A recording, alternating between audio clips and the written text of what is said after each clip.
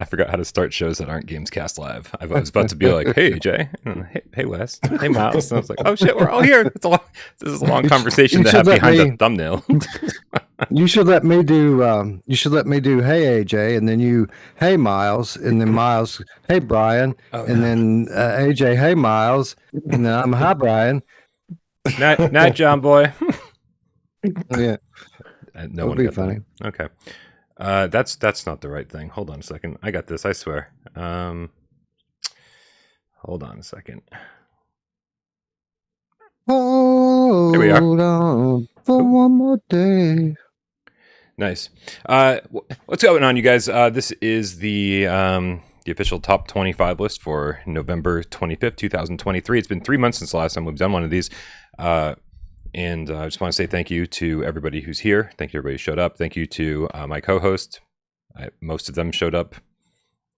All of them showed up. Not all of them showed up on time. Just like to give them a hard time. Rock and roll, man. Rock and roll. Yep. Yeah, man. Oh, that's the excuse? That is rock and roll?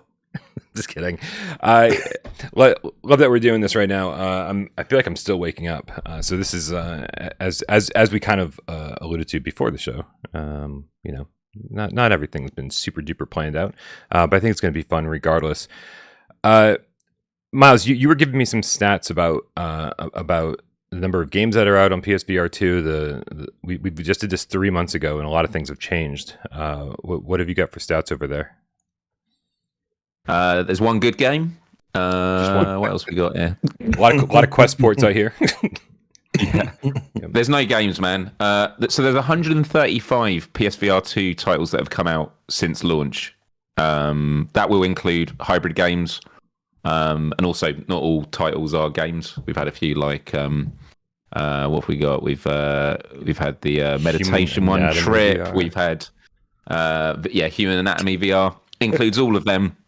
But we've also had how many days since PSVR 2 came out? These were not the games I was expecting that we'd be talking about when starting this show. Is Human Anatomy not on your list? No. Is it not? Don't you I don't care? think it's a PSVR 2 game. I think it's just on the PSVR 2 store. Care about the Human Anatomy, AJ? No. But yeah. Okay. But it's been 276 days since the launch of PSVR 2, and we've had 135 titles. So yeah, like almost one every other day. For anyone that keeps saying where are the games, they are there. But it's also one of the reasons why we do these debates, because there are people that are, especially in the lead up to Christmas, they're going to be getting the headset. There are people that have maybe only recently got it. It's quite an overwhelming list to look at. And the point that I think a lot of us make again and again is, the reason some in the more mainstream press say where are the games is they just want the easy, like, well-known IPs. And where's well-known Call IPs of Duty, Miles? Where's Grand Theft Auto? Which are fair questions. We all want that. But the reality is there are amazing games out there that you just have to look harder for. And it's still in this golden era where there's a lot of indie developers, new IPs being set up. And so hopefully the conversation today helps people with finding them. I'm gonna what Miles meant to say. I'm gonna do this in my best Miles voice. Is welcome, ladies and gentlemen, to the top 25 debate of November 25th, 2023, the second PSVR 2 bloodbath debacle, where we fight, debate, and argue and critique all the games we love in order to try and make the best PSVR 2 list for you all. Welcome, Game Cats. Man, I wish you had like a gong or something. Gong. Dude, I don't. Are you ready? Somebody take the cocaine away from AJ. It's too much this early. AJ, did you say that we're going to argue? We are not. We're definitely going to argue. I'll make sure of it. We're not going to argue at all. Will too. We will not. I think you're making shit up.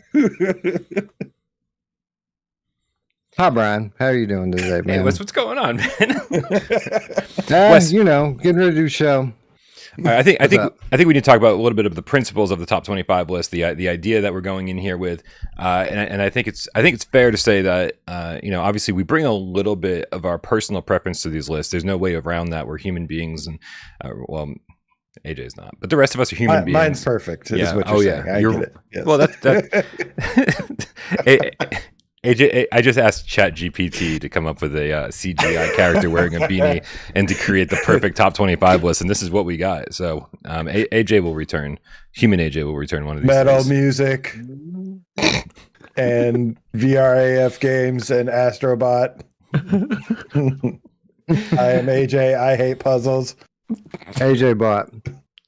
Anyway, I'm real. I think the philosophy we're going into this with is if you, to basically put out the question, like if you've just bought a PSVR 2 today, what are the first 25 games you should be looking at? Does anyone object to that? Is that a pretty good stance to take going into this?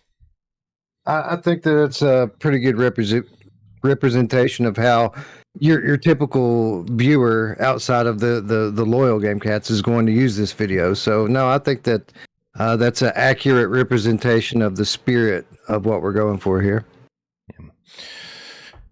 All right. Well, guys, let's. I'm going to let everybody know how we're doing this. There's a rating system online. It's a ranking engine called PubMeeple. I was recommended to us by a GameCat before the last top 25 list, and it worked out really well. So instead of us just clawing at each other's faces, we actually just take it throws two random games up on a list, and so I took everybody's list, everybody's top 25 list. I combined them all, made sure that all games were represented, and then this system, the ranking system, just takes one game or two games at a time and pits them against each other, and then these are the discussions we're having. Some of these are going to be really easy, quick discussions, and some of them I'm sure are going to be much harder discussions. So, real quick, AJ, why don't you just run down your top 25 for us? You can I get to start things. You can leave the drama at the door. Doesn't have to be a dramatic read. Right. Are you ready? I'm going to take a nap while this is going on. No theatrics. Fine. We'll do it Brian's way. No, we won't. Brian. We know it's not going my way. So, I guess I'll kick things off.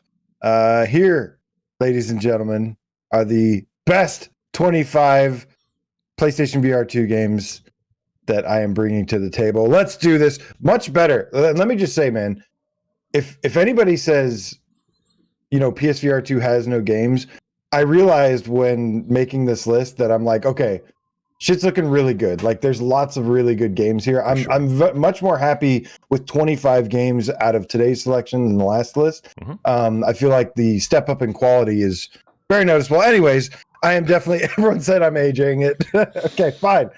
Number 25, Ghost Signal, a Stellaris game. Wonderful roguelike. Awesome VRAF game. Number 24. We need a metronome to keep you on pace here. Like, tick, tick, tick. Come on. Number 24. Wes is going to be happy about this one. Switchback VR is finally on my list. Number 23. Jay will be happy about this one. Horizon, Call of the Mountain, actually somehow it managed to make it onto my list late last night. Number 22, Pistol Whip, the ultimate John Wick simulator rhythm game. Number 21, Runner, baby. Runner, we're going to do whatever we can to keep you on the list today. I swear, my precious. Number 20, we've got Synth Riders, the other rhythm game. 19 is Hubris. 18 just came out, and this was kind of a last minute addition, but it's a very good game, and I stand by this. Could be even higher. Five Nights at Freddy's VR, Help Wanted. Number 17, Synapse. Number 16, Song in the Smoke, which is I think the lowest I've ever had it on a list. And that's just a testament to how good the games are this time around. Number 15, we've got VR Skater, the best overpriced game available. Number 14, we've got Demio. Love it. Number 13, The Light Brigade. That's right. It is the best roguelike on PSVR 2. Come at me. Number 12, we've got Beat Saber. Don't hate it because it's popular. It's a good game. Great game. Number 11, we've got Walkabout Mini Golf, which is absolutely fantastic. Number 10, Vampire the Masquerade Justice. I didn't have any bugs, so I'm going by my experience with the game, purely my experience. But I will acknowledge if other people are having some issues after the day one patch or whatever. 9 is the biggest and best surprise of October: Propagation Paradise Hotel. Number 8 is Moss. That's right, Brian. That's right. Moss is going to be on the list. And I'll be damned. I'm gonna kick that little mouse to the curb. What do you? It's gonna be roadkill. Why do you hate Moss so much? Quill's gonna be roadkill by the end of the show. I'm sorry, it doesn't need patches. It's not indie enough for you, and janky. Dude? She still made it on my list. On my list. I like to fuck with you, but she's at 21 on my list. We need okay. At least it's on your list. I'll take it. I'm already shedding blood as I'm going down my list here. Number 7. This was a tough one, but it's still top 10 for me, but dropped a little bit from last time, and that is Pavlov. Number 6 is Red Matter 2, one of the greatest technical showpieces on PSVR 2 right now. Number 5, we're in top 5 territory now. Welcome to the brand new top 5, a game that I've been playing. Awesome Tatum, where you at? Oh yeah, you're traveling. Crossfire Sierra Squad, man. The biggest, most underrated game on the platform right now. Number 4, The Walking Dead Saints and Sinners. I mean, it's a benchmark title, benchmark VR title. I almost had Crossfire over it, but I couldn't. I was like, this is like a benchmark VR title. It's one of the most important VR games of all time. I don't care how old it is. It's amazing. Number 3, going from not making my list last time to going to number 3 after a patch. The power of patches. No Man's Sky is back, baby. We back. Woo! Got my living ship here and everything. Number 2. Things have changed, you guys. Things have changed a little bit. And this was the most difficult part of probably making this entire list. Number 2, Resident Evil Village. Oh, that hurts. That hurts. But you know what makes that feel a little bit better, guys? You know what makes that feel a little bit better? Because number 1 is the most immersive VR game possibly of all time, with a racing wheel. And has the staying power of a AAA first-party juggernaut, killer app, system seller. The reason you should own a PlayStation VR2, Gran Turismo 7 has overtaken Resident Evil Village on my list for number 1. Jeez, I'm so glad you left the theatrics at the door. I can't, man. It's in my DNA. So Atmosphere 77 in the chat said, is Moss the bundle? Just like last time, we decided to keep games that are sequels of each other, kind of like just as like, hey, we're gonna be voting on Moss the series, and like we're not gonna vote them as like, you know, we're not gonna vote like 2 games against 1 game. We're not gonna say, oh, we're whenever we rank this, it's gonna be Moss Book 1 and 2, or Saints and Sinners 1 and 2 versus Synapse. Like, we're just gonna pick the best game in the series, and then just sort of roll with that. And then because we want to get as many different titles on this list as possible, we want to like give as many shout outs as we can on this top 25 list. So we don't want Wes, are you okay? What with them? Okay. Were you just okay? Good. Sorry. You're good. And it's okay to take a little nap. Naps are welcome. I just want to make sure you're okay. Yeah, no, I had a late night. My apologies. Did you doze off? Is that what happened? Did I miss that entirely? He was definitely taking a nap. Wow. Yeah, he was taking a little power nap. He was having a big think about what was being said. He was being very thoughtful. He chose the right time, I think, to get the naps in early. Yeah, absolutely. I apologize. Yeah, he's gonna be. I saw Adrian V in the chat giving you a hard time, AJ, about not having Synapse in your top 10. He calling you a fool, a clown, and then he immediately discredited himself and said Waltz of the Wizard is a top 10 game. Oh my goodness, man! So here, listen. The point of me bringing this up is because we want to hear everybody's opinions. Like, we love your opinions. We want to have fun here. Just please, for the love of God, be respectful, because I don't want my moderators to have to kick you guys out so that everyone can enjoy the show. But please please, everyone have fun. Everyone give us your opinions. You know, we've all got pretty thick skin at this point. We've been doing this way too long. Albert said it's like 3:45 a.m. for Wes. And it kind of is in a way. It's not really in reality, but yeah, it is. It is somewhere in the world. All right, you guys. I'm going to blast through this real quick. My top 25 starts with Pavlov. Was the top 5 game or top 10 game for me before. Number 24 is The Seventh Guest, which is crazy. I know the Room VR should be here, and it's not. 23, Pistol Whip. 22, Five Nights at Freddy's Help Wanted VR. So glad that this has made a return. Yes. Moss Book 1 and 2 is number 21. Cosmo Dread is at number 20. I did put Green Hell VR on my list because as much as I 100% am with you guys, we want like these finished games. We want it's great to bring No Man's Sky back today after its absence on the last list. But I still think I don't think Green Hell VR is in anywhere near the condition that No Man's Sky was the last time we did this. So despite its flaws, it's made the list because I love it. Vampire the Masquerade's 18, 17's Tales from the Galaxy's Edge, 16 Barbaria, 15 Horizon Call of the Mountain, 14 Hubris. Stand by that game. I love it. 13, Song in the Smoke. Agreed with you, AJ. This is probably the lowest it's ever been on any list of mine. 12, Ghost Signal. Ghost Signal spent way too much time with this game. 11, Beat Saber. 10, Crossfire. 9, Synapse. 8, Demio. You guys. 4, 5, 6, 7, 8, 8, 9, 10. 1, 2, 3, 4, 5, 6, Brian 7, is 8, disqualified. 8. I think I'm disqualified. He's crammed 35 games in there. Okay, guys, this is my top 26 list. So Demio and Propagation apparently are tied for number 8. Don't worry, this will work itself out in the wash. Number 7, VR Skater. Yes, overpriced. Come on, Perp. Where the fuck are those new maps? Right? It would be less overpriced if we had some new places to skate. Number 6 is the Red Matter series. Number 5 is Walkabout Mini Golf. 4, Saints and Sinners series. 3, No Man's Sky. 2, Gran Turismo 7. 1, Village. I know. Oh, you couldn't do it. You couldn't do it. Listen, man. A leopard can't change its spots, and I can't change my underwear. So we're sticking with Dude, it was hard, man. It was hard. Yep. So let me ask you, Brian. So I don't know how any of the other guys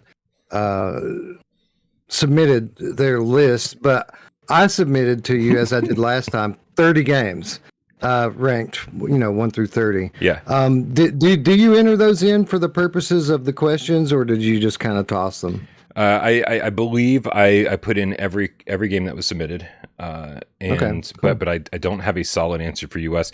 Actually, I can tell you right now. Sneaky, Wes. Whoa. Sneaky. I didn't realize I could get an extra. I should have got some bonus 5 games in there. Well, my thinking is in the context of the algorithm that we're using, like I don't know what your process is, but my process is start with a big list, narrow it down, narrow it down. So I thought, why not stop 5 titles short, just to provide the algorithm a little context. Okay. Outrageous. If everyone does that, then Brian's tying 2 together. I checked it. It looks like I did Outrageous. not. Yeah, right. It looks like we're all cheating. It looks like I did not add those games to the list, Wes. And I can certainly. How put them dare in. you?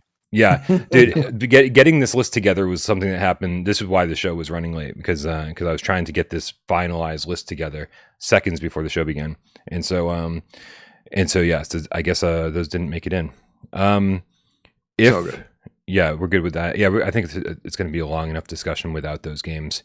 There was a point before AJ and Wes showed up. I was asking Miles. I was like, should we just put every PSVR 2 game ever made into this ranking engine, and then and we can, because it would be easy to shoot down things like break stuff and travel the world and save an extra step, right? But just to give this complete list, and so if anybody's like, oh, what's the top 125 look like? Well, that's we'll have it for you. I have an idea. And maybe this is an idea that we don't put into play for another year, but.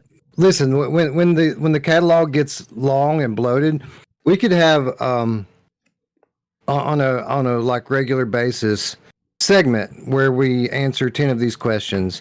We start with all the games, and over some crazy period of time, 5 questions at a time, 10 questions at a time, we narrow it down till we get to whatever 150 and go from there for our show.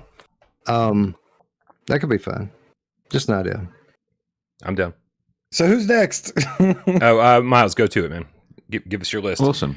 No, some kind of happy medium between what I did and what AJ did. I'll rattle through these, but I will start in a very Miles style with a quote, because Leonardo da Vinci once said, I'm done. Just let me know when it's time to do the fucking top 25 list. Shut up, Brian. What did Leonardo da Vinci once he says, okay, let's hear about Leonardo da Vinci DiCaprio. once said, art is never finished, only abandoned. And that's exactly how I felt with doing this list. It's really difficult. There are going to be things missing on this that were agonizing, and I'm glad it's why we're going to have this discussion. My top 25 are Thank you, Miles. 25 After the Fall, 24 Star Wars Tales from the Galaxy's Edge, 23 Five Nights at Freddy's VR Help Wanted, 22 Song and Smoke Rekindled, 21 Crossfire Sierra Squad, 20 Zombieland Headshot Fever Reloaded, number 19 Barbaria, number 18 VR Skater, 17 Cosmonius High, 16 The Dark Pictures Switchback VR, 15 The Last Clockwinder, 14 Moss Book 2, 13 Ghost Signal, a Stellaris game, 12 Walkabout Minigolf, 11 Tetris Effect Connected, 10 Red Matter 2, 9 Propagation Paradise Hotel, 8 Pavlov VR, 7 Beat Saber, 6 Synapse, 5 No Man's Sky, 4 Horizon Call of the Mountain, 3 The Walking Dead Saints and Sinners Chapter 2 Retribution, 2 Resident Evil Village, and 1 Gran Turismo 7. Where did you have Vampire the Masquerade? I didn't have it on there. Oh, you don't have it on. Did you played it? Yeah. Yeah. There's a lot of games, and I'm not going to get into my mythology. Like, there's a lot of amazing games that didn't make this list, and yeah, it's a shame. But I'm glad that we're going to still have these discussions when we put them up against each other. So I'll be happy if it ranks on there. I like the variety, Miles. I like seeing games like Cosmonius High represented. I think that game is severely underrated. I think too many people think it's like a kid's game. And actually, yeah, that would be the one game I would, if I comment on any of these. Cosmonius High, like Alchemy Labs, are a top tier developer of VR games. Like, even though people make jokes about Job Simulator and that, they've always done VRAF experiences. And for me, Cosmonius High is their best one yet. And so that's why for me it had to make it on the list. I agree with that.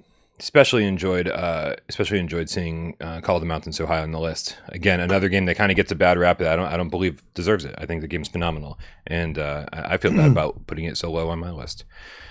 Which leads us to our resident sleepyhead, Wes. What's your top? Huh? Hook us up with your top 25, buddy. Sure. Okay, so again. Again, I want to remind people, as I'm sure we've done too much already, that this isn't our favorite, our list of top 25 favorites. There are a lot of things that we take into consideration when we make these lists. Personal favorites aside, we try to, include titles that are popular, titles that are good for new players, titles that, I think my overall kind of approach is to pick the top 25 for just an average gamer, not a complete noob, but maybe somebody who plays a lot of flat games coming over into VR, while at the same time addressing it from my own personal perspective as a VR enthusiast. So we try to hit a happy medium, or at least that's what I try to do. With that said, number 25, Alvo. And I just want to say that I included Alvo in this list primarily because I didn't have any other versus multiplayer games. And I know it's a popular genre. So this is just the case in point to what I was just alluding to, is like, if it were really 25, it would have been Tetris Effect Connected. But at the last moment, I switched so that I could represent that genre. Anyway, number 24, Runner. 23, Propagation Paradise Hotel. 22, Res Infinite. 21, Journey to Foundation. 20, No Man's Sky, which again was not part of this list last time. Thank you for that. Yeah, no problem. 19, Star Wars Tales from the Galaxy's Edge. 18, The Seventh Guest VR. 17, After the Fall. still here. 16, Hellsweeper. So yeah, I've got Hellsweeper obviously over After You Fall. I enjoyed Hellsweeper, even though there is some room for improvement there, and I'm sure we'll talk about that. Oh yes, I like it. 15, Walkabout Mini Golf. 14, Song in the Smoke. 13, Vampire the Masquerade. And this is a game that I really wish I had played more of before we did this list, because I think that I'm probably going to like it even higher or even more than what this list represents. But, you know, we'll do another list in the future. Number 12, Hubris. Number 11, The Light Brigade. Number 10, Moss Book 2. 9, Crossfire Sierra Squad. 8, Demio. 7, Switchback VR. Wow. 6, Synapse or Synapse, depending on what side of the pond you're on. Red Matter 2 at number 5. Number 4, Horizon Call of the Mountain. Yeah, that's right. Number 4. Wow. Gran Turismo 7 at number 3. The Walking Dead Saints and Sinners Chapter 2 Retribution at number 2. And then number 1, of course, Resident Evil Village. Well, there's a lot of crossover, obviously, on each of our lists. But yeah, it is interesting to see a lot of the games that didn't make the cut this time around that made the cut last time. I think Zombieland Headshot Fever was on everybody's list last time around. Yep. We don't need to go through every single. It's a great game. Yeah, but It's like a great Resident game. Evil, Tetris Effect, I think these were on pretty much everybody's list, and I only saw them on a couple lists this time around. Yeah, there's definitely a lot of great games that didn't make my list this time. Yep. It's a good kind of snapshot of where the catalog is now versus where it was before. Even though that was just 4 months ago, 3-4 months ago. The catalog in general throughout this period where a lot of people have been vocal about the catalog not having enough good titles in it, it's gone from being fairly solid to being Good. there's very good. There's no lack of good games to play right now, and it's interesting to kind of compare that to what people's attitudes have been over the same course of time. For sure. All right, guys. Well, I don't want to keep this going too much longer. I think we should need to get into the actual ranking and the actual discussions. Before we do, just want to give a shout out to everyone who's been tipping. I just want to run through this real quick. Madder Than the Hatter Game Catter joined up to level 3 membership. Thank you, guys. Being a member over here really helps. Silver Nexus also joined up to level 3 membership. Ben Schroeder with the $20 tip says, "Gentlemen, I want a clean, fair fight." That's no fun for anybody. 5th with the Australian. And just a word of and just a PSA. We might bring the heat today. We might have fiery debates, but we respect and love each other very much. And this is all in the name of just trying to make the best list and have some fun and really not holding back in the process. Just I missed the fucking memo. We respect and love each other very much. No, of course we do. Of course we do. Yeah, shit gets heated. Shit, especially used to get heated a lot more. I do feel like, even though we've been doing this with Miles and Wes for a while, I feel like we haven't quite gotten to that point where we want to tear each other's throats out. But we'll get to that point. I feel like I might make all three of you really mad today with my arguments. So I hope not, man. I apologize in advance. I hope not either. It takes a lot to get under my skin. It takes a lot. Like, I'm a patient man. So let's hope you don't go there. 5th with the Australian $5 tip says, "It's 4 a.m. I'd like a Far Cry VR2 key, please, Brian, to acknowledge my dedication to your show." Listen, if Ubisoft sends me a Far Cry VR2 key in the next 1 hour, I will send it to you. How about that? Macho, the real estate procrastinating game cat with the $2 tip says, "A foursome. We're so blessed. Good luck, guys. I think we're going to need it." I feel like I should have ordered pizza or something. I probably will before this is over. Yeah, Salvador, 100%. $5 tip. Salvador says, "I need a clean fight. No tie pulling, beanie grabbing, chicken tossing, or tea throwing debate." Which way does each one of these relate to one of us? Tea throwing is obviously Miles. Yeah, you have the tie. I've got the beanie. Miles got the tea. Chicken maybe. tossing. And I think Miles, what are you somebody's drinking? Are you drinking talking- tea? I've got my tea. Got my tea here. Oh, look at that. Oh, that's a nice kettle. Yeah, I think they may have been referring to a certain chicken shack that. I see. Yeah, I see. not make that into a running joke. Macho, the real estate procrastinating game cat with the $2 tip says all these games are lucky. Arizona Sunshine 2 didn't drop yet. Right. I can't wait to see where that falls on the list. Dude, the great thing is the last time we did one of these lists, we were on the precipice of like so many cool games dropping. We were like waiting for Firewall Ultra, and we were like, just knowing that was going to dominate the next list. We hadn't gotten Green Hell yet. We hadn't gotten Crossfire. We hadn't gotten, and people are like, why are you doing the game? Why are you doing the list now? I was like, because there's always a handful of amazing games right around the corner. And so it's the exact same thing right now. December's loaded. Yeah. January looks like it's going to happen. Be pretty big too. So, yeah, man. Super cool video, bro. The $2 tip sends us a lot of hearts. Thank you very much, man. Not sure about Christmas. Brondo Cat with the $5 tips. It's great to see everyone in one place. Wes looks like he needs a nap. You'll be okay. You get some caffeine flowing over there, bud? You gonna be all right? Yeah, Mountain Dew, son. Nice. I miss Mountain Dew. I like how he held it up and it was like invisible because of the green screen. Actually, no. It was like keyed out. It looked like it was keyed out when but I just saw a glimpse of it. Macho says with a $2 tip says in just 3 months it's changed so much. Imagine in 3 more. Yep, exactly. Darth Vader the Game Cat with $2 tip says Wes really just fell asleep. Love you, Wes. Miles Dyer just upped his membership to level 2 membership. Whoa. What? No, I didn't up it. I think it's just celebrating, isn't Way it? to I've been a member for 9 months. Okay. No, exactly. Miles Dyer in the chat says Miles Dyer is number 1. Macho, the real estate procrastinating game cat with the $2 tip says so happy to see Firewall is not on the list. F you, FW. Stingray X with the $2 tip says sad. It's so is sad. Yeah, and honestly, if anybody's upset that like Hellsweeper doesn't get more love today, or that Green Hell doesn't get more love today, or that Firewall doesn't get more love today, it will on the next list maybe. Right. Just remember, like it feels really good to have No Man's Sky here today. Where Switchback, it did because those trying to like just shove those onto the list. It's the same reason I finally said fuck you, Zenith. Like that needs some PSVR2 love. It can't be on my list. It needs some PSVR2 love.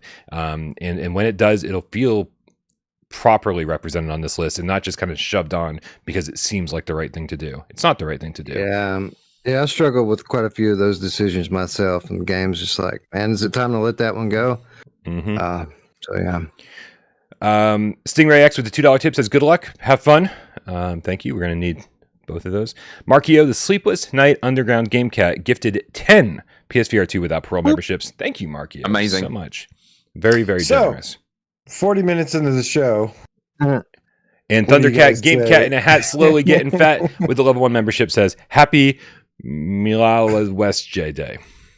That was Mileaged West. Mileaged West Day. Mileage. Glad you got it figured out, guys. All right, without further ado, it's time to do this ranking thing. Guys, the first 2 games up for consideration that have been sitting here for quite a little while. It's probably, I don't know if it's going to be easy or not. We've got Pavlov versus Propagation Paradise Hotel. I don't know what you guys, Pavlov felt pretty hard for me, just because though it's a game that you can always jump into with your friends, For me, I tend to be somebody who like really needs some kind of progression system. I really need to feel like I'm accomplishing something when I get into a video game, regardless of how much time I spend in there, or regardless of how well I do. I need to see that progression meter go up to some degree or another. So I think I obviously think it's still a great game, but Propagation Paradise Hotel kind of like swooped in and set a new standard. Like graphically, it was surprising how fucking scary it was. And so for me, it's an easy decision. But Propagation Paradise Hotel is the winner here. Yeah, I'm sorry. Go ahead. No. Yes.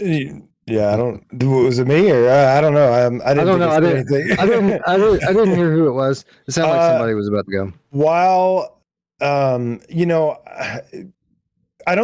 think games like Alvo show that just because a game has a progression system doesn't necessarily make it good or not. Like it can be good without a progression system because of the way that it's designed, which is around being a multiplayer, social focused environment.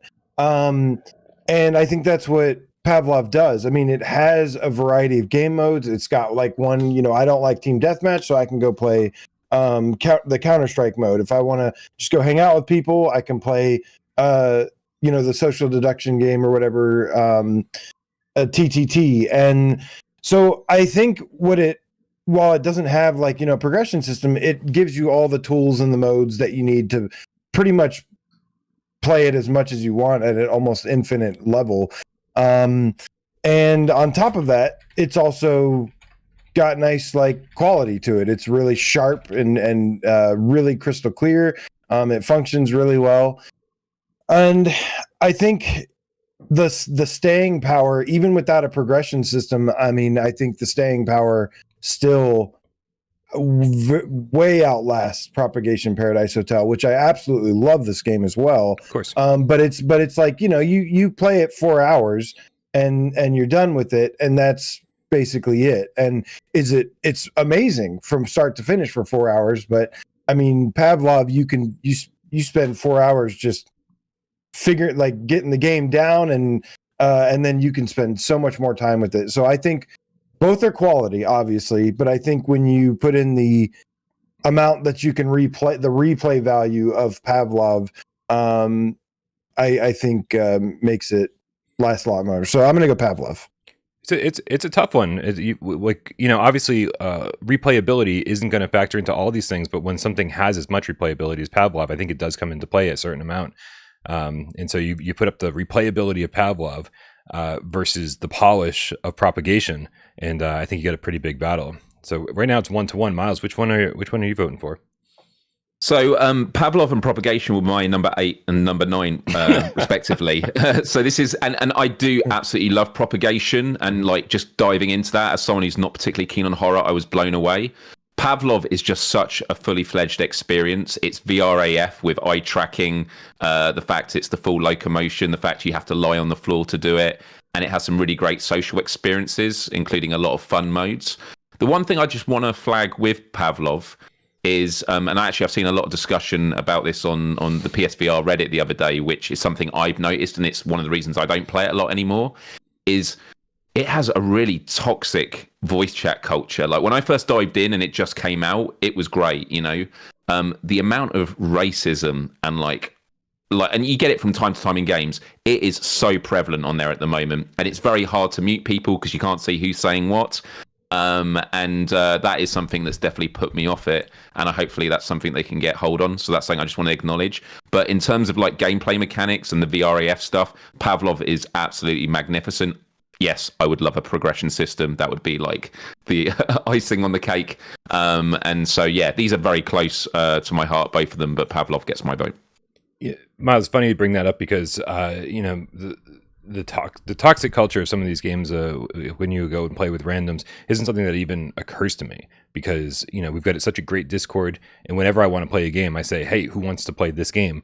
You know, and then we suddenly got like 10 people playing Pavlov together. And so I do feel like we're kind of blessed in that sense that we don't have to worry about that shit too much. But yeah, I do understand that can be an issue. And also, can I just say that TTT mode is like, just when it came out at launch, was one of the best VR experiences I've ever had. I think the reason I don't play it is I've played it too much. You can have too much of a good thing, but TTT mode is phenomenal when you're with the right number of people, which is, for those that don't know, it's kind of like an Intruder Among Us style social game where you're trying to work out who's the intruder and who are the good guys, but you've all got guns. Yeah, that's an unfortunate situation. That's not really Pavlov's fault, you know? Oh, no. But you can put mechanics in there to make a better culture, like that it doesn't happen in other games. There's report functionality, things like that. They definitely could optimize that, in my opinion, but that's why I don't hold it against it when I choose it over Propagation. Hey, listen, there's about 400 people watching right now, so thank you, first of all, everyone, for tuning in. We appreciate you being here. We want your opinions. So please, there's only 78 people who have voted so far on this one. I'm going to make sure I try to put up as many polls as possible, just because we want to hear your opinions on this. But only 79 of you have voted right now, and it's a very, very close call. Make your opinion heard. Wes, which one of these are you voting for? Well, considering that Pavlov didn't make my 25 list, I'm going to have to go with Propagation. But that's not exactly true. I explained a moment ago how I put Alvo on the list and why I put it on the list, because I wanted it to represent that versus multiplayer military shooter that my list was lacking. But I went back and forth forever on this. Alvo Pavlov, Alvo Pavlov, Alvo Pavlov. I didn't know which way to go with it, because one of the things I love about Alvo is the variety of gameplay modes, the different experience that you can have one PlayStation to the next with it. But I feel Pavlov kind of excels in that. Even though that's one of the main things I love about Alvo, Pavlov does that better. But at the end of the day, I went with Alvo because I just enjoy it. I think it's fun. And there's always that, we get so busy trying to overanalyze these games and look at one thing versus the next that sometimes you just have to stop and say which one's funner. And to me, Alvo was funner. And of course, everyone knows my proclivity toward horror games by this point. Right. And I think Propagation Paradise Hotel was one of, if not the scariest game that we saw this year. Like it's certainly in that conversation. And this was a game I enjoyed on Steam before it came to PSVR 2, but there's no question that the definitive version of the game was the PSVR 2 version. It's better in so many ways. By margins, it doesn't blow away the Steam version in any one specific category, but it's a little bit better in every category. So, yeah, I really enjoyed Propagation Paradise Hotel a whole lot. And if it had been a little bit longer, it would probably be in my Game of the Year discussion. I think the difference maker for me, because like I said, I love both of these games, is the content. And I think the content is what wins with Pavlov for me here. Like I said, you play Propagation, it's fun, it's great and everything, but it's 4 hours and you're done. Meanwhile, right. Pavlov, you can play infinite amount of times. And yes, there could be issues with like a toxic community, things like that. There's ways around that. And also not every single match, I think, is going to be full of that environment. I mean, you can definitely likely find people there if you keep looking. And I'm sure it's overridden with a lot of that stuff, which sucks. But I don't know. Heads up, definitely looks like there's some issue with YouTube. Even though 144 people have voted in chat, it seems like some of the poll is blank for some people. So Propagation is the top one, Pavlov's the bottom one. It's 51 versus 49%. It's very fucking close. It's been close votes. The entire time, yeah. And understandable. These are two great games that are two really great games for two very different reasons. And so it makes a lot of sense that each one is going to have their own backing. Hopefully the next time I put up a poll, it works a little bit better. All right, so real quick here, I voted Propagation. Wes, you voted for Propagation. Miles, yes. You voted for Pavlov, and AJ voted for Pavlov. So is it a tie? Is the poll decides? Is that how we're going to do it? Typically, right? Yeah. That's how we typically. I like that. All right, but and with the poll being so close right now, do we? Well, that's it. Then we'll go with it. We're going with it. Yeah. Should we give it 10 minutes? 10 minutes. It's at 8 minutes. It's at 8 minutes. We got to move on, man. 2 more minutes. Like two more minutes. No, yeah, actually, Propagation's pulling further ahead, and with more votes, the harder it is going to be to get back. Yeah, so. It got a lot of support in my community too. When we did Game of the Month, it was surprising how many people were voting for this game over some fairly popular titles that launched. So yeah, this isn't a popularity contest. This is like what the best game is. Just a couple. I really see an argument for both here. Just a couple of things for the chat. If you restart your internet browser or your YouTube app, sometimes that can do it. And also, sometimes it's just the first poll is a bit glitchy as YouTube gets it, because I've had a few issues on when I've done it as well. And also, if you haven't already, do hit the like button. Good to know. This won't, I'm sure this won't be the last time these games come up. We still have like 130 more discussions to have. So I say we end the poll, we keep it moving. And first one goes to propagation. Before we do that, Roland says, I seem completely exhausted. I'm not. I feel pretty good, actually. I just had a late night last night. But thank you for your concern. We're all good. All right, you guys, the next one on the list is Hellsweeper versus Moss. And again, when we talk about Moss, we're talking about the series. So when you're thinking about it at home, when you guys are thinking about it here, make sure you think about your favorite game of the two, and then pit that one against Hellsweeper. Nice and easy. Does that work for everybody? Wes, do you want to go to Hellsweeper's defense here, or do you want me to? I mean, just really quickly.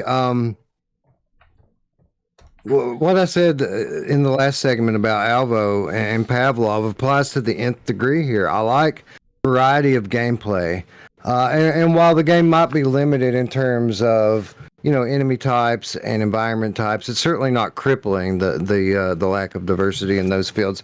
I love the gameplay loop. I love the way that the movement feels. I love, and admittedly, there's so much here that to a new player it can be overwhelming, because this is one of those games that you're not going to pick up and see the brilliance of it immediately.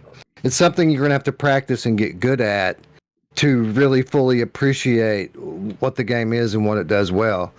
With that said, it's one of those games that if you get good enough at it to get in a flow state, there aren't very many games that feel as good as this one does to play. And that's really all this is about.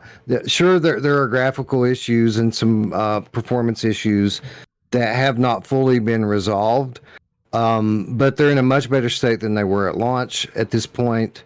And I think it's a pretty good representation of the game on PlayStation right now. And I don't know, I just like it. If you don't, I'm sorry to hear that. Well, don't feel sorry, Wes. Don't feel sorry at all, because I have a rule that I'm going to be going for here. Part of the things, just like how I did with No Man's Sky, which is one of my favorite games of all time, I was able to step back and acknowledge the fact that, hey, this needs more time before this is ready to be recommended. And that's sort of the case here. And when it comes to Hellsweeper, listen, this is one of my most anticipated games like ever. It really, I love Sirento, and this was supposed to be the next big thing for it. And while I did jump into it for some time, not really, admittedly, not tons of time, I could not get past the graphics. And I know the graphics, and this is post update. Here's the thing: I refuse to support a game that is unfinished, or I will not say that a game that is unfinished and a game that launched with an apology from the developers and the big stupid message thing, I refuse to support that shit, and I refuse to say that's a top 25 worthy game. And I will wait for this game to be finished, just like how No Man's Sky was. And Q1 2024, when this game actually launches in the way that it was supposed to be, then it will get my vote if it's a great game and whatnot. But as is, Moss is a finished game. It's super polished and quality. And yeah, I think Quill is one of the greatest game characters of all time. And the game is just so incredibly rich. And Moss Book 2 expands on that even further. And if I may, I apologize, Brian, but I think in my defense of Hellsweeper that my actual vote may have become an afterthought. I actually agree. I think Moss, I think the amount of polish on Moss Book 1 and 2 is extraordinary. It's in a very small group of early VR titles that present this level of polish. So I agree. I think the one thing that Hellsweeper really is lacking in is the one thing that Moss like really excels in. And I think Moss Book 2, which is my favorite out of the two, is a deserving winner here. So I vote for Moss as well. I'm going to reiterate, even though I posted it in the chat, you guys, if the poll remains blank for you, even after restarting your app or whatever, the left one, the first game, will be on top, and the right game will be on bottom. So hopefully that helps you out. Listen, I played a few hours of Hellsweeper, and then just put it aside. And just said, and I was frustrated and said, you know what, I'm tired of this nonsense. We kept getting game after game that was released unfinished, and so although I think it does belong on this list somewhere, as far as I'm concerned, it's not ready to be even discussed here, for me. So yeah, I mean, so Moss is obviously very polished. Both games were phenomenal, and I think it's an easy vote, and the poll seems to agree with us. It's an overwhelming majority, 82% right now. We're saying Moss series is. As for that comment, I have to say, I have to comment on your comment, Brian, about that Hellsweeper even deserves to be on this list. I think a game that does some pretty heavy damage to PlayStation VR2 platform, I don't think that should be even considered for top 25. I mean, we might as well get Firewall in here, and a game that's actually not only, I understand that it has good gameplay, but the fact that it's so damaging to the platform and whatnot, like it's a piece of toxic trash. Well, if I may, while I can appreciate your using the impact that it made on the kind of platform as a part of your criteria, like I stated at the front, and I think Brian as well, we're trying to kind of give our best 25 suggestions as to what people should go out and buy today, and not in the kind of state that it was 3 months ago, but how games are right now. Hence, Switchback being on your list.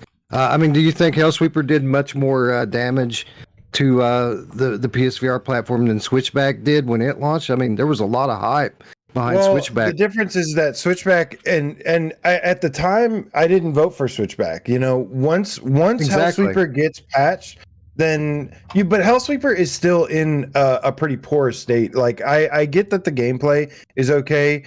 I can deal with like some jank and stuff. But I think the way that it looks actually has a big impact on it, because that's a big feature of it. And yeah, I will happily support Hellsweeper and play it and enjoy it and love it, and maybe even let it overtake Moss on the top 25 if once it gets patched. I can't give it credit for something it hasn't done yet. Did you just get that, Brian? I just unboxed it while you guys were talking about something I didn't care about. That's amazing. It's incredible. It's the silver play button. It just showed up presented without Parole for passing 100,000 subscribers. It's actually fucking really beautiful, and it has like this whole mirror. That's amazing. Honestly, nice. huge congrats, Brian. Congratulations. Yeah, absolutely. You earned that thing, man. I mean, you all have. I'm a kind of a Johnny come lately around here, but. We all yeah, sure, but I mean, those last 2 years of PlayStation VR 1 as a platform, I blocked those you guys out. Stuck it out. I have severe PTSD from those years, Wes. We don't talk about that. The fact of the matter is that within a year of getting my PSVR 1, I built a computer and got an Oculus Rift. You guys have been flying the flag from day one, and you continue to. And I think that most people, and as we have seen, most of the other contemporaries of back from the early days have gone on to do just what I did, which is, become a multi-platform VR channel. So I think that the fact that you've stuck it out for this long deserves to be commended. And you absolutely earned that play button. And again, congratulations. Miles, you, any man. final? Thank Miles, give your piece on. Yeah. So for me, this is Moss Book 2. What else can I without open? doubt. Yeah, for real, Brian. What are you doing over there? Sorry, we're trying to do the show that we planned today. I'm still waking up. Give me a break. I swear I'll pay attention at some point. When I first dived into Hellsweeper, I was actually pretty blown away by how terrible it looked in the headset. I thought it was going to be bad. It was so bad. I mentioned at the time it was like looking through treacle, and we had to have that whole conversation about what that was. But despite that, I was so surprised how much fun I had playing it with the fact it looked so terrible in the headset.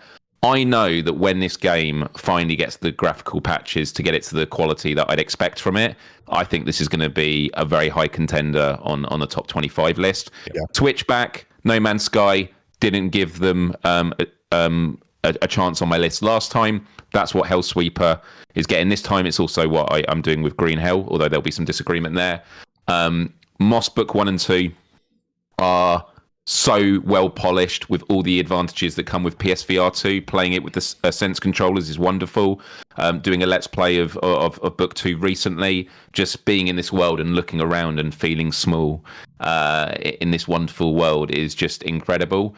And the conversation is always like, would we recommend it on PSVR 2? And the only sort of discretionary advice we give is if you've already owned it on PSVR and you've kind of played it full out, and there are new games you want to do, then yeah, you might want to make a pass and wait for a sale. But if you've never played Moss before, this is something you definitely have to experience. I think it's a wonderful first experience for anyone that's just got PSVR 2 and wants to sort of develop their VR legs with something a bit more easy with lack of full locomotion. So yeah, Totally agree, Miles. An absolute must play.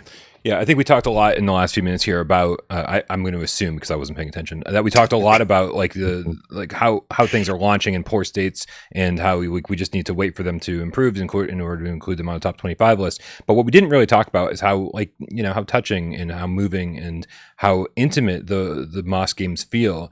You feel like Quill's caretaker. You're looking down into this world and she seems so small and you're big and hovering over and you're like, I need to care for her. And that's something that I don't think would ever translate to a flat screen. People are always saying, well, why is this in VR? Why is this in VR? Why is this in VR? And I think that's how I felt about Moss when I first played it. I was like, well, why is this in VR? This doesn't have to be here. The camera doesn't move, doesn't transition with her. It's not a dynamic camera. It just kind of fades out and then fades back in, kind of storybook style. But then that sort of starts working in between, the beautiful environments and the beautiful soundtrack and just all the great animations of Quill. She starts seeming like a real character. And so like just I make fun of AJ's obsession a lot, but it's because I love AJ and I like teasing him. When it comes down to it, I love the Moss series, and I think it's just a beautiful testament to what VR can be outside of first person running, gutting, shooting. It's like let's try something different, and they tell an emotional tale in a way that very few other studios have been able to. And two things I really loved when playing again recently was firstly the narrator. The narrator who does all the voices, that is a tough thing to do. Excellent. And it's the little things like when you turn the page and you go back into the game and as you see the page, the light comes out and it just engulfs you and then you go back into it. Like small things like that are absolutely wonderful.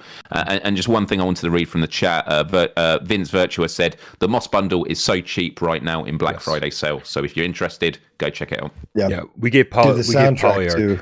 Yeah, we gave Polyarc a lot of shit for not giving any kind of upgrade path, for forcing people to repurchase it. But ultimately, for new gamers, they've given people such an exceptional deal. And even the bundle, like when we say, oh, it's when we tell certain developers, oh yeah, $10 is a fine upgrade path.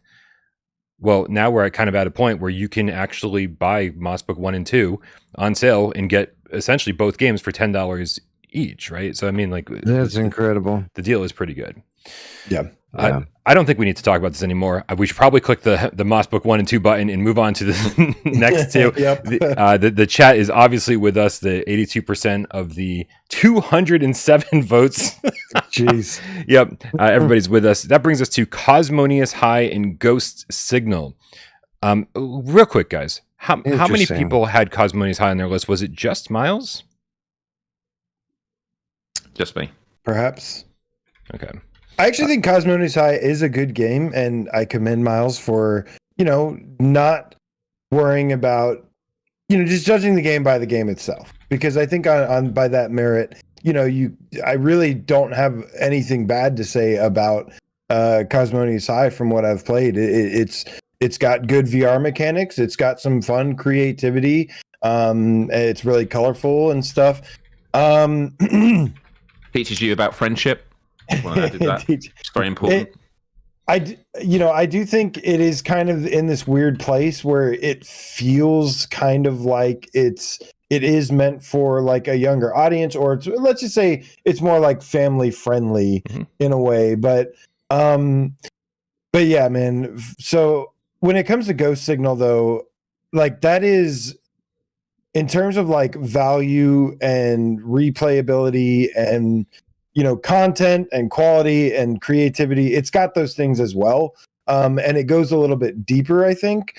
And I'm a big sci-fi nerd, so I think I think like we were talking about Moss and stuff. I think Moss is also really important because of it being representing a third-person VR game, which not a lot of games do. I think the other best third-person game on PSVR 2, off the top of my head, is Ghost Signal.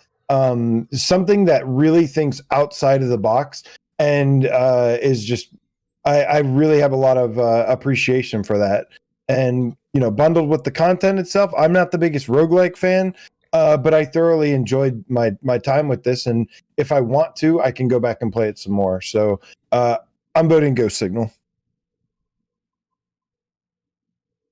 Yeah, sure. I'll go along with that. I will say this though. Neither one of these titles made my top 25, and with Ghost Signal specifically, Sorry. I did enjoy it. I did enjoy it. It actually surprised me how good it was, because I didn't think that I was going to like it at all. This is one of those rare cases where the flat screen footage of the game like absolutely does it no justice whatsoever. Yeah. Like we often say that about VR games, but it's especially the case with a game like this, where not only are you kind of operating from that God mode position outside the ship, but the sense of scale that you get when you find yourself in these scenarios, it's nowhere near what's being able to be conveyed through the trailers and any kind of gameplay footage. But it's fun. It's got an addictive gameplay loop. It's really, I call this a classic, roguelike gameplay loop. It's kind of hardcore in that. So if you're a fan of those style of games, this game's going to be like crack to you. You're not going to be able to put it down. But it's really good. It's solid. But I wouldn't say that it's top 25 good at this point. One of the things I'd like to do while we do this, because we want to make sure that every game gets its due. I saw Digital Delirium in the chat saying, vote first and move this fucking thing along. But what I really want to do here is make sure that every game gets its due. Every game has a conversation surrounding it. But I think we have to realize this might be the last time, one of the last times we see Cosmonious High during today's discussion. So I want to give Miles a chance to kind of like extol its virtues and say like why it made your list. Because sure. Because I think the next time it comes up, we may move things along a little bit. For sure. So I mentioned some of them at the very start as the one I wanted to sort of shout out on it. Alchemy Labs have really led the way with VR from the early days when it comes to domestic games. Now, that is not an argument for a game being on the list. They can be a very important developer. That doesn't necessarily mean their games individually should be on the list. But Cosmonious High does a lot of things that I think were lacking from those of us that are more established VR gamers in Job Simulator and Vacation Simulator, which is you're in these worlds. There are great manipulation mechanics where you can combine items, make things, but like that's what it is. It's kind of a sandbox. Cosmonious High takes it to the next stage where it has those sandbox elements with different themed worlds, but there is a story and there is a progression, and it kind of did remind me as a kid playing those click and play games. There was sort of a story, you're trying to work out how to do it. There's a great collectathon. There's a lot of progression. And, ultimately it is aimed at a younger audience. But having spoken, actually, I went on a walk with a close friend of mine earlier today who bought it on my recommendation, and he said he was very surprised that despite being a game for young kids, it does very well where within the narrative, like a lot of Pixar movies, maybe The Simpsons, where there might be a lot of jokes on the surface that are aimed at kids. There's a lot of subtleties, things to make adults laugh as well. And I sort of went into it and went, this is a bit silly. And I did some questionable things in the game on my Let's Play, which I won't get into now. But it is this great world that they've created, and the fact that there is so much, it's so polished with the way that items can interact. And I'll just give you an example from like Vacation Sim, just because I can't think of one from Cosmonius High. There's like a toasty machine in Vacation Sim, and any items that you put in that toasty machine or waffle machine and you compress it, it will make a waffle of those items. So they've literally thought of every combination of every item in that world that they've created. Like, that is hundreds, if not thousands, of combinations of items that can be interacted with. And so there's a lot of stuff beneath the surface that I don't think people, that I think is very easy to overlook. Having said all that, Ghost Signal VR was a game I was really excited to come to PSVR 2 after playing it earlier in the year on the Quest, as my first Quest game experience, actually. For anyone that knows what happened with me, on my Let's Play, I started a new save, and then I went back to my full game to show you, and it wiped my game. And there was an error where if you switch saves, you lose. So I lost like 12 hours of gameplay. And I have a sick feeling in my stomach when I think about it. I've never been able to go back to it. I've never been able to go back to it because I was genuinely like almost there for the platinum, and I'm not redoing it. But despite that, I know that when I was in the motions, the atmosphere is incredible. It's an incredibly engaging, fast-paced game at times, but it's so ethereal and like sublime and peaceful with the music and the atmosphere, looking at the planets, looking at the black holes. And I absolutely love it. So Ghost Signal gets my vote. So let me ask you, obviously, you, like you said, you get the sick feeling in the pit of your stomach when you think about all that time that you lost. And I'm sure many of us that are hearing you describe this can relate to similar situations that we've had in our past. But with this type of gameplay loop in specific, did you find that to be kind of a double-edged sword? While of course you don't want to ever lose that much time, was there some consolation in the fact that you got to kind of start from square one and approach this game again with the knowledge that you gained through your first run?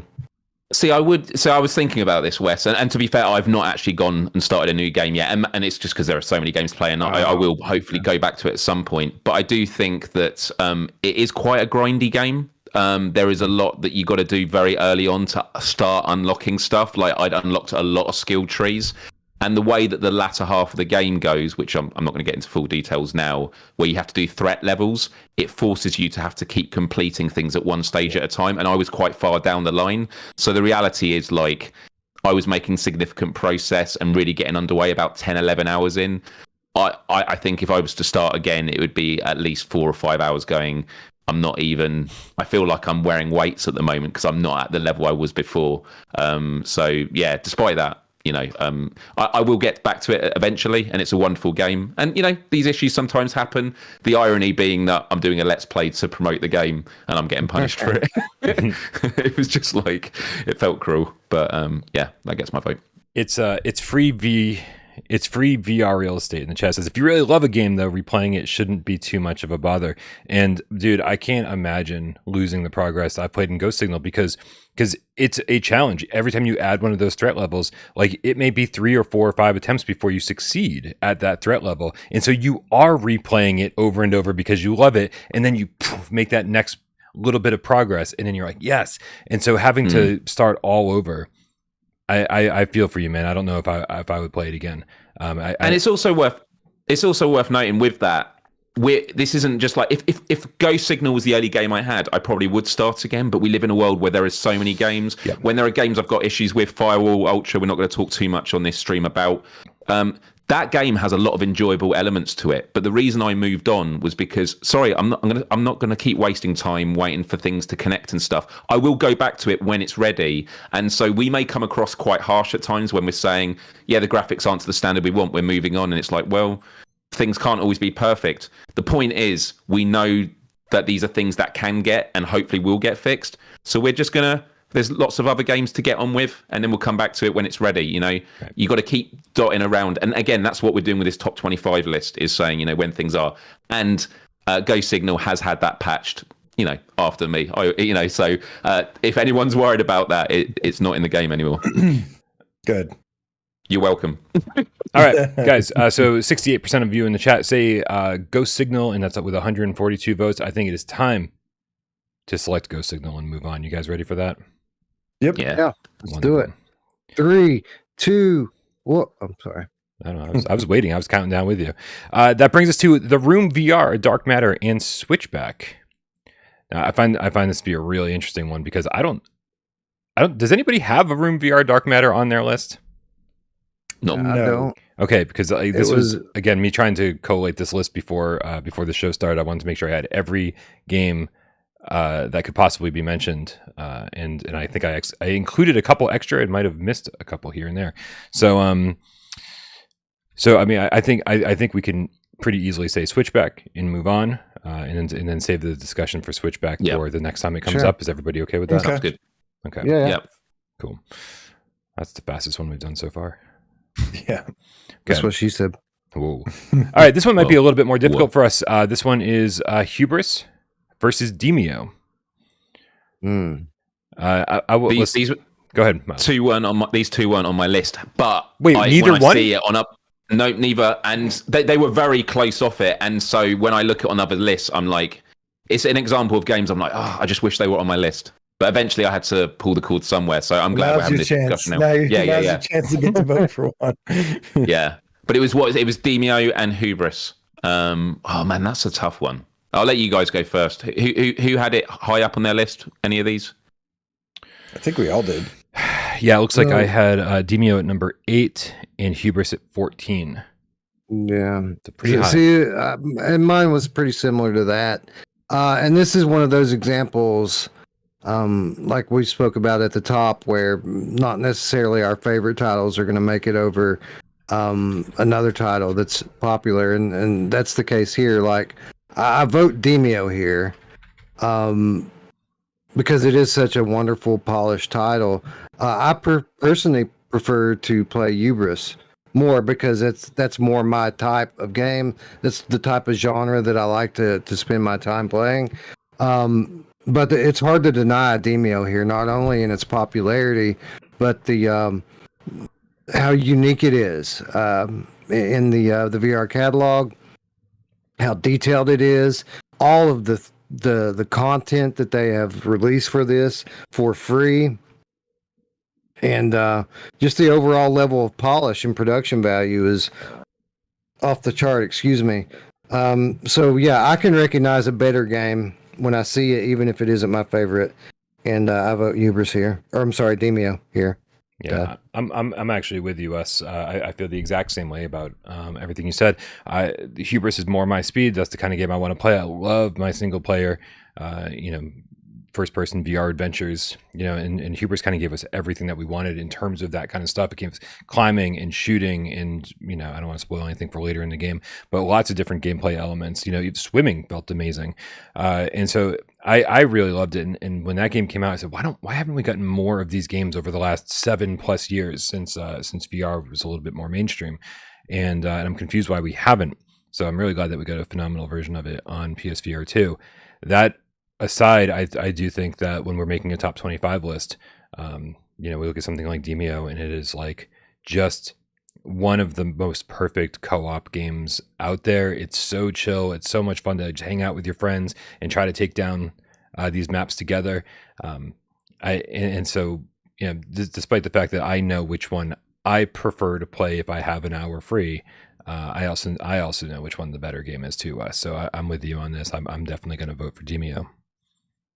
Yeah, this is not a hard one for me. I love both of these games, but if I ask myself honestly, which one of these is the better game, it is definitely Demio. And it's like, I think the big misconception about this game, again, as I always say, is that this game can be played single player and is really, really fun, can be played for dozens and dozens of hours.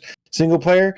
If it was just limited to online only, I think it'd be a little tougher for me. But the fact that I can play this game for 20 hours and have an absolute blast by myself, and then I can play it for another 20 plus hours or so with friends and have an even better time. That just speaks volumes. And yeah, man, the content, the quality, the polish, the gameplay mechanics, all of it is brilliant. And it is easy choice for me, Demio. Interesting. Macho, the real estate procrastinating game cat in the chat with the $5 tip says, and don't worry, I'll get caught up on all the other tips in a little bit. This one is prevalent though, or relevant, prevalent, whatever. He says, can you add have not played either as a third option in the polls going forward, so we still feel included and prevent faulty voting? Here's my thought. Maybe it's haven't played both would be the one as the option. Okay. Or just see results. Just make a button that says see results. Yeah. Okay, well, I'll do that. But my thought is on this is that, like, you know, if you haven't played either one, you probably shouldn't be voting. And if you have, and if you've only played one, well, then that's sort of your vote, right? Like if you're like, yeah, like this game really appealed to me, I had to buy it, I had to play it, and this game appealed to me so little that I didn't even fucking bother buying it or playing it. You know, so I don't, you know, but I'll add a third option that says because you know I just love adding. See results. Then you can. What if you've played the game on Quest or you played it on Steam? No, it doesn't count. Did you see results? That covers all. On this one, both games I absolutely love. Demio gets my vote as well. It's such a well-polished round game. I think one of the reasons I had a lot of metrics when I was sort of deciding my initial lists, and Demio, for me, it didn't stick the landing for like long-term enjoyability. And I don't mean that in like, it was incredibly enjoyable. I sunk loads and loads of hours into it.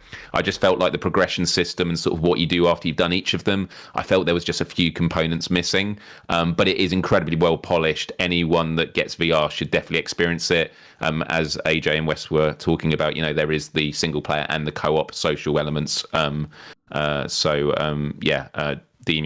is a clear winner here. So we all voted for Demio. Yep. Sweet. And the chat voted for Hubris by 58% of you. 133 votes, 53% of you said Hubris. We can't all be right, Brian. We can't all be right. Yep, that's right. So sorry, guys. This is not a democracy. It is to not. jail with all of you. In fact, there's no free speech either, so watch your back. All right, dude, this next one is interesting. The Last Clockwinder versus Firewall Ultra. Okay, so again, how did Firewall Ultra get on this because list? You didn't send me your list till 10 minutes before the show, AJ. That's how it made it on the list. Okay, so that doesn't make any sense. Well, I know you don't know how this works. Listen. So yet again, none of us had Firewall Ultra on our list, correct? Yeah. No. And didn't. Oh, correct. Okay, so let's make it easy. We're going to move on. We're just going to click Last Clockwinder because we need to move on to the next one. Okay, yeah. This brings us to an actual discussion that we can have called Synapse versus VR Skater. Both reviewed really, really well and without Parole. I enjoyed both of these for severely different reasons. Wes, just wanted to make sure you're with us. No brainer, really? Really? No brainer, Synapse here.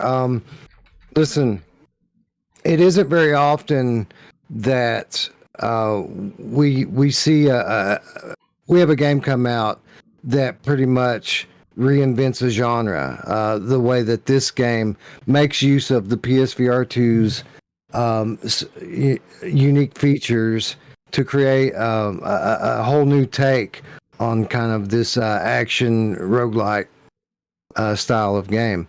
In Dreams Delivered here, a game that in its current state is not possible to play anywhere else other than PSVR 2 due to the fact of, like I just mentioned, the eye tracking, the haptics. It all kind of melds together to create this kind of synesthesia that isn't possible anywhere else.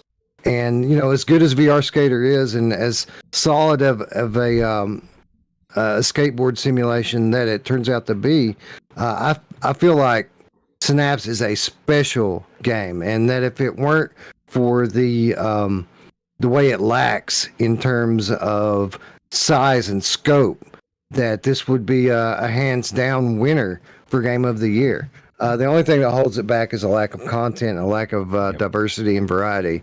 But the gameplay loop here is special, and I think that deserves to be recognized. Man, Wes, you know what? It's funny is that I thought I knew where you were going at first. It's maybe I missed the very first thing you said before you started talking, but when you were like, oh, this is a very special game, reinvents a genre, reinvents the way you play something. It's so funny because I was actually thinking you were talking about VR Skater, because here I think, like most people probably in the chat and most video gamers, I fell in love with with skateboarding games back on PlayStation 1 when Tony Hawk Pro Skater came out. Loved the soundtrack, the controls felt great for the first time ever in a video game. You felt like you were a fucking kick-ass badass skater. And I played those games for a generation or two, finally fell off, probably with a lot of you, when like Tony Hawk Underground came out, and just started getting weirder and weirder and weirder, and just kind of iterating over the years. And I didn't fall back in love with video game skateboarding until VR Skater, when I was like, wow, you very quickly forget that, like, oh, I'm controlling a skateboard with my hands instead of my feet. And I think it's one of the very, it's a way that VR has actually transformed a genre that I loved, and made it something that I love all over again. And so, yeah, so I'm going with VR Skater for the exact same reasons you voted for Synapse, Wes. Well, I agree. I'll agree. I was not expecting VR Skater to be anywhere near as good as it was, and and that's having heard the reviews on Steam. When it came out before, people were already raving about it. But it was way better than I expected. But with that said, I don't even know if this. I don't think it even made my top 25, because there is a pretty high price of admission here for people who maybe aren't, the biggest Tony Hawk fans in the world. Yeah. Not that they don't like skateboarding or that type of game, but this is a game like real life skateboarding that takes a lot of practice to get good at. Agreed.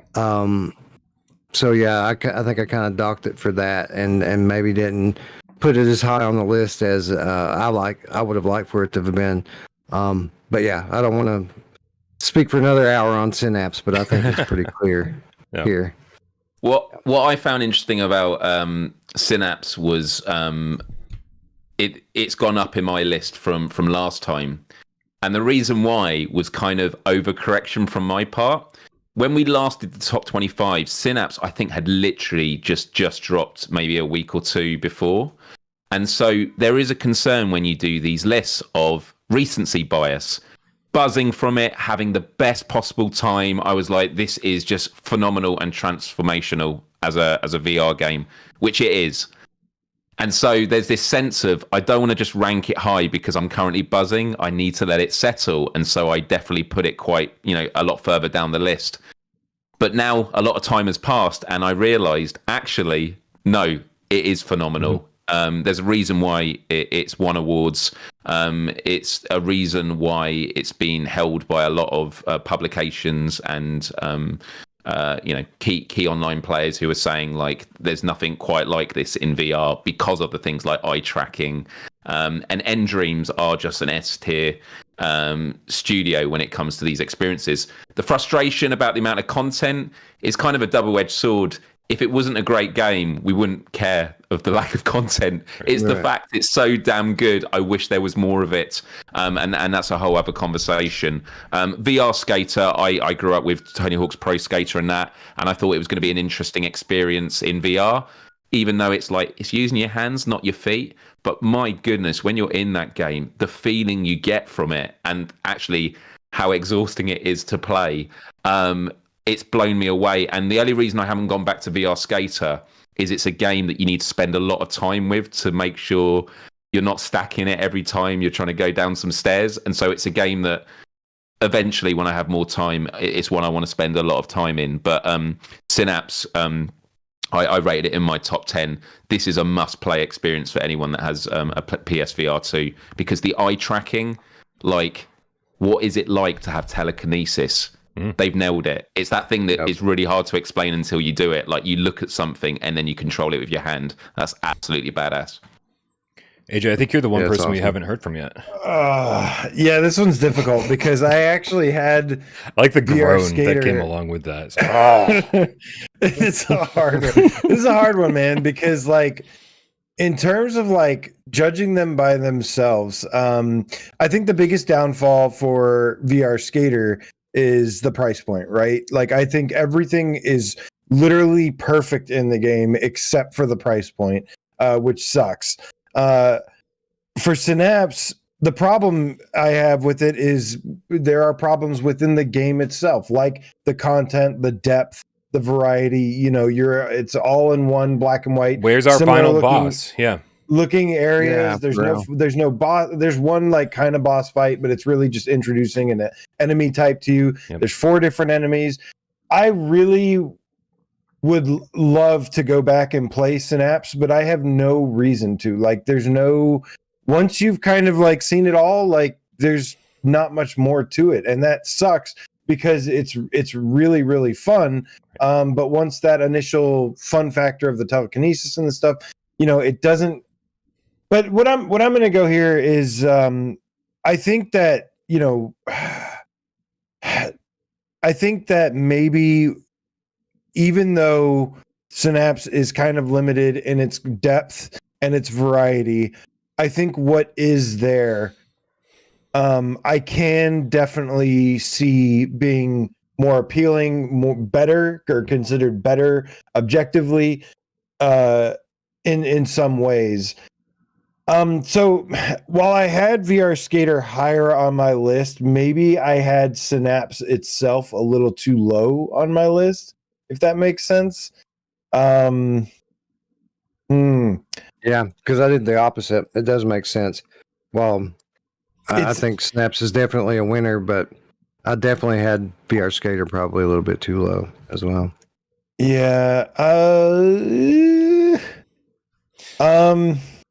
What's funny is I think we're looking at the same problem with 2 games. Perp Games is promising 3 new maps for VR Skater, which would make the price feel a little bit more justified, because right now it does feel too expensive. And Synapse, like, you know, we complain about the content, but if it was a $20 game, we go, well, that's right for a $20 game. $35, it feels like it's missing a lot of shit. And so, you know, I think both games have the same problem. And they both feel awesome to play, so they both have the same highs and they both have the same lows. So I actually think this is a pretty good two games to rank well against each other. Yeah, I don't have a problem with the content of VR Skater though. I think it's got enough content there, not to justify the price. Like if the price was lower, like I think the game feels like a complete game, while Synapse feels like there's some missing parts about it.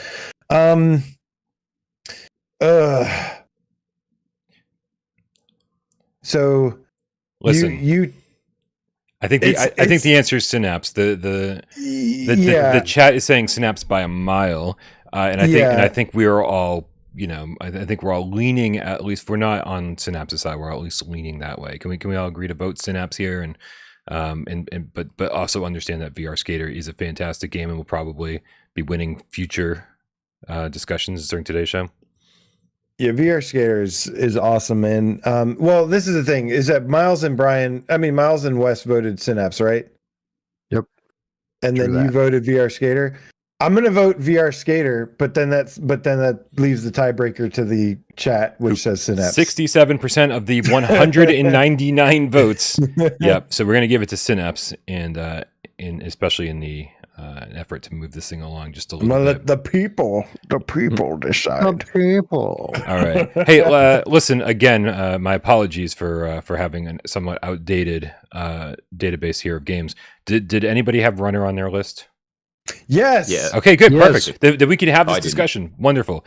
So the next one that is up is After the Fall versus Runner. 2 games, by the way, neither of which made my list. So I'll sit out most of this conversation, I think.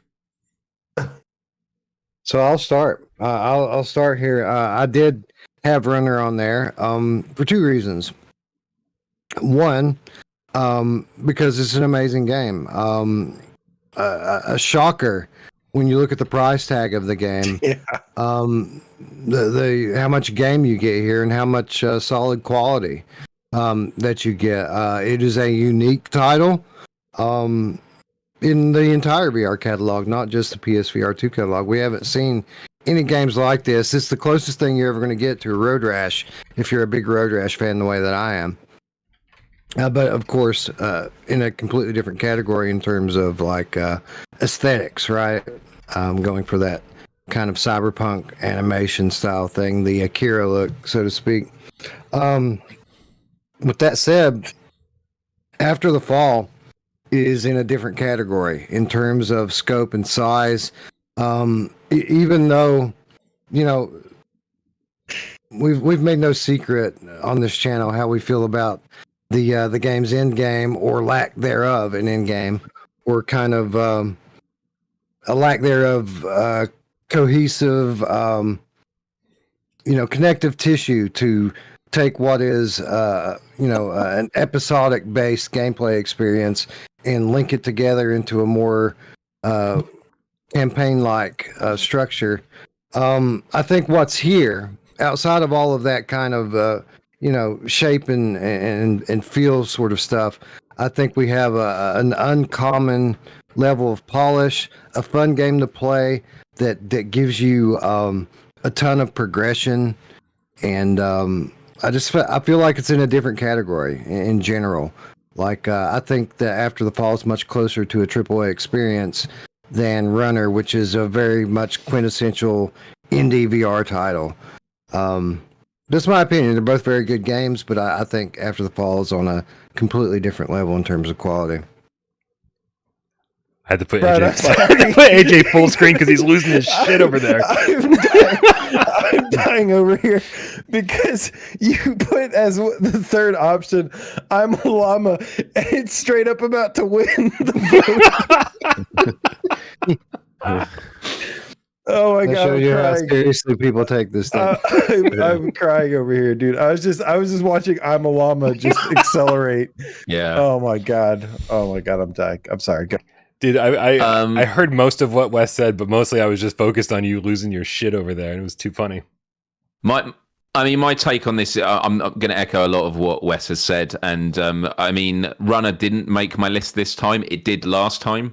I had so much fun with it. I loved being in that universe. I used to love Road Rash as a kid. It's super fun to play, fast paced. It's bombastic with the boss battles. But After the Fall just creeped in at 25.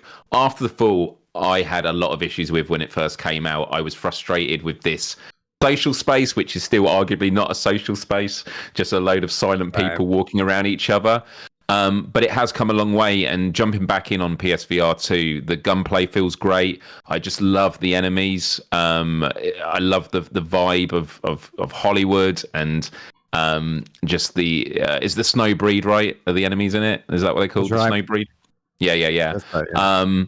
And how could you forget? They yell it every 5 seconds. Yeah, that's true. Yeah.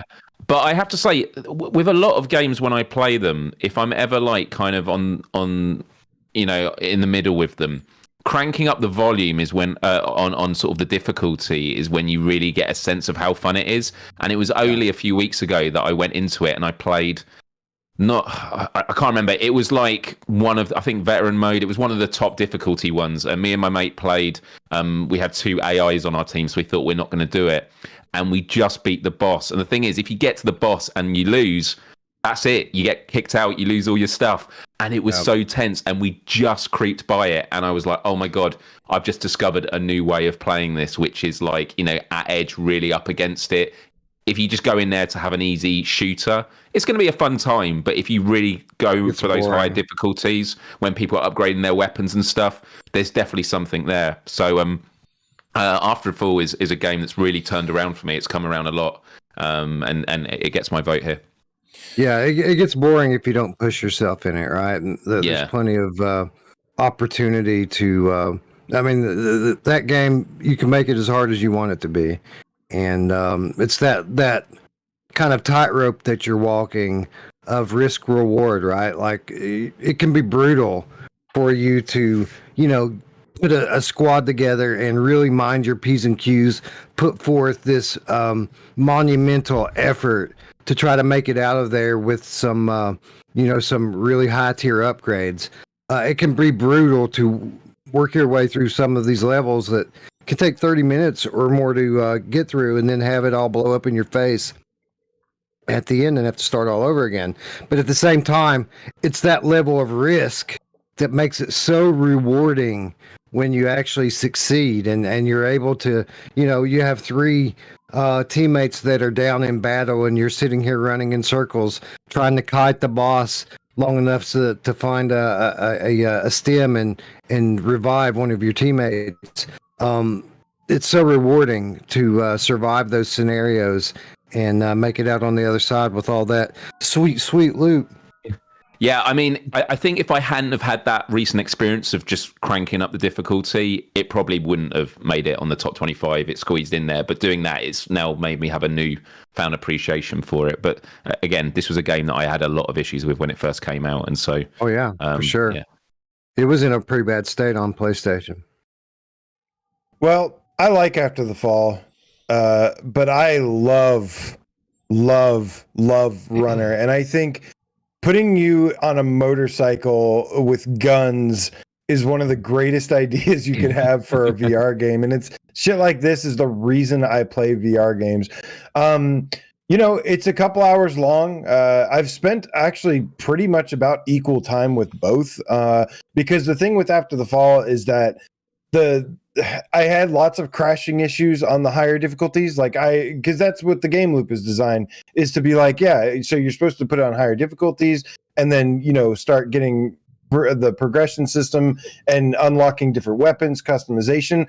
I think at least in my experience, the progression system is ultimately what broke it for me, was that I enjoyed playing through it once or twice. And that was it. Beyond that, I started having too many technical issues, crashing issues with the higher difficulties, which is what you have to do in order to get the better loot. So I was never able to get better loot because it would crash and it was just too frustrating. There's all these little technical issues that I have a problem with After the Fall. The social hub. We have to do it like that, AJ. The social hub. Exactly. where you can't speak or interact with anybody. Really, everybody's running around all Spamming hunched invites. over, like squatting and hunched over, and there's Miles has got it down. Like I said, there's definitely a good chunk of solid quality game in here. I like the haptics and stuff in the game. I like the game loop. The gameplay, just the moment-to-moment gameplay is really fun. But again, when it comes to Runner, I mean, this is one of the best games in terms of haptics, adaptive triggers. Visually, it looks beautiful. It is stylized with kind of like a dark late 80s anime thing. So I understand that that's maybe not for everybody. But in terms of what is a better game, I don't really care about, what is for who. I care about what is the better game, and I feel like Runner is the more complete feeling game, and the boss fights are so epic. I love the enemies. I love the epic boss fights that you have to kind of figure out and take down. I love the music, the gameplay, everything. So Runner absolutely gets my vote here. I love this game to death.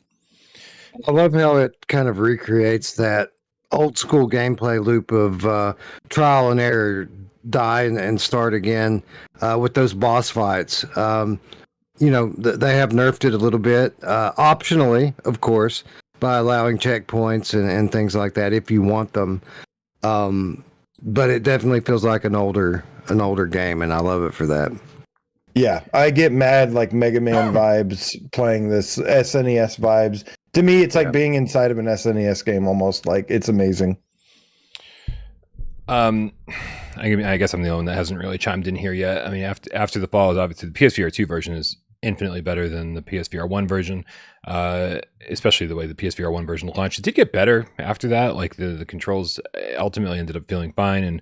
And but you know, and I thought when I jumped back in on PSVR 2, I was going to give it another chance and be like, and I was happy. I was like, well, this game looks really clear. The animations on the Snowbreed are no longer look like they're running at 3 frames per second. And like the haptics were great, and that's something that I think is really important in PSVR 2 games for immersion's sake. And I just found myself like really kind of running around in circles and being like, I just can't do this anymore, you know. However, I do recognize that. Very much like No Man's Sky, that this is a game that a lot of people love. It just doesn't seem to be doing it for me, and so I understand giving the nod to this game, but I loved Runner so much that I think that's where my vote goes, because I mean when it comes down to 2 games that like one of them I really understand the love for and one of them I don't understand the love for, I'm going to pick the game that I understand the love for over the other. My vote goes to Runner, which means I think we're split again, right? Yep. Okay, so let's check in with the chat here. And I'm a llama. I'm a llama. Oh. Is the winner by 40%. 205 of you voted. 40% of you voted for I'm a llama. 25%. There's 136 PSVR 2 games. I forgot I'm a llama. So yeah, we'll add that. Runner only get 25% versus After the Fall is 36%. I think we're gonna give it to After the Fall so we can move this along. Is everybody good? Yeah. Wonderful. We haven't actually, no one's actually, I don't think we said this yet. We always said it again and again on the last top 25, but it's just so effing awesome that there's just so many amazing games on this list. Yep. Like, the fact it's so difficult just speaks volumes. Brian, you maybe should put it to just see results. I'll I'm a llama. I'll happily do that. Listen, before I want to read some tips, take a break from debating for a second. But just a quick question. Did anybody have Tetris Effect on their list? Is that a yes? Yeah, that's for me. Okay, good. Just making sure. I wanted to have it on there. Alvo kicked it out, but it's in my personal top 20. All right. I really enjoy it.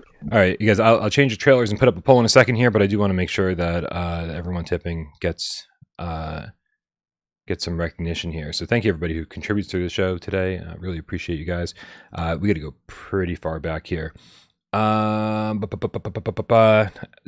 get in my belly, the Game Cat Reaper with level 2 membership says koi koi for Miles' unenjoyment. Then he apologized. Said sorry, I had to. Goodness me. Andrew Ehrenreich was the one who told us about the polls. Macho, the real estate procrastinating games have a $2 tip says 100K. Let's go. Love you all. Love you too, Macho. Et.2k9.now with the $20 tip says you guys are amazing. Thank you for the dancing pair. You're amazing. Whoever said that.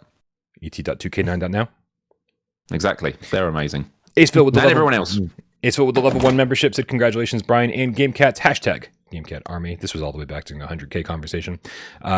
Muse, M-U-Z, with the Canadian $10 tip says hats off to you for 100K. Hats off to you for being one of the 100K. A tip of the beanie. Oh, a tip of the beanie. Chrome Colossus with the $20 tip sends us a dancing pair, says thanks for being you. You guys are awesome. Everyone's so nice and cordial today. When do the gloves come off? When does the blood start to be shed? I don't know. Virtual Residence upgrades to level 1 membership. Macho said, can you add? No, we already read that one. Thank you. Mikey D, Cosmo VR Game Cat with the $5 tip. Rayo says Synapse. Oh, Jesus. A little delayed. I apologize. Goes beyond just feeling immersed. It makes you feel like you actually have a superpower. Nailed it. VR Skater, by the way, makes me feel like I have a superpower, the ability to skateboard, which I think is just as important. GameCat Paul Dean with the 20 quid says, hey, Brian, I'd really appreciate a happy birthday shout out to my wife for her birthday, too. For her birthday today. My wife being GameCat Boo Boo Dean.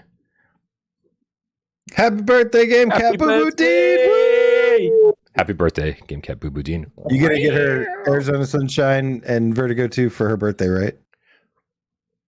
That sounds like the perfect way to say I love you to your special other. Yes.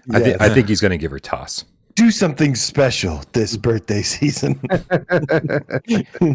Jordan Cloud gives $5. No comment. Thank you, Jordan. We appreciate you. Jelly with the 15 euro says, thank you for all your support. No, he went to PSN, Wes. He went to PSN. Macho, the real estate procrastinating game cat with a $2 tip says, having all 4 of you hunks on screen is such a treat. Macho started drinking early today. My apologies for whatever he says next. Anyway, all right. Okay, guys. Tetris Effect versus Green Hell VR. I'm going to make it easy on you guys. Tetris Effect didn't make my list this time around, so I think it's an easy discussion for me.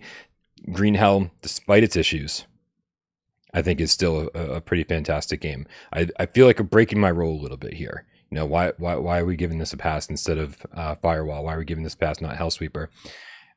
Green Hell, I didn't think the visual issues were as bad as most people did, and I didn't think it made it unplayable or even distracting. I got in there and I loved every twist and turn in the story. I didn't love the finale, but I'm a big fan of this game. I'm a big fan of this game, and but I think I'd understand honestly whatever vote anybody has. So Miles, take it away. Green Hell didn't make my list. It was the same as Hellsweeper. I do have an issue with the visual quality at the moment, and it's definitely a game that would be a strong contender next time. But even if it was on my list, Tetris Effect, when was it? It was number 11 on my list. People often talk about a variety of these kind of games. Res Infinite is an example I hear again and again. People absolutely love Res Infinite. It is a great game, but for me, oh yeah, exactly. So AJ's pointing at himself. But for me, Tetris Effect is kind of like my fix for that experience. So like, and look, it's both by the same publisher.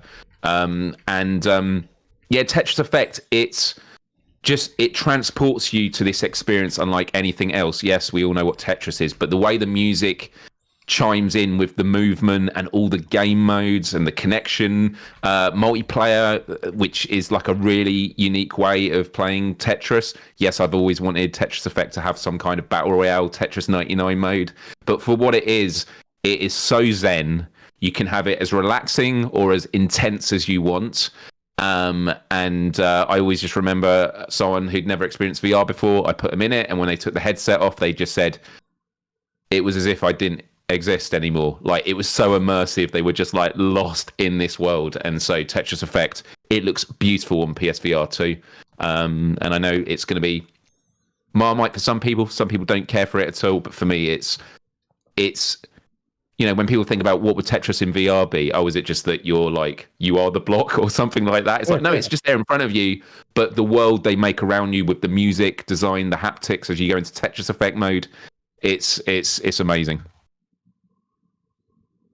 So, yeah, sorry, Tetris gets my vote, if that wasn't clear. So this is an interesting one, because well, I agree with you, Brian, somewhat on what you say about Green Hell. It isn't completely broken, and it may not be as bad visually as a lot of reviewers would let on. It's pretty bad. If it weren't for the fact that I was just ready to make my way through that game at the time that it came out on PlayStation VR, I may or may not have gone through with it. But at the end of the day, I did. I played through it on PSVR, and I had a lot of fun with it. I think in terms of a concept and kind of a framework for a story-driven stealth game, Green Hell is it's at the top, right? I mean, there's pretty much this and Song in the Smoke are at the top of that genre. With that said, I think where that game, where the PSVR version of Green Hell fails is where Tetris Effect really, really excels, and that's in terms of production. I don't know if there's any game that's on the level of just nailing it in every department the way that Tetris Effect does. Visually, audio, haptics, it all comes together, and it's all tied together in a way that's difficult to explain with words. It's something that you kind of have to experience to understand what we mean. Every button press has a haptic associated with it, which has a sound associated with it, which has particle effects and vision that's associated with it. It's so much more than just Tetris. Tetris is just kind of maybe the foundation that this experience was built on top of. But it's absolutely a unique experience, and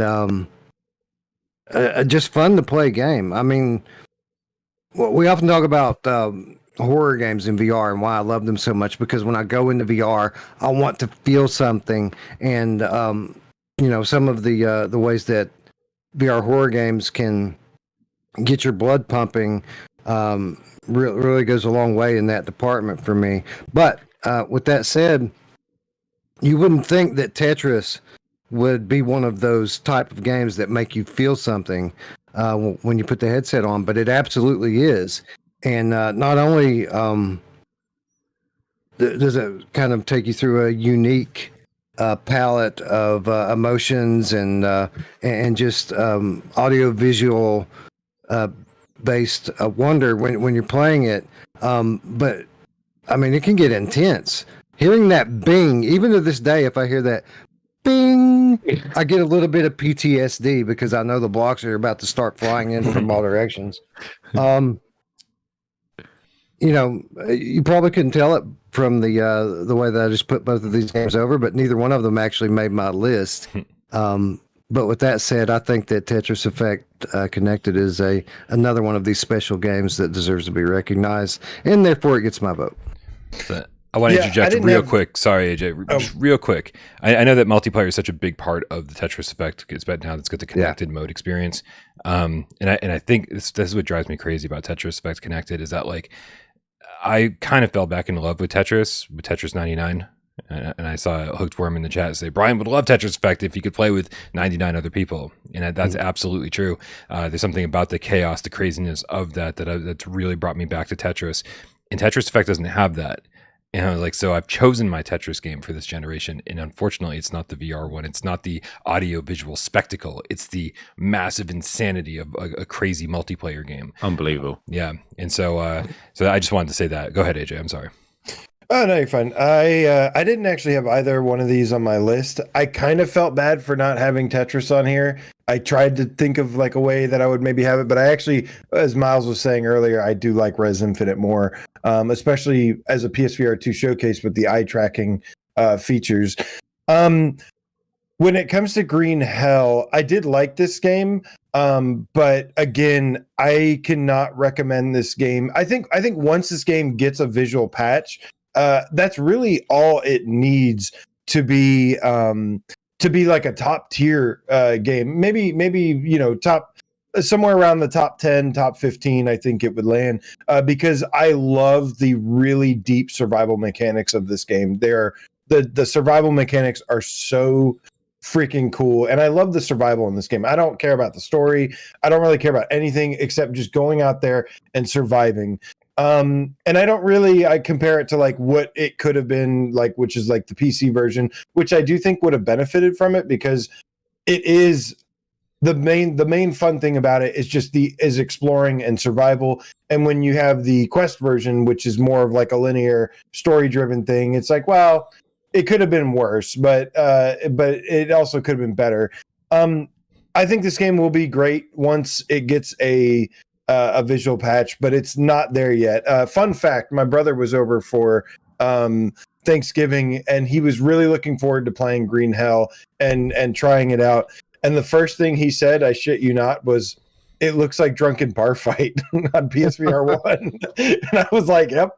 It's not visually, it's not very good. And I think next debate, this will be a much different story, assuming that they have patched it up, but they haven't done that yet. So at this time, I will definitely go Tetris Effect here because that is just a fantastic game. I think it's really good for mental health and makes you feel good. And like you said, it evokes emotion, and it's a great experience as well as a fun game to play through. So Tetris Effect gets my vote. I'm totally fine with this, and honestly, I will be happy to see Green Hell return to this list next time around with the Spirits of the Amazonia DLC, with hopefully the graphical upgrades. When asked about the multiplayer update, they said they're working on it, and so it's like, well, wow, seems like it's coming to Quest and PSVR 2. So like, Green Hell could be a radically different game in a few months or a year or however long it takes all this to come out. Here's the hope. That's the one thing that people have kind of cited that sets the Forest apart from Green Hell is that multiplayer support. So it's a interesting scenario to think about, right? Having that kind of modern version of the Forest to play on PSVR 2. That could be a complete game changer. All right, well, let's check in with the. So it looks like we're giving the vote to Tetris Effect. Let's check in with the chat. 50% of you said Tetris Effect, where 20% of you said Green Hell. 30% of you said show me the results, Daddy. Wow. I mean, whatever floats your boat. I just wanted to say about what you mentioned, Brian, about when Green Hell gets the multiplayer for next time. So a game that was in my top 25 last time but didn't make it this time was Kayak VR. Yes. And if Kayak VR was a game that was to have real-time multiplayer added, which we're all hoping is going to be the big update coming, then I think, we don't know. It might be like, oh, it's a nice thing to have. It's not that transformative, but it's another example of, these games, just because they don't make it one time, doesn't mean they can't bring it back, These are ever-growing VR worlds that can have DLC and things added to them that can be complete game changers. Yeah, they need to give us speedboats and make it a co-op game so that one person's driving the speedboat and the other one is shooting. Double dash. 50 cal chain gun. Yeah. Also, we need to be able to stop and fish because we need our catch and release fix too. Yep. Yeah. Fishing with guns. All right, guys. That brings up the next two to vote on. This is Five Nights at Freddy's Help Wanted, which just landed on PSVR 2 mere days ago. I don't think we can say there's a recency bias here, though, because this game has been out for a while. Most of us have played it. I think all of us played it on PSVR 1. And that Wes is shaking his head no. Okay, most of us have played it on PSVR 1. So maybe there's a recency bias here, but I can't wait to hear your guys' opinions. Zombieland is the other game, fell off my top 25 list. Who still has Zombieland on there? So both of these were on my list. Zombieland was 20 for me, and Five Nights was 23. I'll go first quickly with this. Five Nights at Freddy's VR Help Wanted looks incredible in the headset. I would argue it also has probably the best implementation I've experienced yet of the headset rumble, because the headset rumble is just one motor. But the way it's used in the different game modes is it creates different sensations mixed in with the other aspects of the headset's functionality. When it's really dark, it looks great. It looked good on the social screen, which obviously isn't a big deal for many people. When it's dark, it's great. Just the resolution is fantastic. I was just absolutely blown away by it. Zombieland, I think I might be the only person that's voted for it on this list. I was very cautious when PSVR 2 first dropped, and this was a game I was like, don't sleep on this, people. And as it's gone on and I've heard the response from the community, it sort of helped me with my confidence on it. Of this game scratches, for me, that Time Crisis VR itch. I love it. It's got such fast play mechanics. It has so many modifiers. It has so many game modes. It wasn't just a reskin or a resolution scale from the Quest game. They really did revamp this for the PSVR 2 version. And once you've completed all the main game and stuff, you unlock this arcade mode, which makes you experience the game in a whole other way, where you have lives and you have it's kind of like a roguelite mode, which is you just ruined it for everybody. Everyone's sick of roguelites. yeah. But the fact is, you have choices. The guns and the weapons feel incredible. I love the scoring systems and the high scores. There are just so many ways of experiencing this, and I love the art style.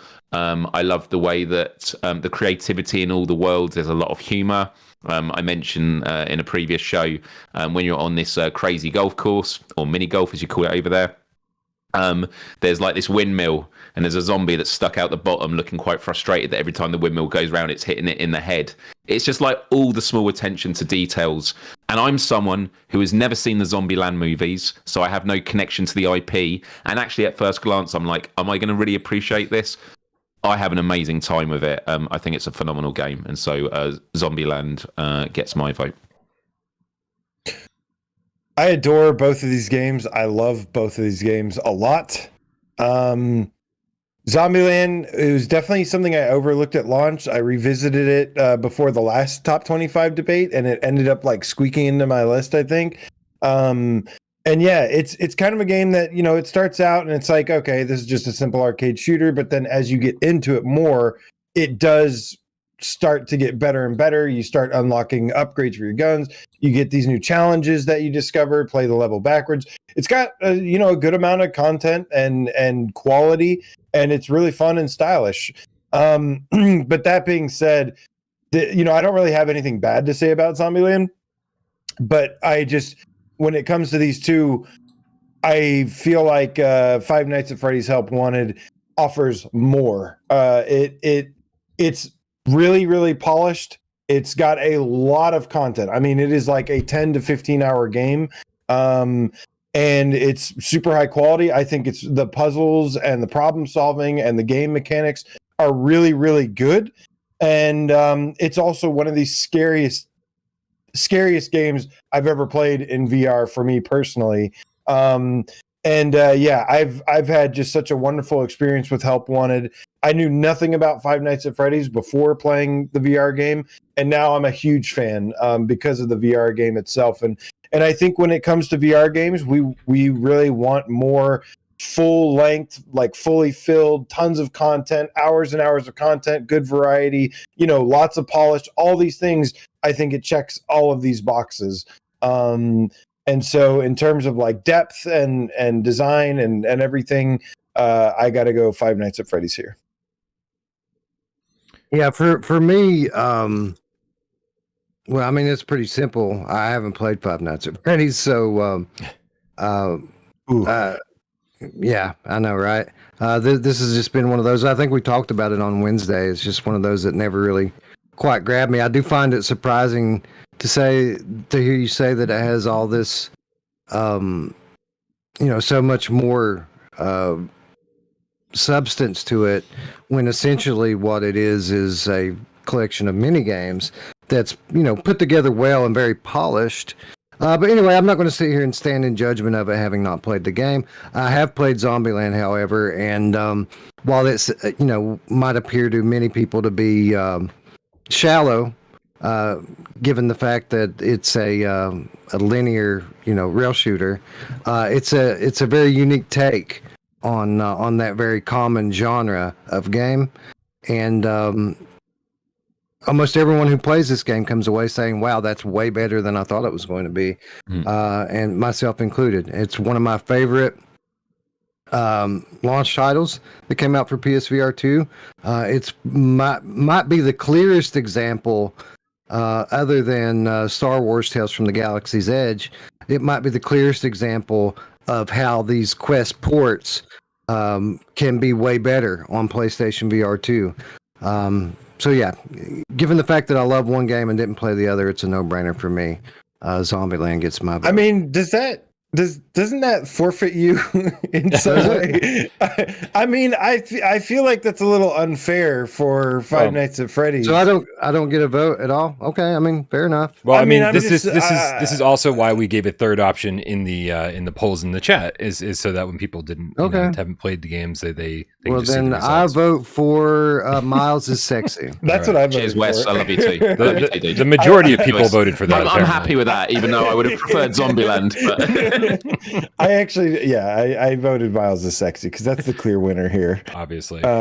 Okay, so listen. Okay, so yeah, that's up to you guys. I'm just throwing that out there. Like, it's not going to happen often. I do think it's the right way to go, though. If you haven't played both games, and maybe you have to forfeit your vote, as much as we appreciate Wes's opinions. So I'm saying Help Wanted. AJ, you said what? Help Wanted. Yeah. Miles is saying Zombieland. Miles said Zombieland. I like both these games, but yeah, I've had to, I don't mean to, I'm sorry, Wes, like, I don't mean to do that to you, but I feel like I get I hope it. it makes, I hope you understand the logical sense behind that. Well, I do want to make sure you understand that I wouldn't just vote for the sake of voting is one of those real life things that I always tell people to never do. You always see on television when election season comes around and they say, well, we really have to get out the vote. No, we don't.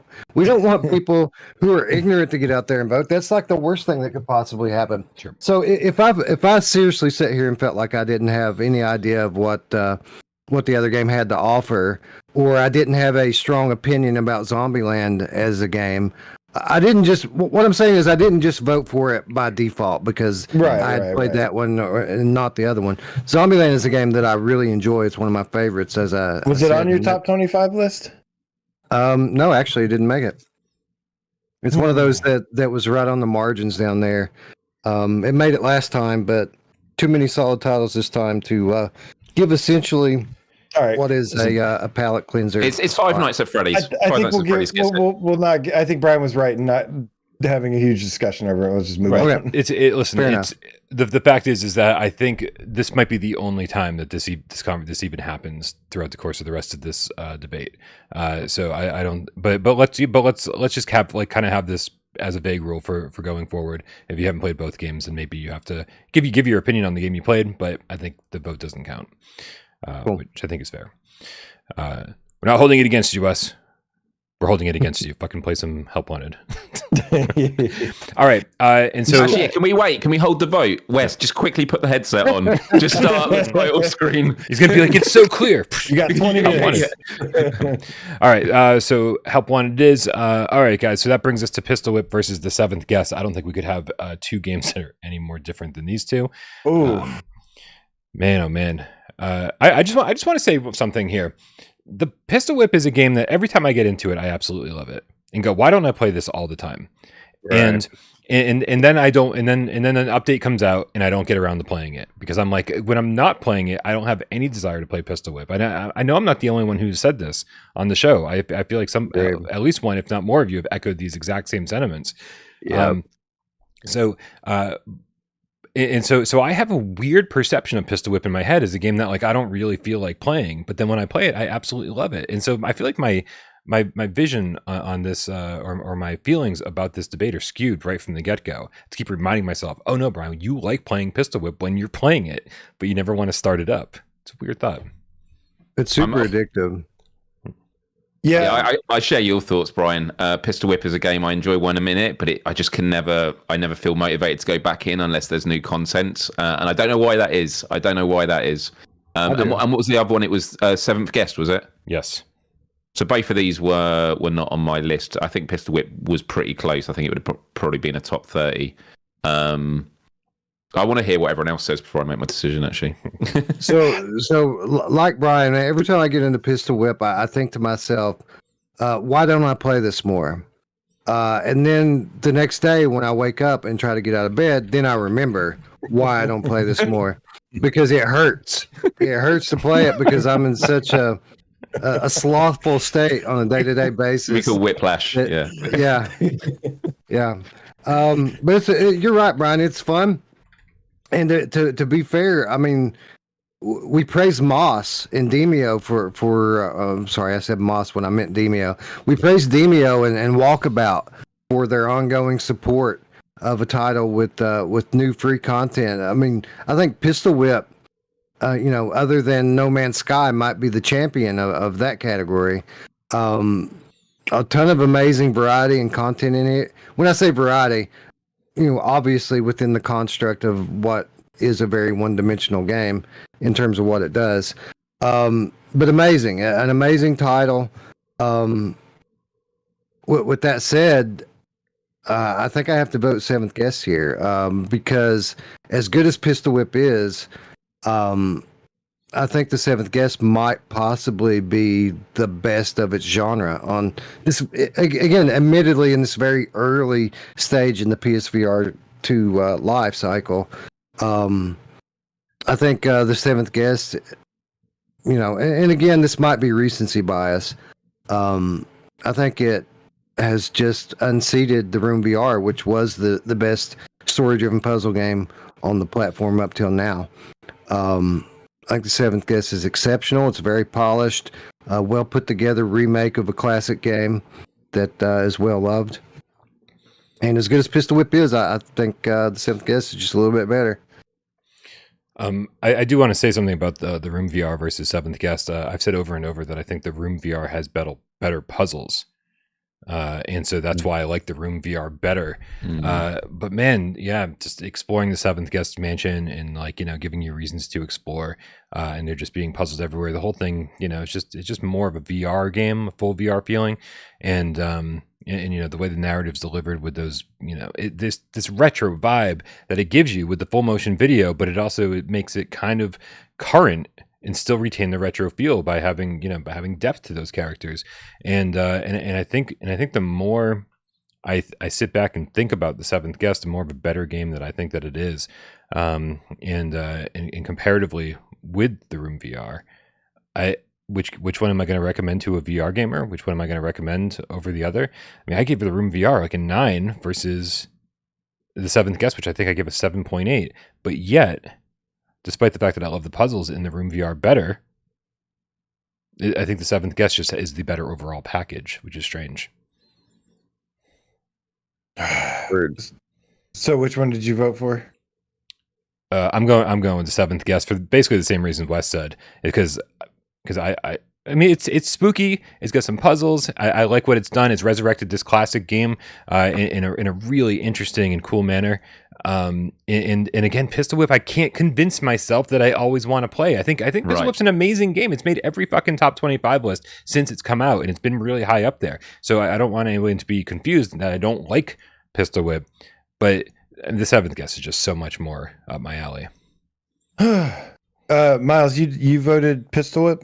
No, I haven't voted yet. I wasn't sure. I was just thinking on what Brian was saying there. I think one of the reasons, and I know this is going to upset some people, I think one of the reasons why I don't keep going back into Pistol Whip is considering the ongoing dev support, which has been phenomenal. The amount of content you get with it is incredible. I do think when it comes to the game mechanics, it's very one note, with exception to the fact that with recent campaigns and the recent Halloween mode, they started incorporating these new things where you could shoot the chandeliers and you had different enemy types, you have bosses. And I think if it had more of that, and maybe I just haven't spent enough time with it, although I have played a lot of it over the years, I just feel that for far too long, it's like once you've played one level, you've played a lot of them. And so it is fun, the action of doing it. And it is a game that if someone was trying VR for the first time, it's definitely something I'd put them in. But when it comes to like you getting a PSVR 2, like the Seventh Guest is an amazing environment. The recent patch has made the graphics even better. The puzzles are interesting. The little things like the lantern that you have, when you shine it all round, it means that you see the whole mansion in a whole new light. Pun intended. And is it Friday again already? Yeah. It's become natural now. I wasn't intending it, and it sort of just flew out. And I was like, no, I'll take credit for that. But yeah, so I think the Seventh Guest, but I do want to acknowledge that Pistol Whip is phenomenal what they've done. And if they keep leaning in the direction of what they've done with their most recent add-ons, I think that there's going to be a whole new freshness to it that I think the game needs. Well, I very much agree with the point you guys are trying to make. But at the end of the day, I played through Pistol Whip, I finished it, and that time I had with it, even though shorter, even though, not like tons and tons of hours, I don't go back to it every single day. Still, that limited time that I had with it, which is like getting the platinum and stuff, I've spent several hours with it, I think is still more fun to play as a game than the Seventh Guest VR. I like the Seventh Guest, but I'm several hours in, and I have to really force myself through it. And I don't think, to me, that's not the sign of a good, fun, accessible for anybody game. And I think Pistol Whip is a much more good, fun, accessible to anybody game. And the shooting and dodging is really fun. The music is really good. I don't even really care for the art style that much. I just think it's the better game overall, despite Seventh Guest having, it's a little bit more complex. It's a little bit, more deeper in some of the things it does. It also is kind of janky. Some of the puzzles are not very fun. Some of the puzzles are not very good. There's some jank in the game with the interactivity. It does look really great. It is a good game overall. But my vote absolutely goes to Pistol Whip here because it's just more fun. And that's coming from AJ, who notoriously loves puzzle games. Yes. I really want to love the Seventh Guest. I can't, man. It is so hard to force myself through it. But I can definitely acknowledge all the great things it does from both at least from a presentation technical level. I'm so glad they added haptics and stuff, redid some of the polish on it, which helped a lot because I'd be going off on it if it didn't get that that update for the haptics and the polish and the graphics and stuff. But yeah, I mean, I'm outvoted here, but I agree. I'm going Pistol Whip here. Well, I will say Pistol Whip probably could have gotten a lot more love from me and would convince me to get back into it more. But just like Beat Saber and just like Synth Riders, a lot of times when you're playing a rhythm game, it comes down to the music. Like what do you want to listen to right now? Like what's your favorite band and what do you want to hear when you get into a rhythm game? Pistol Whip doesn't have that for me. Beat Saber has music that I love. It has music that I didn't love and then grew to love. It has music that I'd never heard of before and grew to love. And Pistol Whip just has stuff that I'm like, this is fine because I'm shooting to the beat. That's sort of where I'm at. Pistol Whip's music just doesn't do it for me personally. I think it works really well for the game, but personally, it's like, man, I really wish I could inject some of my own preferences when it comes to music into Pistol Whip, and then that would get a little more love from me. Agree. Old Darth, I'm not the one that was saying that Pistol Whip is not replayable. Although I agree with them that it is missing the one thing. It is missing that I can't wait to play this again or replay this again, kind of thing. It kind of, I jump back into it whenever it gets a content update, but I don't think it's definitely fun to jump back in for a little bit and stuff. But there's no carrot that it dangles for you to there's no progression system or I don't know, like something to make you beyond just playing the game, just jumping back in. There's nothing really enticing, screaming at you to go back and play it some more. How far into it are you? I'm just curious. Which one? Seventh Guest? Yeah, I'm not judging. I'm just curious. 5-6 hours maybe. Oh, so you've seen most of it. Yeah, I'm definitely several hours in. Okay. And it's, I like it. I like it and stuff. I think these are both obviously very good games. And I didn't have Seventh Guest on my list, and I felt bad about that because I wanted it on my list, but when I think of just a game that I'd recommend to somebody, it's I would absolutely recommend Pistol Whip first to somebody that is just playing VR. Well, it's time to vote. Are you the only one saying Pistol Whip, AJ? Yeah, I think so. Is that right, Miles? Did you go Seventh Guest? I went Seventh Guest. All right. Okay. I guess it feels kind of crazy to do this, but we are actually going against the 45% of you who voted for Pistol Whip in the chat. Almost 200 people voted. 30% of you did say Seventh Guest, and 25% of you prefer Butter. Butter. Don't underestimate. Butter's pretty good though. Better than margarine. It is. Yep. Much better. That brings us to Vampire the Masquerade, Justice, and whoa, who the fuck put Drain Foundation on their list? Wes did. There it is. I did. Wes, I'm going to have to ask you to defend Drain Foundation right now because I think you're the only one with it on your list. Give it to us. Yeah, it's a difficult one to defend. I'll admit that. Mainly due to the pacing of the game.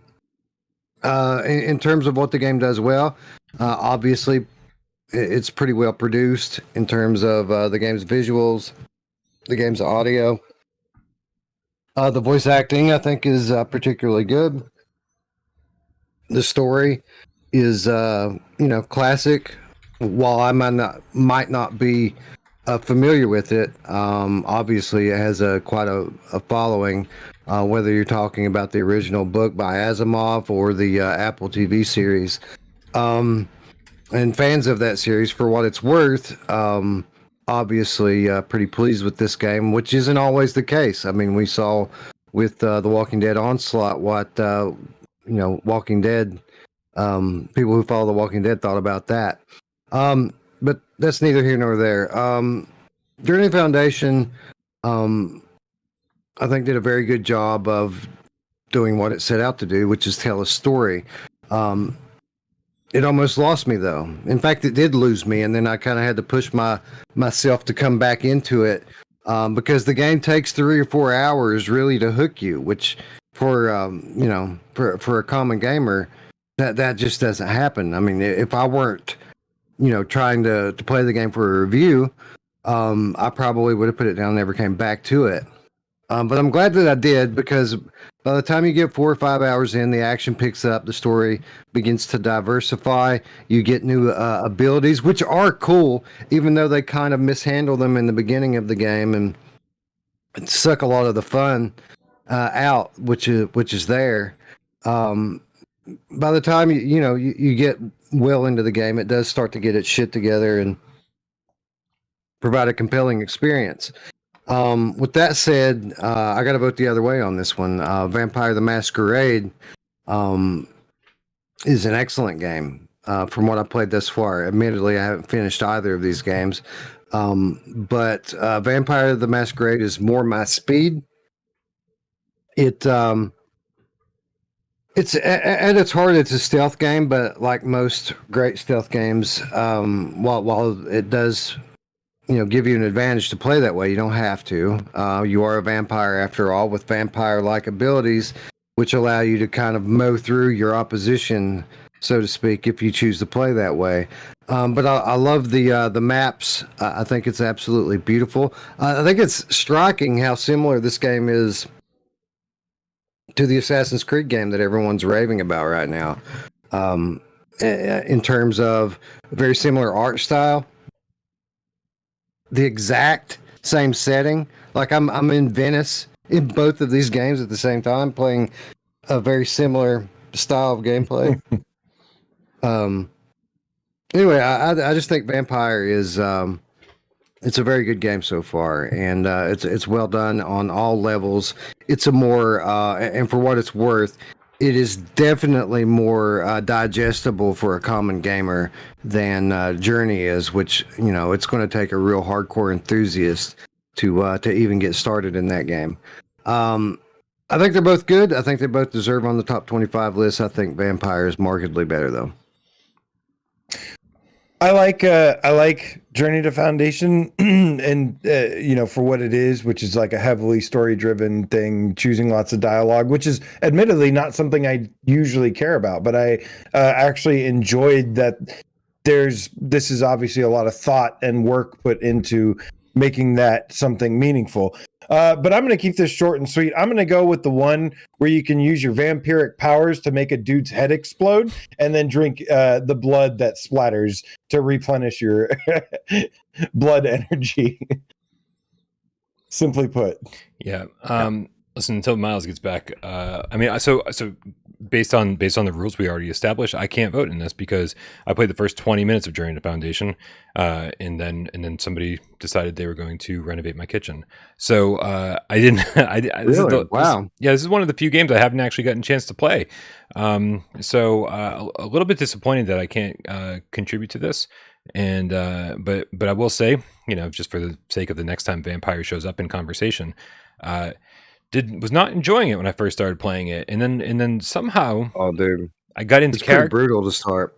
I mean, I don't know if it was brutal or if I was just or it just took me. I feel like it took me a while to get into character, and then when I was like when I was being stealthy, I was like really, really paying attention to everything around me and thinking about how I can use my environment and how I can use my powers to get around some of these enemies and take them down without, one at a time without being seen. It reminds me so much of like the Batman Arkham games. I remember playing Batman Arkham Asylum and just, having all these challenge rooms where you're like sitting on top of gargoyles and, timing everything right. And there's a little bit of that here. So Vampire ended up really winning me over, whereas the first 20 minutes of Journey to Foundation was a massive slog, and I was like, how am I ever going to review this game? It gets worse. It gets worse. It makes one of the stupidest design decisions I've ever seen in a game, and that's with all due respect to Architect out there. Right. Again, I will remind people that this game is on my list, and I did enjoy it. But the early part of the game, the gameplay is all dialogue based, and that, you know, that's questionable enough on its own. But when you consider that it's literally the whole game at the beginning is finding the right dialogue tree so that you can progress, and it's trial and error, and there are a lot of different like options for you to kind of exhaust in your pursuit of the right one. So literally you're just replaying and replaying dialogue tree options, going through a lot of the same text and voice lines again, over and over and over and over again. It's pretty incredible that something like that could ever make it through a serious QA / playtesting process, because that is just, you want to kill a game in an hour or less, do that in a VR game. I was surprised. I was waiting for you to say, "Oh, Brian, don't worry, it gets better." But I had to laugh because you're like, "Oh, it gets does. worse Eventually." but it gets worse before it gets better. And Yeah. I've said before, I want to be in the right mindset, because I'm very seldom in the mindset to be like, "Oh, please, game, deliver your story to me in the slowest possible fashion." But I know I do get into those moods where I'm not highly caffeinated and I just want something super chill and laid back for a while.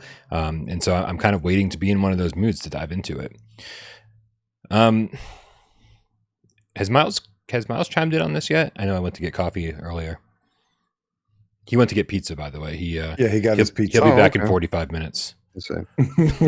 Or less, or your money back. Or less, or it's free. Well, yeah, I don't know. Now that I guess we have a little bit of extra time, I was really going to save more discussion for Vampire, because it's going to come up again, obviously. But dude, Vampire Masquerade is fantastic. I mean, when it comes to I think fast travel games delivered more than, we said at the least we want something like a Hubris or a Synapse, or, these are what we expect from like smaller developers and stuff, smaller VR teams.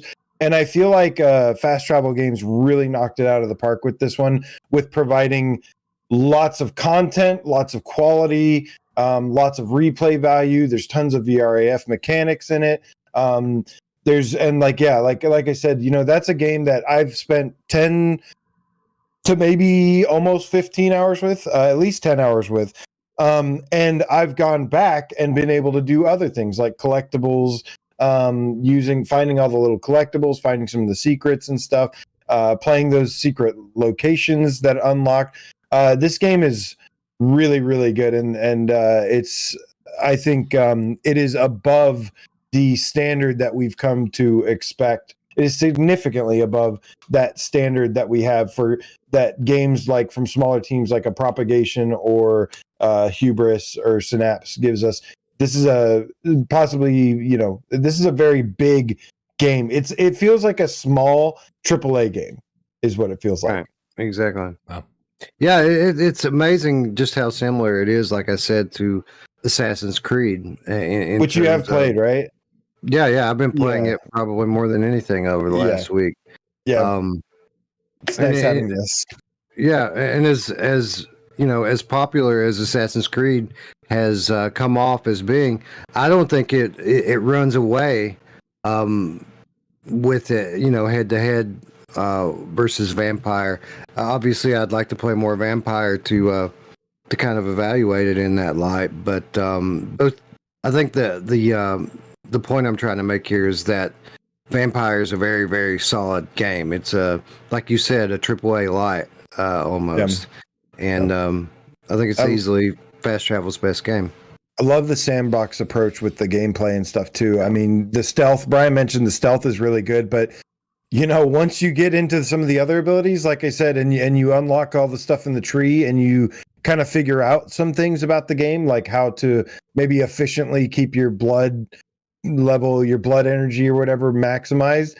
There are some tricks in the game that offer some like depth and progression and skills to unlock that make that even better to where you don't have to worry about, you know, conserving your energy and stuff as much, and you can kind of go in like powers blazing and just ruin everybody and explode heads, and it's so well done. I love it, man. Love it. Miles, we are on you for we've been extending our discussion on Journey to Foundation and Vampire Masquerade, waiting for you. So you have the floor now, sir. And I hope the pizza's really good. I just ordered some pizza because it's a bit later here in the UK, and we're gonna have a pizza party. So yeah, and also good work to Elva in the chat doing the Lord's work. 11 likes away from the big 300.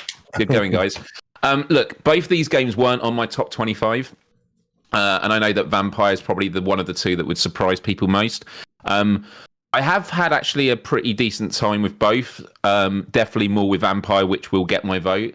But hearing what Wes was saying earlier about Journey to Foundation, it really taps into my...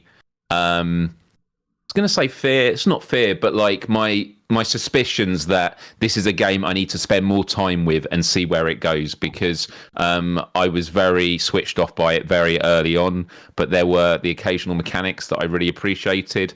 And, you know, although it is a game where you're talking to a lot of people, they have nailed it in some ways really well, where if you start walking around the person, their eye line follows you and then they turn their head. And it's really subtle cues like that, which I think is really exceptional in VR. It's not just a head that just turns and faces you like a computer character. But on the flip side, there's a lot of moments where you're trying to get to the end of a talk tree, a conversation tree, and you have to keep going back to the beginning until you do the right combination, which I found incredibly frustrating, whilst also acknowledging that is what happens in a lot of these kind of games. But when it's in VR, it's just a bit more frustrating. So I am, you know, I'm not writing Journey to Foundation off. I'm definitely going to dive back in there. But yeah, Vampires the Masquerade Justice is a really awesome stealth game. There's a lot of mechanics. I still need to put a lot more hours into it and really get a hang of it more. I mean, someone was telling me the other day about the amount when you're absorbing blood, the gauge is how much you're going to get if you time it right, which was something I was unaware of, and I was wondering why I was always just so hungry and thirsty for blood. But yeah, the way that you move around the areas and that is excellent, and to have it in this like Venice setting is awesome. So yeah, Vampire the Masquerade gets my vote. Vampire wins, Brian. Vampire wins. Okay, by the way, what did the chat say? I just want to keep... Oh. The chat, Vampire, by 56% of you said Vampire, 7% of you said Foundation, 37 just wanted to see the results. I think the price point didn't do Foundation any favors either.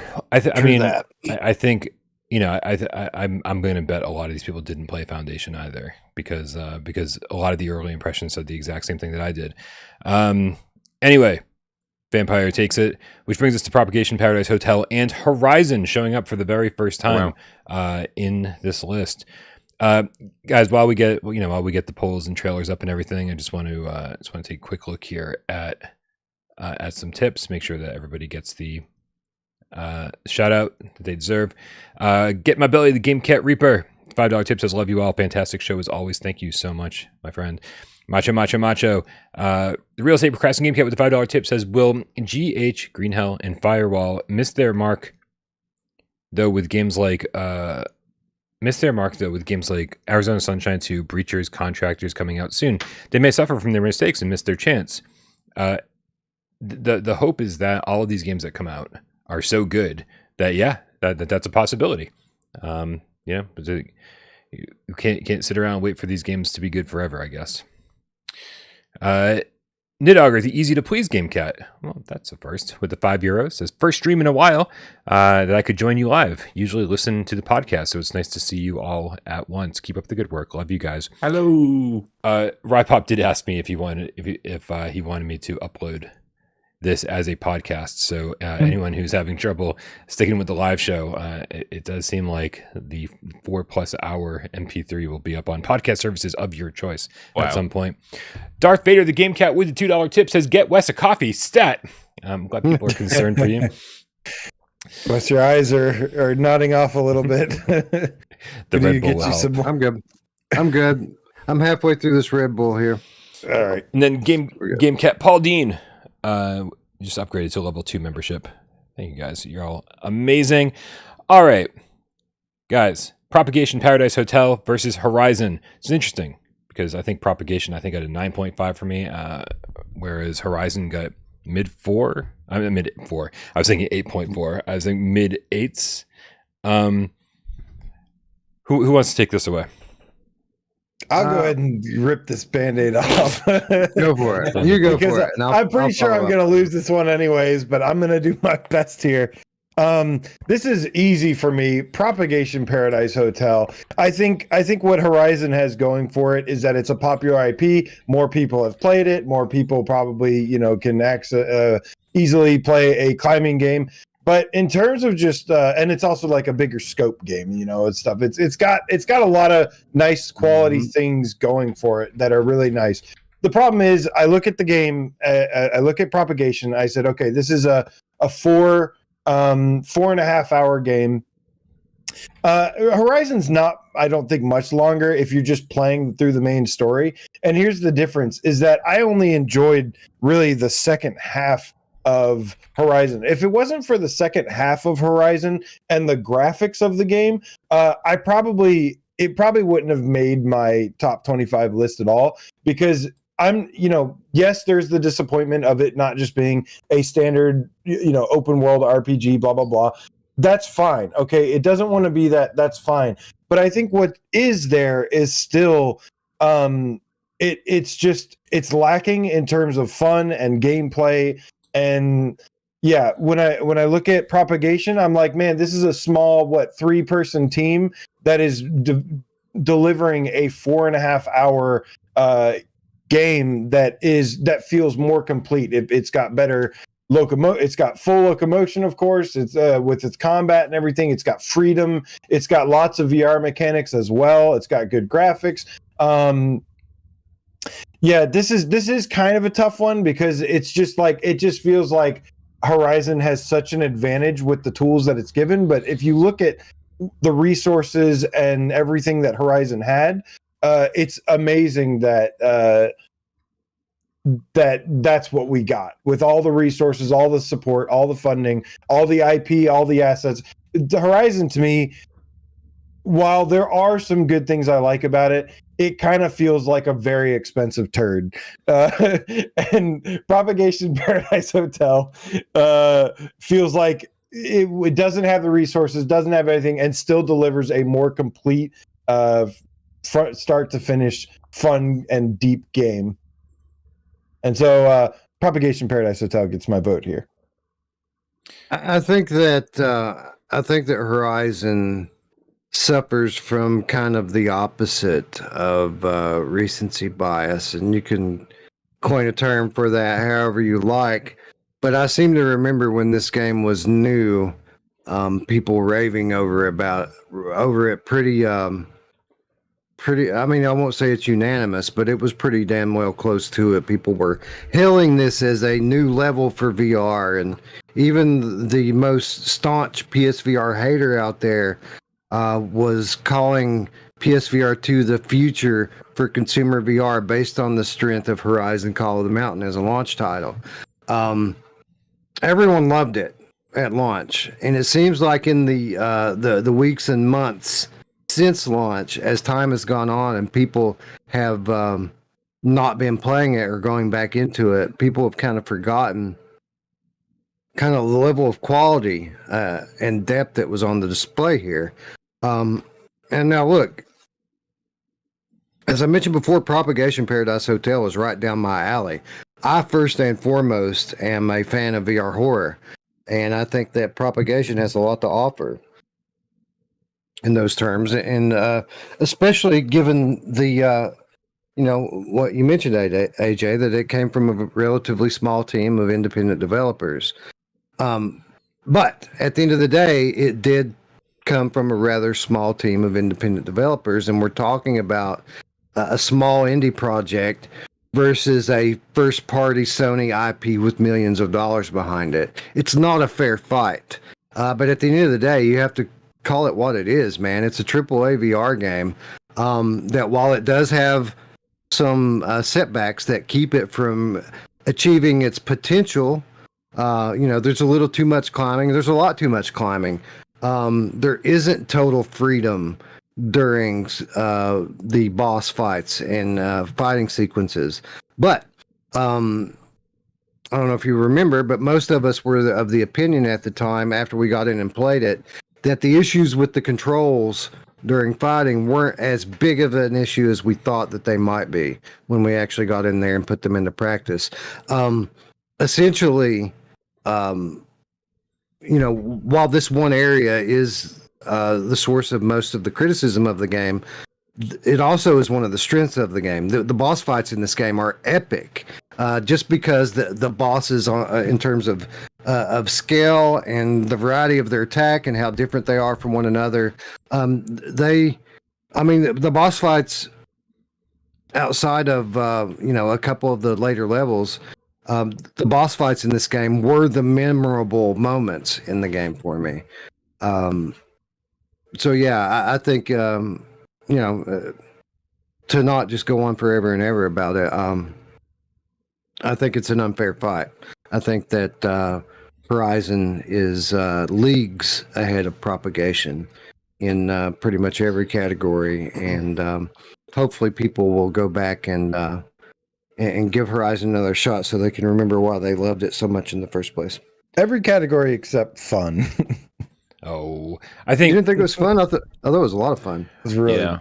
I think it's really. It could have been better. Could have been better for sure. It could have been better, but it did a lot right. I think it's a waste of the IP, but I think it's really interesting to say it's an unfair fight, Wes, because I think most of us got into Propagation Paradise Hotel and was like, wow, look how beautiful this is. Wow, look at you can like interact with all these objects, and look at and this is stuff that Horizon did too in different ways. And I think, but somehow Propagation it's like it used its time with the gamer more wisely. It's like, because Horizon said, look at all these, areas that you can climb and look like level to level you do. And it just felt like it overstayed its welcome. Whereas like Propagation sort of compressed it all. Certainly and made sure it didn't overstay its welcome at all. Well, for me, it just felt like every moment of Propagation was like enthralling. Like I was on edge the entire time. It did what it set out to do. I was constantly, worried about exploring, but I needed to explore because I wanted to make sure I had batteries, and I wanted to make sure I had health, and I wanted to make sure that I had ammo, and I wanted to explore. And I think I got about halfway through Horizon before I was like, I don't feel like looking for these targets anymore. Like I was like, I'm going to come back to this because I am a completionist and I want to find all the hunter's targets. And I didn't really go back to do that.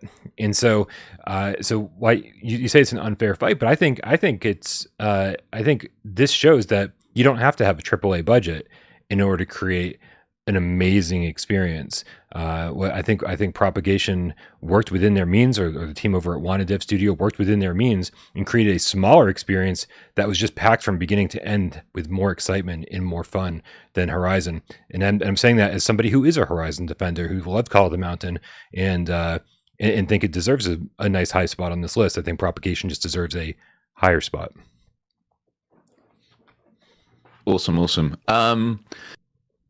For me, Propagation, when I played it, it was without doubt the most fun I had in VR for like the longest time. And I'm not into horrors as much as the rest of you, but it was incredibly gripping, and it was an incredibly well optimized game when it comes to like part-to-part experience. You always felt you were going for the next thing. You're looking at the map, where do I need to get to, but I don't want to go around there. It's incredibly gripping, the darkness of that place, and it's a very deep and immersive world. It felt like I was at a hotel. And that might sound silly when we're talking about VR games that are based on a hotel, but there are games where you feel like I am in a game that is set in a hotel, and then there is, no, I'm actually in a hotel and this stuff is kicking off. But Horizon definitely had its issues, but I always know that when I bring up these issues, it's for me, who is a long-time VR gamer that sees the potential, knows how deep and how far these games can go with indie studios. Propagation, Paradise Hotel is an excellent example of it. But it was also clear that this was a stepping stone for Guerrilla Games and Firesprite Studios to team up and say, how do we get this headset to set off with a bang? It was at the front of all the marketing. It was a way to get the people that need convincing to jump into PSVR 2. And when I've seen like conversations with a lot of people that were in VR for the first time, they were absolutely blown away by it. There were a lot of things I was comparing Horizon to when I first played it, and one of the things was in Kayak VR, when you stick your head in the water, the sound changes, the visuals changes, you're underwater. I tried it in Horizon Call of the Mountain at the beginning, and it just clips out. There's no underwater. There's just nothing there. And I was like, that's so disappointing. But it's because these games were going for different things. And I'm a VR gamer who does coverage on VR. That's why I stuck my head in the water to test it. Most VR gamers are like, wow, I'm on a boat here. They're not thinking, I wonder if I can stick my head under the water, although you can paddle with it and stuff. Horizon definitely has pacing issues, but at the same time, I know it's about taking your time to taking this world, which for a lot of people, it's their first time in VR. And I did return to it not too long ago, it feels, for doing a Let's Play. And there's a bit quite near the beginning where you're climbing up the rocks and there's these butterflies all around you, very colourful, that float around. And it's hard not to be at awe with that environment that they've done. I wish the resolution was better. And this is where my sort of ignorance on game development, I want to know where the line is between higher fidelity and resolution and better, visual design. But for me, with all that said, this is a no-brainer for me. Horizon Call of the Mountain, there is a reason why it is always getting nominated. It's winning awards, and it's not just because of the IP. The IP definitely helps with it a lot. So did humanity. Sure. And it's because it is a stellar AAA experience, which is bringing a whole new generation of people into the VR fold. But as someone who played it as a VR gamer, I love Propagation so much. But Horizon, I was really blown away with, and it was a really magical way to start my journey in PSVR 2. So when we're coming up with a top 25, I want them both to be on it. But if someone is just getting a PSVR 2 for the first time, and I'm going to say which one to jump into, I'm going to be saying Horizon, without a doubt. Which one do you think is the better game, Miles? Consider that by the time... Well, but what I mean, like when you say better game, are you telling me what I've had most fun with? Because I would say, which one would you put a higher score the whole on? Conversation we're having here is what is the better game, and I've just told you. But like, when you say it, it's like what criteria are we talking about? Like visually, I think Horizon is I would is definitely give the edge visually. I just in terms of atmosphere, I would possibly say Propagation, but I think horror atmosphere is a lot more tangible because you're always on edge. Horizon, it's very easy to sort of switch off and go, here I'm in this sort of climbing simulator. But the boss fights and everything is just it just like I totally get it, the love for Propagation. I love it. Propagation is on my list, and Propagation did very high on my list. It's number 9. It's a top 10 game. It's just, for me, Horizon's a number 4 for me, and so that's why it gets my vote. All right. So just to move things along here, me and AJ are both saying Propagation, and Wes and Miles are both saying Horizon. What is the chat saying? I'm going to go over here. Dude, Horizon by a long shot. 57% of you, 217 votes, said Horizon. Only 24% of you said Propagation. 19% of you just wanted to see the results. So I think it's a nice, easy vote here for Horizon. Let's move it along. There was a few people asking in the chat what pizza I got, so I just want to get it out there. I go for a half and half because I'm really indecisive. Nice. But one of the halves, I don't know if you call it this in America, we have a topping called American Hot, which is pepperoni with jalapenos. I assume in America that's not a thing. Like, we just have pepperoni and jalapeno. That's what I mean. There? It's American Hot. American Heart? American Hot. H-O-T. Hot. Sorry, hot. Okay. Yeah. Hot. American Hat. Yeah, or you say like Brian and a heart. And then the other half is Hawaiian, which I know is a bit more controversial, but yeah. For you. What's some American hot? It looks good, man. Look. Real quick here, shout out to everyone who's been tipping during the show. Thank you so much for your support. Let me backtrack just a little bit here. Macho, Real Estate Procrastinating Gamecast says, Brian, what's in my message that it won't send with a $2 tip? I don't know, man. Stop being racist. No, I'm just kidding. There's a few keywords that will not send through YouTube. I don't know what the words are off the top of my head. Maybe something is being misinterpreted. I'm assuming you're not actually racist. Josh Sosky with the $5 tip says, IMO, Call of the Mountain falls way short of Fire Sprite's other work. The Persistence, one of the best horror games and roguelikes ever.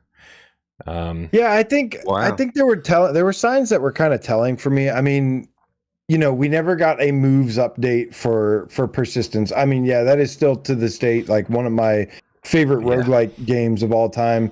There were signs for me that I was a little bit worried about, things like them never adding motion control support to that, and then yeah, when we saw the thing for Horizon, I mean, I'd be lying, if I'm being honest here. Yeah, like it was incredibly disappointing to see that. Oh, this is very much a climbing game, and then the combat was just the backbreaker for me. I cannot stand the combat. I think it's poorly designed.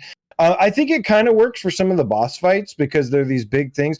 But as like the moment to moment gameplay, whenever you get into those battle sections, I don't like the combat at all. And it's designed to make it easier for you. Yet somehow I had a really difficult time with some of the angles and some of the movements. Whereas if I was just had a little bit more freedom to move around, it's like I could just angle the way that I wanted to. But I get it. The big AAA budget. Popular IP I didn't think Propagation had a chance here, but I tried to make a good fight for it anyways. I mean, it's a top 10 for me, Propagation, which is amazing for what they've achieved. Yeah.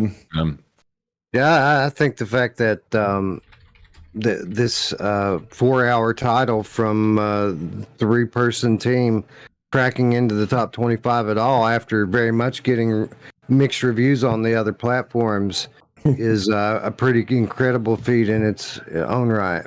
So, yeah. This next one's good. Yes, I misread Cosmo Dread, and I had Cosmonia's high footage up there for a minute, so this is going to go well. That's fine. The next one up. Yeah, you don't want to missell it, do you, Brian? No, get this kid for your games. get this games for your kids, or should I say? They're both very similar. Also, quick shout out to Movemaster Mick, esports commentator for hire with the 5 quid, says happy post Thanksgiving. It's also my birthday weekend. Happy birthday, Movemaster Mick. Happy birthday. Happy birthday, homie. He said, I'm now 18 with 34 years experience. I'm sure somebody was 52. He says, never grow up. When are we having the worst top 10 list? Maybe we'll get there if we're having a slow news week. Macho with a $2 tip says, a tip for you to read in tip. A tip for you to read my tip in chat I can't send. Your messages are getting more. Yeah. He's typed it in chat what he wants you to actually read. Oh. I assume that's what he means. Yeah. Let me see. Move back. Anybody see what it was? Nothing racist in the message. And Brian, it won't let me send as a tip. I don't know what it said. I don't know what it said, man. I can't help you. I'm happy it's not racist though, so that's good. Also, just before we move on, Distracted with the $2 New Zealand dollars in the chat said, just want to say we love you, Dave, and miss you. This has always been, the best times without Parole. I remember looking back at, obviously we've gone through a lot of different co-hosts and we've had amazing people on the show. A lot of people look back and, remember the Jeremy and Michelle days and Des fondly. But man, some of the best top 25 debates and best debates we've ever had on this were some furious, brutal debates with me, AJ, and Dave, and various guests. And yeah, it's just, we'll never forget you, Dave. Yeah. All right, guys. This brings us to Cosmo Dread, much different game than Cosmonia's High, versus Barbaria.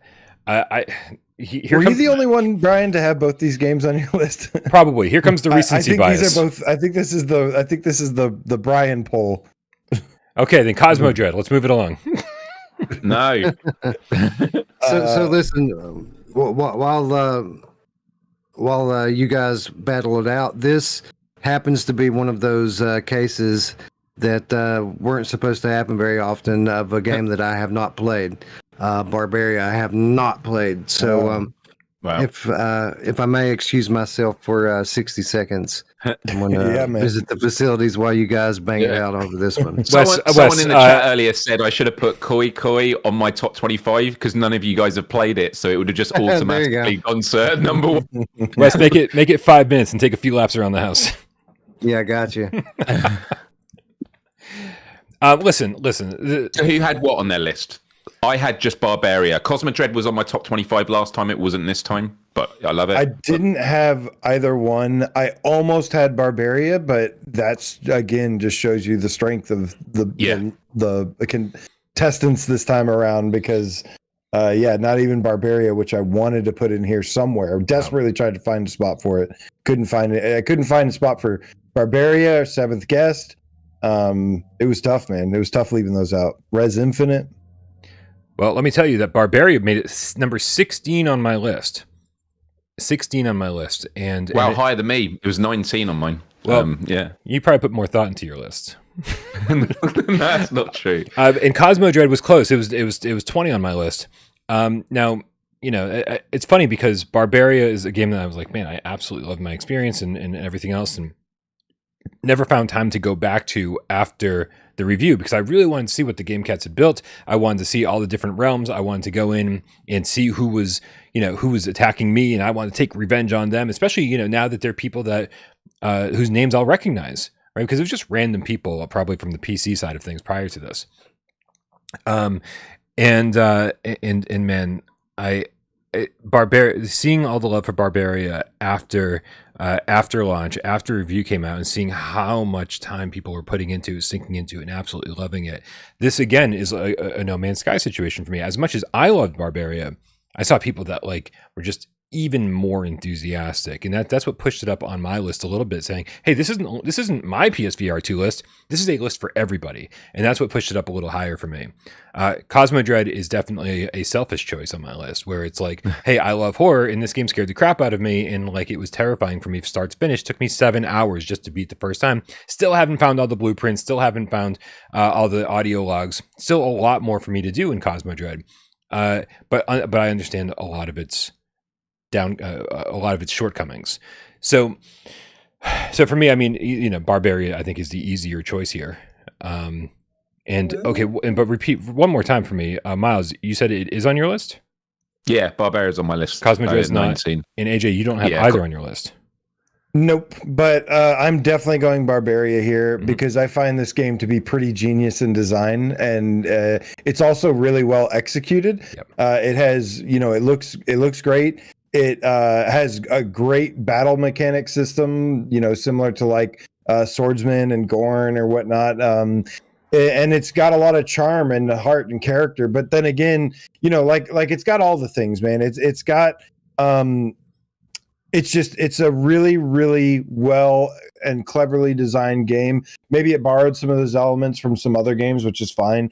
I think this game has the greatest replay system ever made, where you get to watch, even watching yourself or watching people invade your place. It's got this tower defense thing going on where you build up a base, but yeah, man. No, I think Barbaria is really genius. It's not even necessarily a game that's really for me. Although I just have a lot of respect for it, for what it achieves and how creative and fun it is and everything. And I think Cosmo Dread, unfortunately, is a horrible lazy quest port that doesn't really take advantage of the hardware at all, and it's not. I just don't think it's very good. Yes, how dare that one-person dev team bring us such a lazy version that's still better than the Quest version it came from. I think it's a straight quest port. It doesn't it lacks atmosphere. It's not scary. I like that you used the term straight pejoratively. Yeah, it's listen, man, I'm not pulling any punches for Cosmo Dread anymore because it's straight up disappointing, and I don't even think it's very good to begin with. It's like okay. I don't think it's scary. I don't think it's a quality game by any means. And it's got an okay not scary. Not scary. Not scary. Listen. Can we vote off one of the hosts from the island? Is that acceptable? Not scary. Go fuck yourself, AJ. Did you just say that it lacks atmosphere? Yeah. Yeah, I don't think the I don't know. Maybe the atmosphere is okay. I don't know. I just don't think it's a good game. Period. I think it's a bad port too. I think it has some pacing issues for sure, but it's a good game. Especially, I think it suffers from a lot of what we ding or what I dinged propagation for. The scope being kind of small. Same kind of thing we say about Synapse. But for what it is here, I mean, it is a indie title from one dude, and I think it's good. I think that he took a lot of what worked in Dread Halls and applied it here in a very different way than it was applied in the first game, and created more of a game out of it this time. Like, I mean, don't get me wrong. I think Dread Halls was terrifying sometimes, but I feel like Cosmo Dread's more of a game. For sure. It's more than just survival, right? Like there's some actual strategy going on with it. Yeah. I mean, listen, the point's fucking moot. I mean, I put Barbaria above Cosmo Dread, so like I think all of us are voting for Barbaria anyway. So should we move it along? Like I don't want to spend too much. I mean, time I got a few things to say about Barbaria, if that's all right. Oh, please, yeah. And I apologize if I do this occasionally, and with everybody talking. Cool. We got so much going on. It's all good. It's all good. Firstly, Cosmo Dread was 24 on my list last time, and Cosmo Dread is a game I wish I could love more, and it's just because the space spiders stopped me from enjoying that game. Most terrifying thing I've ever experienced in VR. It just gives me the creeps. And actually, a lot of the other enemies don't actually freak me out that much. It's just those spiders. I've never experienced anything quite like it. Barbaria for me, when it first came out, I was like, how high I rate it depends on how I feel like 15 hours into the game. Like, because the pace of when you first jump in, the tutorials, the features it gives you, the combat is actually some of the best feeling combat I felt in VR. The throwing mechanics, when you throw an axe and it just goes into an enemy's head and you can pull it out again and throw someone else at someone else, and like the different classes, the customization. But there's also this concern about like how much time do you have to invest in this to make the most of it. For those that don't know, you build your own realm. People can invade it, and you can invade other people's. And what does that mean? When I was a kid, I used to love games like there was one called Click and Play where you created your own games, Music 2000 on the original PlayStation where you created your own music, all these games where you could just create your own worlds, and I would spend hours and days just customizing theme park, theme hospital, all this sort of stuff. And as an adult, I still have a love for those games, but I just don't have the time. So when it comes to Dreams, I would love to create games in that, but I just don't have the time. And so I like those sort of middle grounds where there's a lot of customization, but it also gives you a lot of freedom, and it sort of does a lot of the heavy lifting for you. And Barbarian does that. The customization is great, but you can spend as little or as much time as you want. I'm at a point now where every day on my lunch break, I'll go in for half an hour. I'll see what 3 or 4 people have attacked me, how I've done. If you've been attacked, you don't have to rebuild your base. You just only improve it. Do the daily challenges. And I checked yesterday. I've done 35 hours in it, which blew my mind. I couldn't believe I've spent that many hours in this game. And I think that speaks a lot. And then also, as a kid, I was a massive fan of a Bullfrog Productions game called Dungeon Keeper, and especially Dungeon Keeper 2. And I absolutely love that game. And this, for me, feels like a love letter to that game. And actually, when I spoke to the devs, they said it was a massive compliment because they were big fans of it. And it also has just a lot of VRAF things in it. And I was always wondering if this is a spoiler. I think it's been seen in a lot of the promos. One of the heroes you can play as, the Gladiatrix, she can throw an axe, hammer, whatever you want, and then if you press the grip and toggle button, you pull it back into your hand like Kratos from God of War. To be able to do that in VR has been a dream. And what I love especially about this game is, like, it's open. They could add anything they wanted. They could do a single player campaign. They kind of have little elements of that. They have seasons already with different leaderboards that you're working up. There is so much they can add, and the developers have said they are going to keep adding to it. They've been so responsive to community feedback in their Discord, and I think it's a 2-person team. It's always amazing when you hear about these 1- and 2-person teams making these amazing things. And it looks great in the headset. It feels great. I absolutely love it. It feels to me this is a top 15 game. I have ranked it 19 because that's the reality. But I fucking love Barbaria, and that gets my vote. I'm with you, man. I mean, I think the chat's with us too. 29% of you all said Barbaria, over the 27% of you, real close guys, that said Cosmo Dread, but ultimately 44% of you agree with me that Smile was just a terrible, terrible movie. That was my choice too. I mean, who fucking greenlit that shit? Not scary. All right, let's move it along. Let's pick Barbaria here, which brings us to this will be interesting. 2 classics, the Moss series and Beat Saber. Now, Wes, I know that you haven't played Beat Saber, so you are not eligible to participate in this conversation. Well, this goes back to the question I posed at the front. I have played Beat Saber. I haven't played it on PSVR 2. I've played plenty of Beat Saber, though. Let me tell you. We got him. We got him, right? We got him. Love it.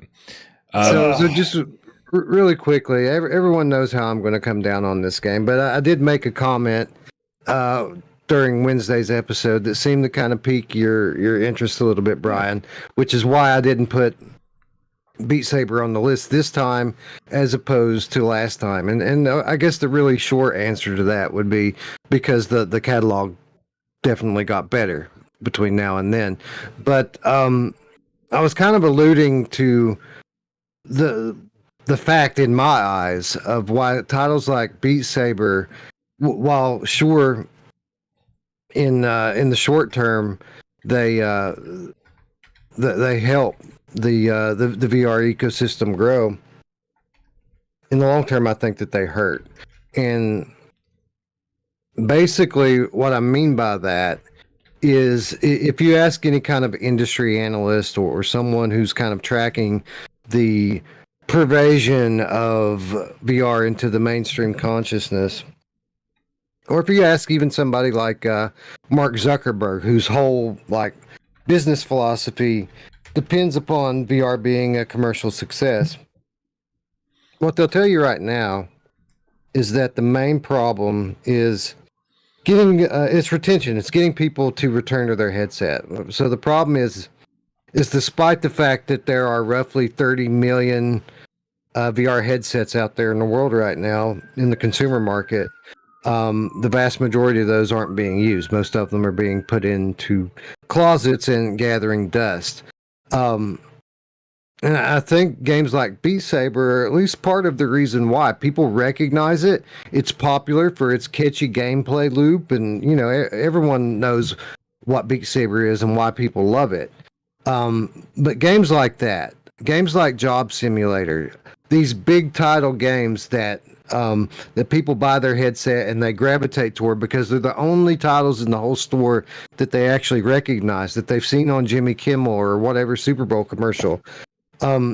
It's these games that best highlight what traditional gamers don't like about VR, and that is the relatively shallow gameplay experience here. I mean, when you're talking about the most popular traditional games, you're talking about either a super deep story experience that takes you dozens of hours with infinite progression trees and a lot of different nuanced angles to the gameplay. Or you're talking about a multiplayer experience that has a lot of the same features I just rattled off. Plus, you get to play with 10 of your friends, e.g., your Fortnites, your Call of Duties, these sorts of games. There's a very clear difference in depth when it comes to when you compare traditional games versus VR games. And I feel like the most popular VR games are basically the worst kind of example to those traditional gamers of what VR should be. And I think that for a lot of people, they're coming into VR, they're playing Beat Saber for 3 months, and then whenever the next flat game comes out, your Spider-Man 2 or what have you, they're going back to gaming on their flat panel TV, and then at that point they just forget about VR in general until the next big thing makes them dust it off and try it out again. So that's what I meant by that when I say that it's games like Beat Saber, it's games like Job Simulator, and even to some extent games like Super Hot that are really kind of holding VR back as much as they're helping it, at the very least as much as they're helping it. And that's one of the main reasons I left Beat Saber off this list, and one of the reasons overall that I typically rate it much lower than you all will. I think it's an interesting take. And I don't mean that. I don't mean that in a disagree. I think it's a great take to have. I don't entirely agree with it, but I respect that. I agree with some of the things you said, but I disagree with the fact that Beat Saber is bad for the platform or has a negative effect in the long run. I don't think it's possible that it has a negative effect. I'm not saying you don't have to subscribe to the fact that it's having a worse effect than it's having a good effect, but you don't think that there's any kind of validity to these simplistic games being the thing that people tend to gravitate toward? I don't think that's a problem. No, I think it's an issue if that is all the platform offers, and that's what they completely rely on. Which, by the way, you could argue is what PlayStation are doing. But I do agree. I think it can be hurtful in that way. I mean, my feeling of these two games, and I'm just trying to remind myself what the other game was now. It was Moss and Beat Saber. Yeah.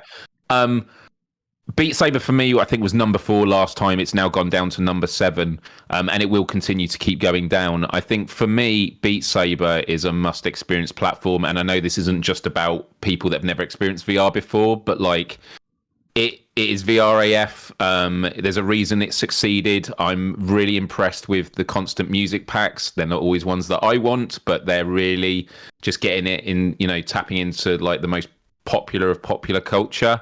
And I do love the mechanics and sort of the fact that they're revamping legacy maps on it. And it feels great on PSVR 2.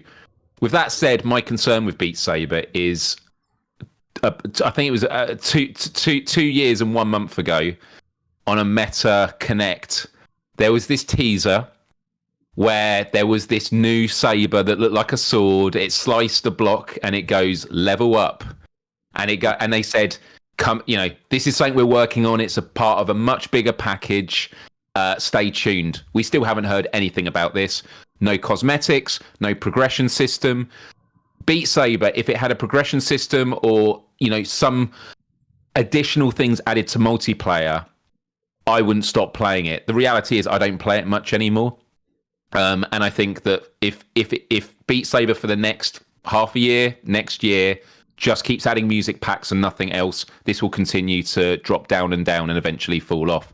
But as things currently stand, if someone was getting PSVR 2 and they said which of these games, you could argue if they've owned a previous headset before and played Beat Saber, then I'd say Moss. But I think if they've never owned either, I would probably say Beat Saber, because the diversity of music packs means there really is something for everyone now. I know when it first came out, it's like it was just electronic dance music, which a lot of people don't like, and I think that could have been more narrowing. I think now that you have Linkin Park, you have pop punk, you have classic rock, you have rap, I think it's really, really good. So yeah, for me, again, all the things that Wes flags up, I think are real concerns, and it's about how much you weigh the pros and gains of what it's having on VR as a platform overall.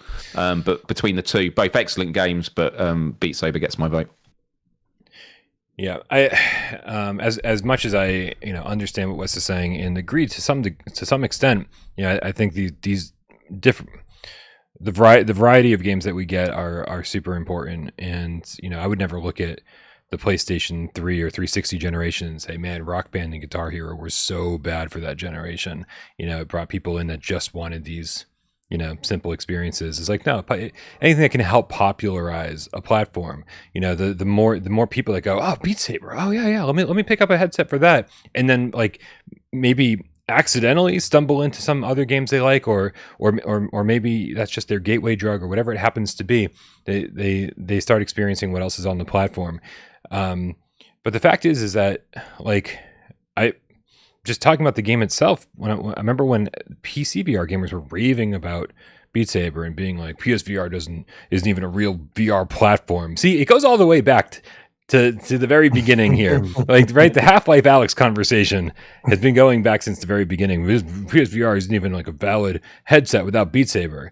And then we got Beat Saber, and they made up a bunch of other reasons why it wasn't a valid headset. And I was like, what the fuck is the fascination with this game? Like, what is it? And then I got in, and I was like, oh, this is actually really fun. And just on the normal default difficulty, where it's like you're just slicing one block every couple seconds, I was like, this is fucking cool, and it feels good to play.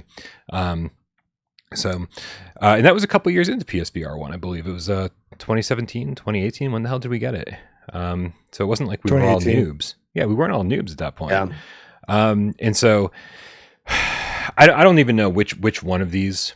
I already said why I like Moss so much, but I think I would still give it to Beat Saber over Moss without even looking at my own list.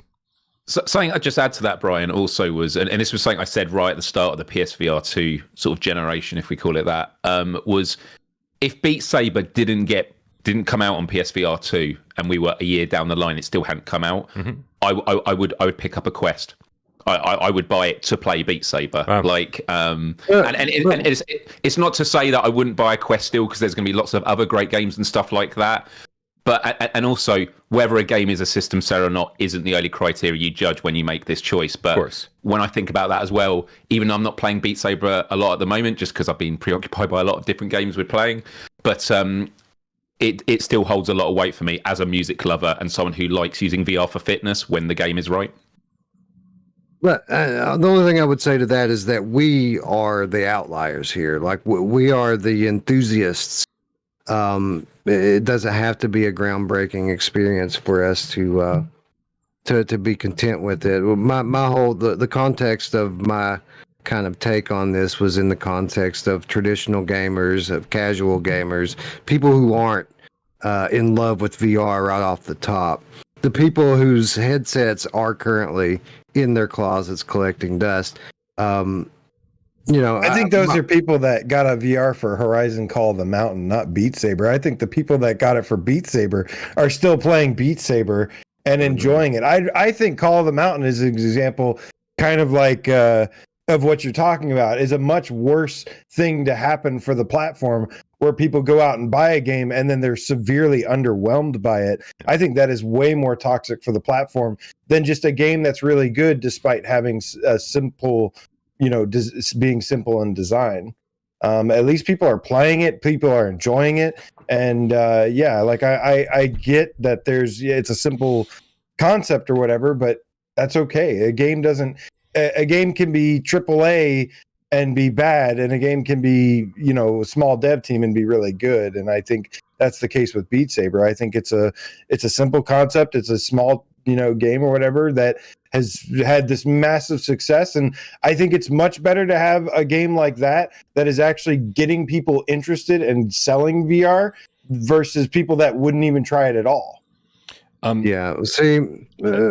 Guys, I just think we're getting Again, into. I think we're getting into the weeds here a little bit, right? If we were ranking yeah, our top for 5 sure. favorite fast I think it's food a great restaurants, topic that could be its own It's a- episode on it's a Games great Cast. I topic. think it's exactly. interesting, really interesting. It's a great topic, and I think there's great discussions to be had here. But like I said, we're rating our top 5 favorite fast food chains. We wouldn't be saying, oh, the CEO of Chick-fil-A, blah blah blah. We'd be like, man, Chick-fil-A is fucking real good. And like rating it based on the food and the quality that you get there. And so, and I think this is kind of getting into that territory. And so, let's vote here, guys, because I think we do need to move this along. We've got about 100 more of these conversations to have.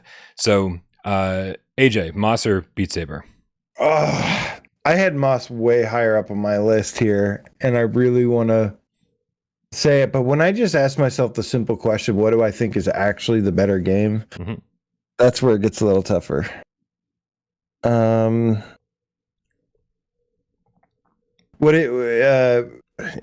I guess, Brian, you voted Beat Saber. I voted Beat Saber. Wes voted Moss. Yes, of course. And Don't worry about what I voted about. and You vote Miles what you want to voted- vote. Yeah. Miles voted AJ needs to I know voted if Beat he's in the Saber. minority or the majority. No, I'm just honestly stalling because I don't know which one to pick. Oh, which is the better game? I'm gonna go with my gut here and go with Moss. All right, and Miles. I voted Beat Saber. All right, so that's Yeah. But the chat breaks this tie easily. 63% of you said Awesome. Moss, 24% said Beat Saber, and 13% of you just wanted to see the results. See the results. Yep. So Although this one feels weird, though. This one feels weird. feels a little weird, but you know what? But these are quality games. They're both Everybody loves. gonna end up on the top 25. Yeah, they're both some of my favorite games, so there's no really losing here. All right, now here's where conversations start to get a little bit faster and furious because we've discussed a lot of the games on the list already, and so things like this are going to be nice, easy votes. We already discussed Hellsweeper. We've already discussed Beat Saber. I'm voting Beat Saber. Beat Saber. What was it? Beat Saber versus what? Hellsweeper. Beat Saber. Yeah, Hellsweeper's on my list. Beat Saber was not. So, Hellsweeper. All right, so that's 3-1. We're gonna move this along whenever we can. 2 games we haven't talked about. Okay, we're gonna slow it down a little bit. This is Resident speeding up, and we're slowing right back down. Right. Everybody, put your feet back up and get comfortable. We ain't going nowhere. Resident Evil Village versus Crossfire Sierra Squad. Oof. This is interesting. On the surface, a AAA VR game from Capcom would seem to run away with it, and obviously that's the way my vote's going to go, as it being the top game on my list. But I do want to say that I think it's remarkable that Crossfire is even in this conversation. Given it's coming from a relatively unknown developer in the Western world, a first VR offering, and just not only such a polished experience coming from this studio, but such a large amount of diverse gameplay. If, of course, you take into consideration the caveat that you got to like arcade style games to dig this game. There's a large variety of weapons here. That all Crossfire look. doesn't feel like. Sorry to cut you off, but Crossfire does not feel like an arcade game to me. Maybe it did at first. I can understand that, I guess, if you play with like the arcade like UI. The arcade mode. But if you take that off, which I think now you have the option to, if you take that off, like it feels more like a Call of Duty co-op campaign or something. Well, I mean, Call of Duty in itself is kind of arcadey as well. You're running through pretty much on a rail, and you've got guys entering what is essentially an arena, although some of them do turn out to be quite large, and entering on a set path, right? Just as linear as you're entering, they are as well, and you're shooting the bad guys, pew pew pew. So yeah, I would call it very arcadey, but it's very polished, right? And arcadey goes both ways. When we say arcadey, we aren't just specifically talking about the simplicity of the gameplay loop, but we're also talking about a certain level of polish in some cases, and especially this type of game.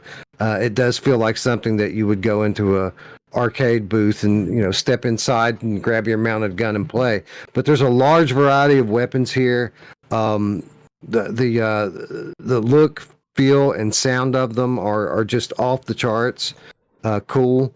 And again, you can play by yourself. You can play with a friend through another separate, even much longer campaign, or you can play the horde mode, which we all played together and had a blast at. This is just a lot of game here. It's a lot of very good game, and I think it's remarkable that this is even in the conversation for Game of the Year, because I would not have expected that. Well, originally, it's yeah. This Crossfire is amazing. I've got it top 5. I'm going to fight very, very hard for Crossfire today, but it ain't this fight. It's going to Village because Village is just a AAA, fully fledged 13-hour campaign. And Crossfire, you can maybe even get more time out of possibly, but the Resident Evil games. This was our number 1 game last time, and it's really, this is not really the right place for this discussion. It's Village right now. Yeah, Village is everything I want from VR, like, period. Crossfire is everything I want from smaller studios in VR, period. I want 7. I want Resident Evil 7 with Village. Yes. I want it to be built out kind of like Village. That's what I want. Yeah, absolutely. I actually want Resident Evil 2 to be built out like Village. Yeah, that'd be amazing. That's the one I keep seeing on the PC mods, and I'm like, why can't we have that, please? It's really good. Yeah, it's really good. Although 7's my favorite. I call 7 the best horror game I've ever played. I'll call 8 the best horror VR game I've ever played, because it's a better VR game than 7 is. But 7's a better game in my opinion. Yep. Cool. Crossfire, I think, is a phenomenal game. It was really interesting, the online discussions. Some people really didn't like it and thought, what? In the kind of dismissive, like, why give this even a look? And I was just like, have I lost my mind here? I'm having the best time. And I sank tens of hours into that game. I kind of mentioned this with Barbaria, and I know that this isn't something that really should nudge the needle. Look, Village is going to win the vote for me on this. But just to talk about Sierra Squad, the devs have been so responsive to feedback, and jumping in recently, checking out the manual reloads. People were not happy with the fact that you had to complete the arcade mode to unlock realism mode. Arcade mode is great. It feels kind of like a Time Crisis-esque, although there's more free movement. You're not like you're kind of going from room to room, but it's not like you're stuck on a rail.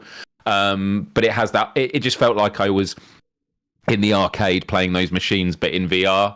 But the realism mode has a whole different flavor, and it's like, a lot easier. Headshots just take people down straight away, but also you're more vulnerable. But even when you're on that main menu at the shooting range and just using, whether it's the minigun or the mortar or pistols, all the different weapons feel so different but very impactful. Like, it's one of those games where very quickly I'm just like, for something that's just done with sense controllers, I genuinely feel like I'm holding these weapons in my hand when I'm firing them off, seeing cars explode. I don't play it anymore, but if they keep releasing new content, I'll be diving back in. But it was a fun game to play with friends. It was a fun game to play in the single-player campaign. There was an interesting surprise towards the end. There was kind of a turn they took that I didn't expect, and it totally took me by surprise. And I'm not obviously going to say that because you should experience it for yourself. But Sierra Squad was incredible. But Village is just a whole nother level up. Capcom and the work they've done with Sony has been just mind-blowing.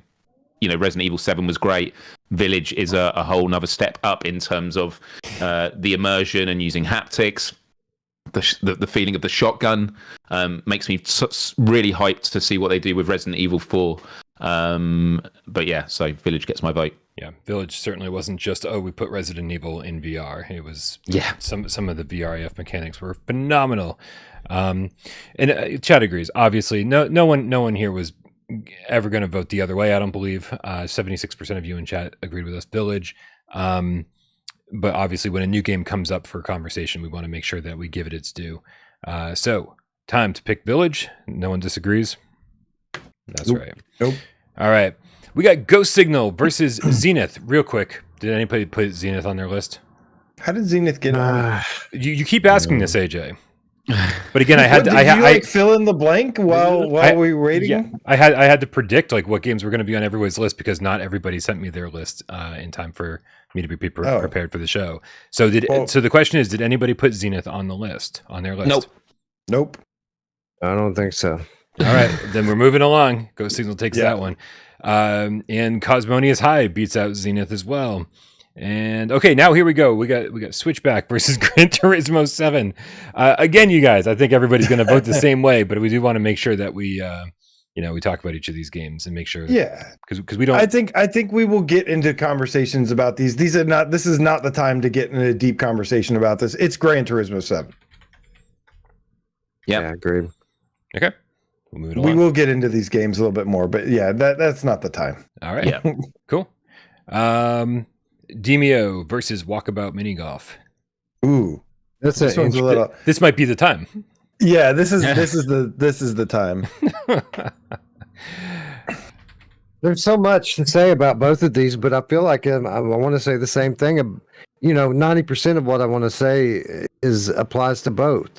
Like an amazing multiplayer experience, super polished and popular, well liked. Can be played single player as well. Can be played single player versus multiplayer. Amazing support post launch from the dev team, constantly adding free new content to either title.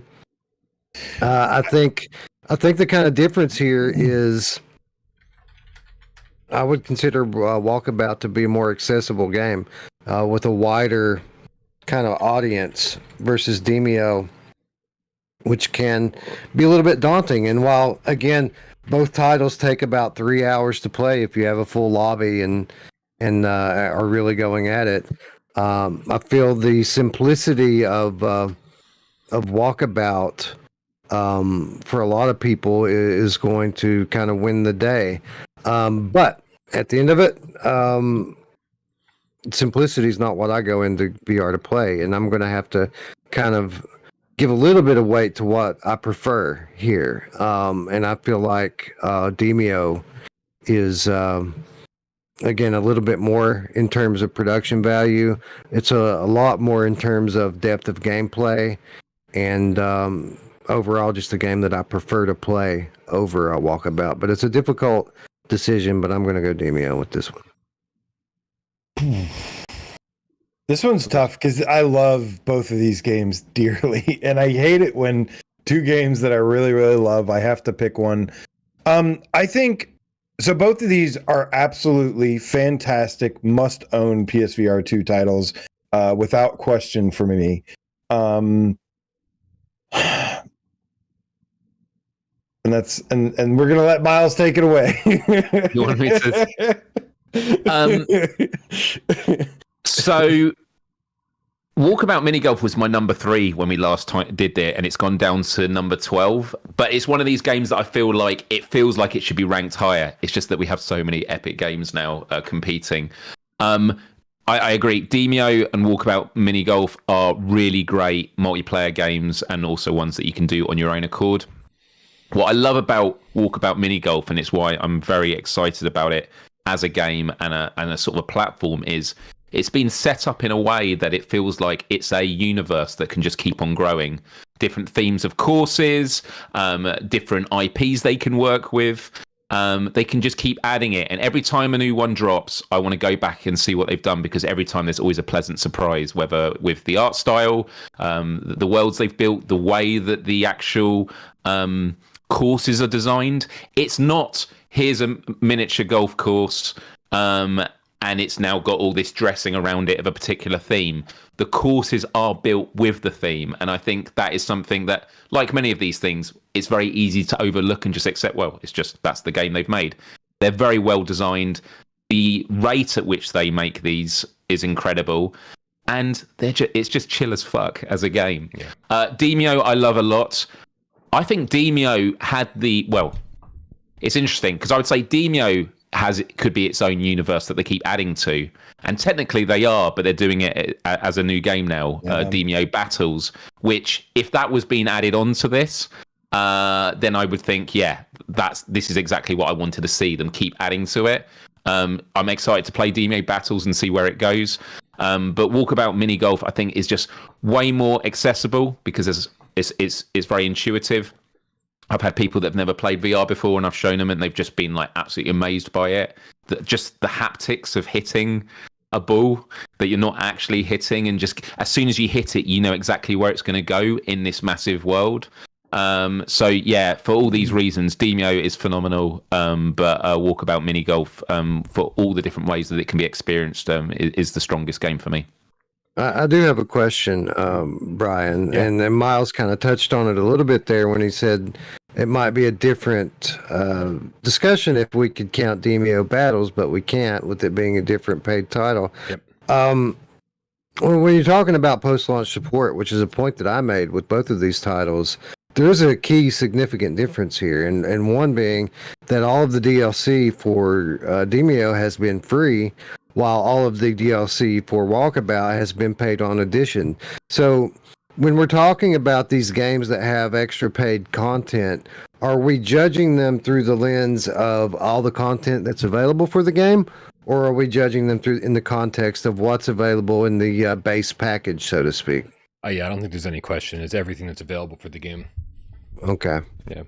All right. But obviously, if you have to pay for it, then that's something else you'd weigh against it. But you do have to pay for it, right? And I think with Walkabout, it's always been interesting because it's like, what was it up to? Is it like $4 a course now?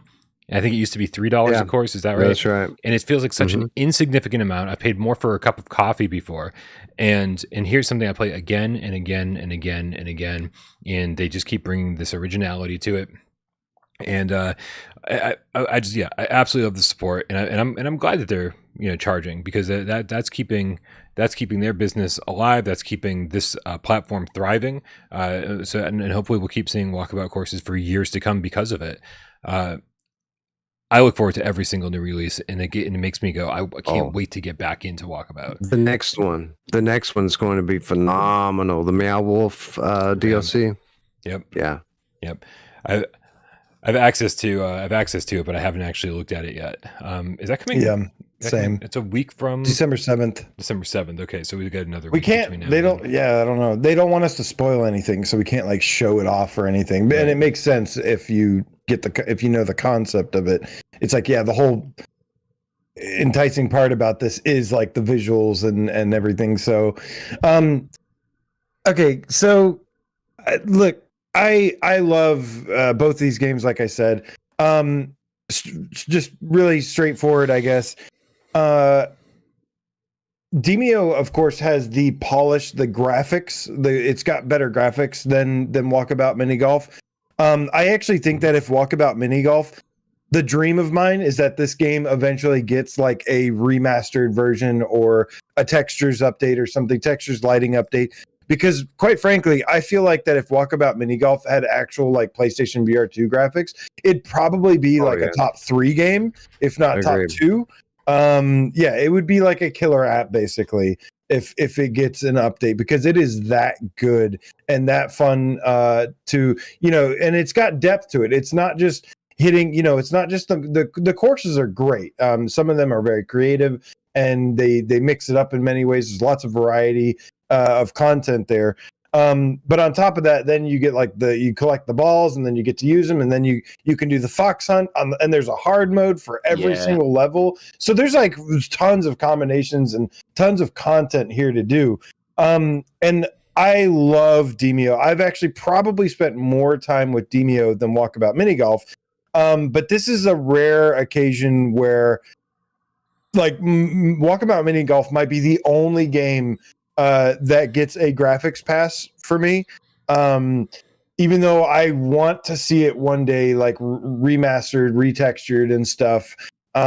It still can look very good and very impressive at times. There's other times where you're like, I wish this was more detailed and whatnot. But even with the graphics that it has, it can still look very impressive and stuff. And man, I'm gonna go Walkabout Mini Golf here. because I just feel like it is just something really, really special. Not that Demio isn't. I just feel like Walkabout is more special and has more potential even for growth. That's why Would you imagine? I'm sorry, go ahead. I was going to say quickly, something that AJ mentioned brought to mind was there's something that both these games have in common, and it is, we were talking earlier about sometimes games have toxic multiplayer communities. Demio and Walkabout Mini Golf have amazing multiplayer communities where in Walkabout Mini Golf, if you do quick play, I assume you can do that in Demio as well. I remember when both those games first came out and I was playing with complete randoms, they were just happy to chat, let you get on with it if you want to, or give tips. And obviously in Demio, there's a lot more strategy to talk about, whereas Walkabout Mini Golf, people are just like, oh, this is how it works and stuff, or, hit the ball there. It's just a feel-good experience on both those multiplayer fronts, which is wonderful to see in these games. AJ, could you imagine if the developers of Kayak VR decided to make a mini golf game? How amazing that would be! Yeah, they need to cross collab here. Like let the Kayak VR people do the level design for Walkabout Mini Golf, and I'm serious, top 3 game of all time. $60 mini golf game for PSVR 2. I'd pay for it. I've already spent, I feel like, hundreds of dollars for Walkabout because I've owned it on Quest and I actually own Demio on Quest and I own Walkabout on Quest. And I think I'm realizing here that the more we talk about this, I have played hundreds of games of Walkabout Mini Golf since first getting it on the Quest. And I don't know, I don't think I've quite hit 20 games of Demio. Now, I know Demio games last way longer, and so if I'm at 15 games of Demio, that's still 40 hours, 45 hours. But I've got hundreds of hours, I think, in Walkabout Mini Golf. I don't think that that says one game is better than the other, but I obviously have been going to bat for Walkabout for a very long time, and when it comes down to these 2 games, Walkabout takes it for me. Can we push the button, guys? Do it. Let's push it. All right, do it. Just want to say, look at the chat here. I think the chat agrees with us. 51% of you in the chat of the 167 votes said Walkabout, 28% said Demio, and 21% of you hit the snooze button. Oh, when you said 51% Walkabout, I was like, wow, that was close. Forgetting there's a third option. Right. It is part of the problem. All right, so hit Walkabout Mini Golf. What do we have next? We've got the Light Brigade versus Switchback. Ooh. Light Brigade was a game I really regretted wasn't in my list. It was one of those things at the end I was like, how did that not make it in my list? Love it. Yeah. Light Brigade, I think, is the best. It's one of the best roguelikes ever on VR, period. And I think might be the best roguelike on PSVR 2. I think Ghost Signal is some good competition, but for me, I think the Light Brigade is the biggest hidden gem. Maybe that and Song in the Smoke, I think, are the 2 biggest hidden gems on the platform. You get in there and it's got this rich world with its own lore and style and everything, and it's this light versus darkness. It feels like a medieval fantasy, but it's also got this World War II ruggedness about it, and it is just an incredibly imaginative game, and the gunplay mechanics feel really good, and it has tons of replay value, great depth for unlocking weapons and all this stuff. My vote, I like Switchback now, but my vote as best overall game would absolutely go to Light Brigade here. Yeah, this is an interesting one for me because it's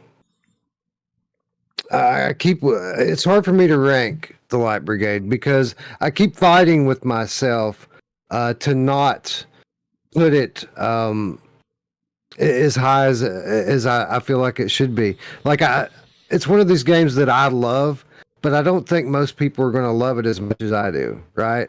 I think it's really good, and I agree with what AJ says. It's definitely maybe the biggest hidden gem on the whole platform, although it is a title that people talk about often, so I don't know if it really qualifies as a hidden gem anymore. I love the Light Brigade. I think it's extremely exceptional. I think it does suffer a little bit from kind of the same thing that we ding games like Synapse for in terms of just not having as much in terms of scope and substance as some of the other titles. You done the light runs just to make sure. I mean, yeah, a little bit. I haven't ever really gotten into it and really made a big push. I know if you play, the reason I say is because if you play through the main campaign, it seems like 3 simple areas, and you're like, okay, that's fine. That's like almost like a tutorial for the game. Once you get outside of that and go to the light runs, and then you unlock like the other merchants available and the upgrade stuff, like the game gets way deeper, and there's quite a bit of variety in the way that it mixes up levels. Like I thought playing through the campaign, I thought I had seen everything the game had to offer. And then I went back and went to the light runs, and I was like, holy shit, this game goes way deeper. In terms of like changing things up, keeping things fresh, and then giving like a good progression system of, keeping that carrot dangled where you, but also rewards you, leveling up constantly. Well, I do love this game. Yeah, thank you. I do love this game, and perhaps that's something that I should probably focus a little bit more on. Because again, I love the gameplay. The gameplay itself is just so addictive and fun. I love the environments. I pretty much love everything about the Light Brigade. It's an excellent game, but I find myself fighting to not put it in like the game of the year discussion, because it doesn't. I mean, let's be honest, it doesn't deserve to be at the very, very top. But it's right underneath that. But for what it's worth, I do kind of feel like Switchback is in that discussion. While it might not be a front runner for the Game of the Year discussion, I feel like in its current state, it deserves to be in that conversation. I love Switchback. I think it is it's a AAA rail shooter, and while a lot of people don't kind of put it in the same category in terms of quality as its predecessor, Rush of Blood, I feel like it had a very difficult task trying to live up to the legend, the myth that is Rush of Blood. I feel like a lot of the people who say that this game doesn't stack up to that one perhaps should go back and try to play that game today and reconsider that statement. Anyway, long story short, I think Switchback is an exceptional game and deserves to get the nod here. Well, okay, so full transparency. If you look at my my rough drafts of the top 25 list, number 26 and 27 were these 2 games, and so these were the 2 that got cut off kind of hastily when I was like, well, I got to make some decisions here before the show starts. So both of these, I think, are great games and deserve space on the list. The Light Brigade was one of those earlier titles that, just because we were so flooded with so many launch games and early games, that just didn't get the time it deserved for me. And the more I hear AJ talk about some of the parts of the game I haven't seen, makes me realize that I'm out of my depth here. That I can't talk about the Light Brigade with any kind of real authority, because what I've seen is barely scratching the surface. And they've added stuff since then, and that was all stuff at launch. Like there was like way more features than I expected as well. Yeah, and they added more stuff. Yeah, the Memories of War update came out a couple of months ago, and it certainly addressed a lot of the what I consider to be the game's few shortcomings. So that's a good point, AJ. Yeah, so I honestly feel like, as I really like Switchback. I'm going to be one of the people that Wes is pointing at and saying, Brian thinks it's not nearly as good as Rush of Blood, and that's a problem. It doesn't capture the horror. I don't think it's nearly as interesting. The puzzle things that it tried to add weren't great, but I do think it's a very good game on its own, by its own accord. I think it does, however, fail compared to Rush of Blood. So take that however you want. And then when you say that, like, then when I realize how little of the Light Brigade I've actually played, I don't think I can vote here. And so, because I don't think it would be fair for me to. Well, really interesting thoughts from everyone. Man, I am in 2 minds about this. So, The Light Brigade I absolutely love. I was really blown away when I dived into it, and the different game modes that were there, the fact you have these different classes and that there's so much to unlock. It is quite sequential, the unlocking. I believe that you unlock the classes in an order, so you have to like get a grip of each one before you can go on to the next. It's not that you get points and you can unlock the class that you want. In a weird way, I think Switchback, in my opinion, and the Light Brigade suffer with a similar issue, which is I think they are both games that have a weaker latter half of their main campaigns. I definitely get a buzz from both of them. Switchback was not on my list. Well, this is actually a weird one. Switchback was not on my list last time, and it was this time because of the improvements. I think the Horde mode also is really excellent. And it just looks great in the headset now. The guns feel awesome. I think it's definitely a must experience. Yet doesn't come close to Rush of Blood. And actually, what Wes was saying about whether the Light Brigade is a game that most people would enjoy as much as we do. I kind of agree with him in some ways, but at the same time, just like the art style, the atmosphere of it, it feels like. Yeah, as AJ was saying, sort of old school, medieval sort of. It is incredible atmosphere. Yeah, and also it has one of my favorite mechanics, which is putting the hands together is phenomenal. It's like, and obviously it's a big part of the branding, but like something as simple as that, it's like. I don't know why I get a buzz when I think about that. It's got a spiritual essence about it, right? That's very satisfying. It is incredible, and so Switchback wasn't in my top 25 last time, and it is this time. Light Brigade was in it last time, and I didn't put it in this time. It just missed the cut, and I regret it. But when I put them side by side, my vote is actually going to go with the Light Brigade. Yes. Okay. Look, Wes. I think Switchback is going to be on this list today, so we're good. We're gonna represent for Switchback. I think all I can do is all I can do. Listen, you did a good job. I think the problem with Switchback is still the second half of the game. Like Miles mentioned, it has fixed the graphics, and there's a lot of, and it did add this Horde mode, and I have a lot of respect for the game now. It's so much better than what it was at launch. So much better. The problem with the game is that it still has the second half of the game in it, and that's the entire game takes place on a roller coaster, and it never really takes full advantage of that. And especially in the second half of the game, it slows down. It not only does not get more faster, more exciting, do some loop-de-loops, some really, there's so many opportunities to do some amazing things there. And that's why one of the things that makes Rush of Blood really great is that it was also a great roller coaster game, something that I'm still surprised we don't have. Like, you would think that the store would be like flooded with freaking roller coaster games. But yeah, when it slows down in the second half, throws copies and pastes the same enemy at you 500 times.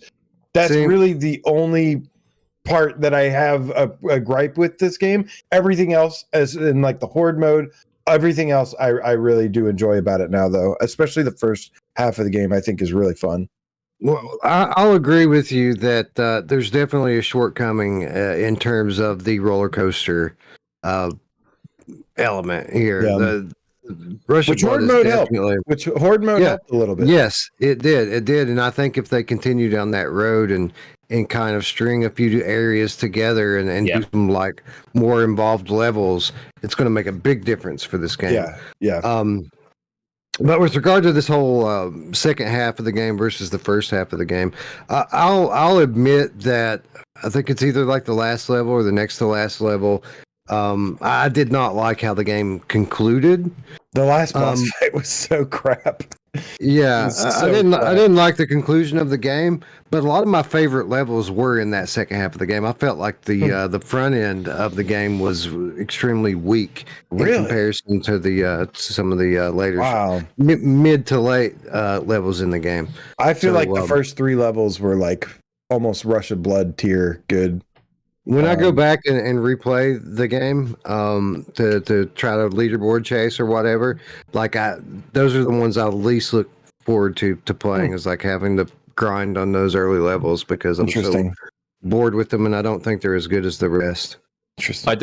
I do want to go back to Switchback I have been in it since the patch, but I've not done a full playthrough, and so I'm curious to know how that latter half does feel with it. And by the way, something I've loved doing with this is when I cast my vote on this, I then press it on the poll, and then I see everyone's results, and it's kind of cool to like what are people saying, because you see a lot in the chat, but what people are actually voting is always kind of interesting. But, so did you say, Miles, that you haven't really been back into it all that much since the graphical update? I mean, I have played it. I think I've played the first two, I was going to say stages. Like, it's a series of levels. So, like, you got the tutorial one, and then you've got the ship one. And then I think I played one of the next, which I can't remember. And I've played the Horde mode as well. And the Horde mode I actually thought was amazing. And I'd love to see more of it. I recommend anyone who only played the early version of this game, whether you were having that visual issue or not, because not everyone had it. I recommend everyone go back in and play it because the gameplay was updated as well with that big visual patch. Right. They largely eliminated what was an automatic forced aim assist that was present early on in the game. Now you have to aim more to land your shots. They should have reset the leaderboards when they did that, but they haven't done that so far. But it does provide a little bit more challenge in the game overall. And there were certain parts of the game on my second playthrough that I really struggled with, that I blew through in the first part due to this kind of what might seem on the surface to be a relatively insignificant change to the gameplay, but there are areas in the game where you kind of have to be a sharpshooter that it does make a difference. All right, you guys, time to move this thing along. It looks like the chat has given 51% of the vote to the Light Brigade, 29% Switchback, and 19% said Show Me. I think, if I've counted correctly, we're going Light Brigade on this. What are you going to do, eh? Yeah. All right. Brings us to The Last Clockwinder versus Song in the Smoke. Two more games we haven't talked about yet. Easy peasy. And we're into the 5th hour now, aren't we? Yeah, 9th hour. I got mad respect for The Last Clockwinder. It's a beautiful, it's one that you look at the trailer and you're like, is this going to be a quest-looking game? Is this going to be a, and no, they actually did a good job implementing and porting it over, and it's a good, solid puzzle game. And it's got a lot of charm. It's got a lot of heart and character and good puzzles, and it looks pretty. But Song in the Smoke is like absolute next level. I don't give a shit if you don't like the art design or whatever. I don't care. It is a god tier game that is amazing. And it gave me the experience of jumping off a cliff yelling and clubbing a freaking velociraptor on the head. So it's amazing. And so my vote goes for Song in the Smoke. Yeah. Great. Can I assume, Brian, then that somebody must have had this in their, or The Last Clockwinder on their list? Yeah, I did. Yeah. Interesting. I might have real recency bias because I played it in the last couple of days because it was one of the ones on my list I haven't done a Let's Play of yet. And whenever I've had conversations, I've been very engaged with the Reddit community the last few days. So many people say The Last Clockwinder is like a top 5, top 10 for them. And so I was like, I definitely need to dive into it. Interestingly, back when I was at Fast Travel Games at the start of the year, I played one of their quest games, which was called We Are One, which was like a first-person puzzle game where what you do is you shoot or you're grabbing stuff, you're throwing a gun, and then you act as another plant creature, and then you do it. It's basically the mechanics that you see in The Last Clockwinder. And so when I saw The Last Clockwinder, I was just like, it seems pretty similar. But having gone into The Last Clockwinder, I much more prefer it as a game. It's visually stunning. The mechanics are really immersive. I love the world building, even from the get-go of like what it's like to be The Last Clockwinder, and the fact that you're working on all these different floors. And as you've got these robots like harvesting plants, and then you go to a different floor, the harvesting still continues. So there's this real sense that you're building this factory, which is amazing. And yeah, the sound design, haptics are great. I can't wait to play more of it. So I did rank it. I actually ranked it pretty high. And Song in the Smoke, I absolutely love. It's such a beautiful world. Massive improvements for PSVR 2. I just love everything to how detailed it is, from like the different size sticks. You know, the way that you have to craft everything on the go and think about where your next move is. When I first started playing it, I was wondering why I was dying so quickly, and everyone's like, yeah, you know, when you're like harvesting pelt from an animal, it's speeding up time. I was like, oh, is that what was happening? And I was like, why am I always so hungry and exhausted? And so you know, you learn about all these different mechanics and that. And so this is a tough one for me, because Song in the Smoke is definitely more my type of game. And by the way, both these are on my top 25. But the Last Clockwinder for me is just, it's special. It's a very special puzzle game. And so for me, that's going to get my vote. But Song in the Smoke is going to get lots of votes from me in later conversations. Yeah, it's hard to disagree with that. I mean, Last Clockwinder was definitely on my last top 25. I think did it make it on our collective last top 25? Yeah. Yeah. Did it? Yeah. I think just barely. Like Song in the Smoke? I thought Song in the Smoke was pretty high. No, not Song in the Smoke. Yeah. Clockwinder. No, it didn't make it. It didn't make it the last time. No, somehow it got beaten out by like Zenith and That's like, why Survive and some other crap games. I was asking about it. But I blame you for. Hey, listen, it's okay. It's okay. You know. But I mean, Last Clockwinder didn't make my list this time, and Song in the Smoke, you know, a game that was a 10 out of 10 on PSVR 1 and has only gotten better through time, sirens on my end, then it's absolutely going to be, you know, it's absolutely going to be high on my list. So yeah, I mean, easy Song in the Smoke for me. I agree with everything you said, Miles, about the Last Clockwinder, though. It just, for me, it just didn't make the cut this time around. Last time it was up, it just barely missed for me. It either barely made it or barely missed for me, as I recall. And I think that most people kind of had it in that same area. Yeah. And again, as we've seen numerous times already today, the catalog itself has gotten stronger.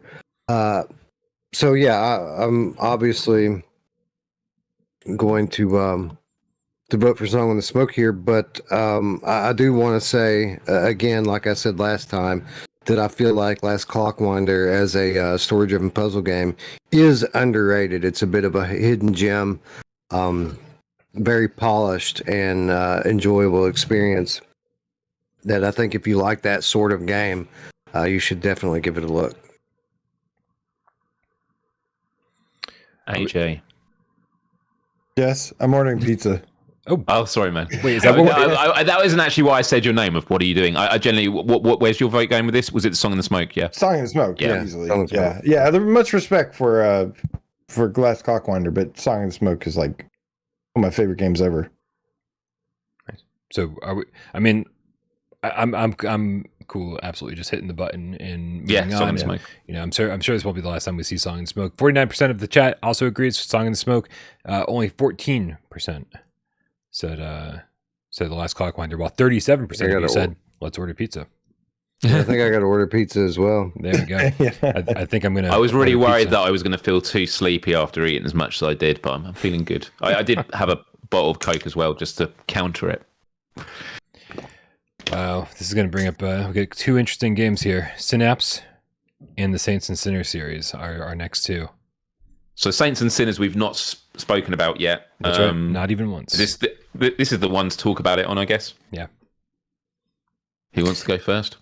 I'll go ahead and kick things off. The Walking Dead Saints and Sinners is a VR benchmark title where tons and tons of other developers should be studying and learning from. They were the first, it was one of the first games to just get it, right? To know what we wanted. We wanted a full-length game that was like 13 hours long. We wanted VR AF mechanics. You can interact with so many things here. And this has some of the deepest, most immersive VR mechanics I've ever seen that many games cannot replicate in terms of its depth with these features. It's on a technical level, it's really good. As on a gameplay level, it's even better. It's just super fun. It's full of content. It's again one of the best VR titles ever made, and for that reason, I'm going The Walking Dead: Saints and Sinners. As much as I like Synapse, it is The Walking Dead is everything that Synapse is not. Well, I second most of what you said there. Obviously, I have a bit more respect for Synapse than you do. But I agree. I think that The Walking Dead: Saints and Sinners, whether you're talking about 1 or 2, you're talking about what on a technical level may be probably the best VR game that we've ever seen in terms of kind of variety and depth and just overall quality. Although I will say it's not without its issues, obviously, especially when you're talking about bugs in the later chapter. In spite of any bugs it may have, I do feel like the chapter 2 is the better of the two. But while Synapse is special, as we discussed earlier, in terms of what it does in creating a first within the VR catalog, the first of its kind, so to speak. At the end of the day, ultimately, its issues with scope and size limit it from fulfilling its potential as a gameplay concept. So, Walking Dead: Saints and Sinners all the way here, and anytime this game comes up, it's always in the discussion of whether or not it's going to be number 1 or number 2. It has been that way for years, and I feel like it's going to continue to be that way for the foreseeable future. Yeah, I mean, nothing against Synapse, but yeah, Saints and Sinners just, I mean, blows it away. Like everything's VR. If you want to access your inventory, you take your backpack off your back. You really reach back there and grab it. You know, you want to reload a weapon, you do that shit manually. You know, like, I mean, it feels really good to play. It looks really good in the headset. I mean, now that we have the PSVR2 version, like I remember when Retribution came out, every YouTuber collectively stopped for a second and went, "Whoa, I think I just played the best looking PSVR2 game I've seen yet." Yeah. And for a game that has like these, big open areas like Retribution does, that's no small feat. So yeah, I mean, it has the tension you're looking for. It has some of the storytelling, the crafting, the progression, the everything. I mean, like just a fucking fantastic game all around. Synapse, I think, absolutely gives you that power fantasy. Like you said, oh look, this is what it would be like to have telekinetic powers, right? But then but then falls in just enough places. Doesn't mean it's a bad game, but it falls in just enough places to keep it from like that true greatness, which is a shame. Because it's such a shame because it was so close to true greatness, and unfortunately, it's going to go down in history as a very, very good game instead of like this massive behemoth. Which we'll talk about next year.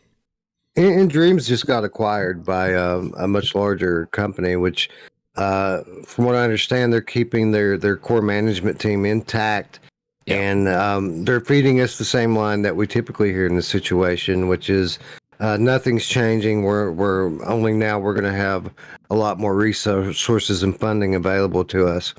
Hopefully, that's true, and that will manifest itself by allowing InDreams to finally fulfill their potential, because our criticisms that we have of Synapse are this isn't the first time we've said this about InDreams games. We said a lot of similar things about Fract, and even before that, going on to the Oculus catalog, a lot of similar things were said about Phantom Covert Ops, which was another great game, kind of hampered by the scope of the project. So hopefully we see a lot more from the promise of Team Elevation going forward, and the team over at InDreams makes use of this newfound lifeline that is coming through this acquisition. Yeah, when it comes to like the criteria we look at for what makes a great game, there are two components we sometimes consider, which is replayability or amount of content. That doesn't always apply to games. I think of a game Before Your Eyes. It's a game I absolutely loved. Very little replayability. It was and a relatively short experience. but it was one I'm glad I went on. And it therefore doesn't necessarily mean that just because a game doesn't have enough content, that disqualifies it from being an excellent game. However, the key word that Wes touched upon was potential. And when you play Synapse, you get a sense of there's a massive missed potential here. They've got such great core gameplay. They've done the hard bit.